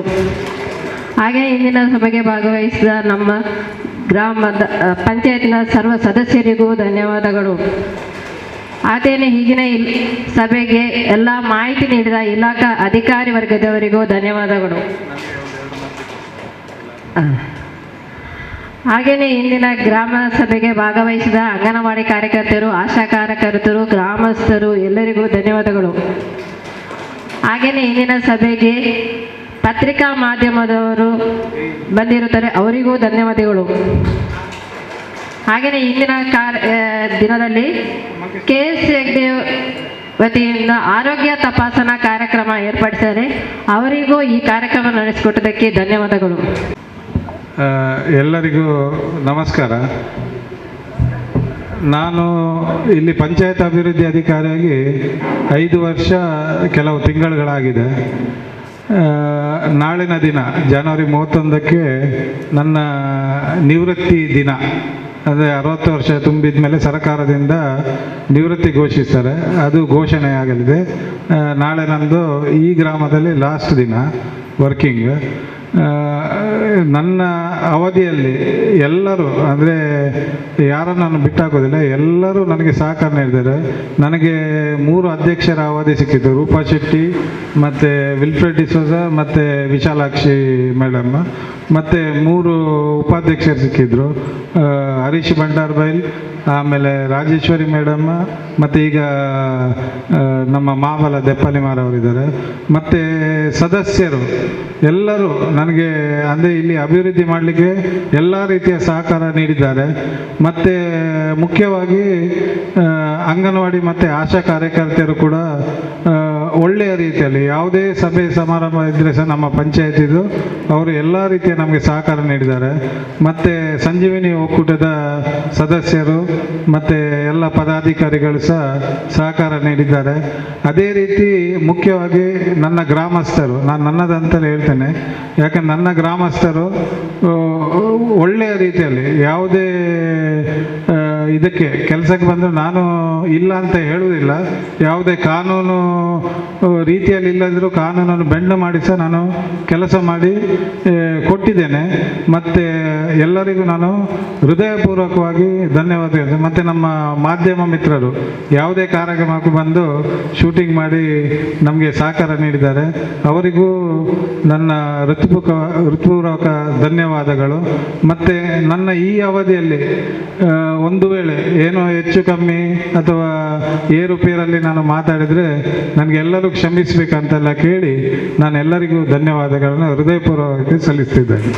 ಪಿ ಡಿ ಒ ಸರ್ ಅದನ್ನ ಮನದಾಳದ ಪಾತ್ರ ಪಂಡಿದೆ ಇತ್ತ ಕರಿನ ಎಂಕ್ಲೆಗ್ಲ ದಯಪಂಡ ಕರಿನ 4-5 ವರ್ಷ ನಮ್ಮ ಗ್ರಾಮಡು ಪ್ರತಿ ಇಲ್ಲಡೆ ಚಿರಪರಿಚಿತರಾದ ಕೆಲಸ ಮಲ್ದೆ ಆ ದಿಸೆಟ್ ನಮ್ಮ ಗ್ರಾಮದ ಅರೆಗೊಂಜಿ ಅಭಿನಂದನೆ ಬೊಕ್ಕ ಬೀಳ್ಕೊಡಿಗೆ ಕಾರ್ಯಕ್ರಮ ಮಲ್ಪೊಡು ಯೋಜನೆ ಮಲ್ದ ಅವು ಎಲ್ಲೇ ಕಾಂಡೆ 10 ಗಂಟೆಗೆ ಇಂದ್ವೇ ಹಾಲ್ಡ್ ನಡಪುಡು ದಯಪಂಡ ಎಲ್ಲದ ಕಾರ್ಯಕ್ರಮ ಬಂದಕ್ಕ ಎಂಕ್ಲಿಗೆ ಖುಷಿಯ ನೋವಾಗಿ ಗೊತ್ತಿದ್ದಿ ಅಂತೂ ಅನ್ನ ವಯಸ್ಸದ ಕಾರಣಕ್ಕೆ ಎಂಕ್ಲು ಬೀಳ್ಕೊಡಿಗೆ ಕಾರ್ಯಕ್ರಮ ಮಲ್ಪೊಡು ಹಾಪುಡು ಆ ದಿಸೆಟ್ ನಿಖುಲ್ಲ ಹೆಚ್ಚಿನ ಸಂಖ್ಯೆಯಲ್ಲಿ ಭಾಗವಹಿಸಿದ ಆ ಕಾರ್ಯಕ್ರಮ ಯಶಸ್ವಿ ಮಲ್ತು ಕೊರಡು ಬಂದು ನಿಖಲಿ ಆಚೆ ಮಾತೆಲ್ಲ ಭಾಗವಹಿಸೋಡು ಬಂದು ವಿನಂತಿ ಬಂತು.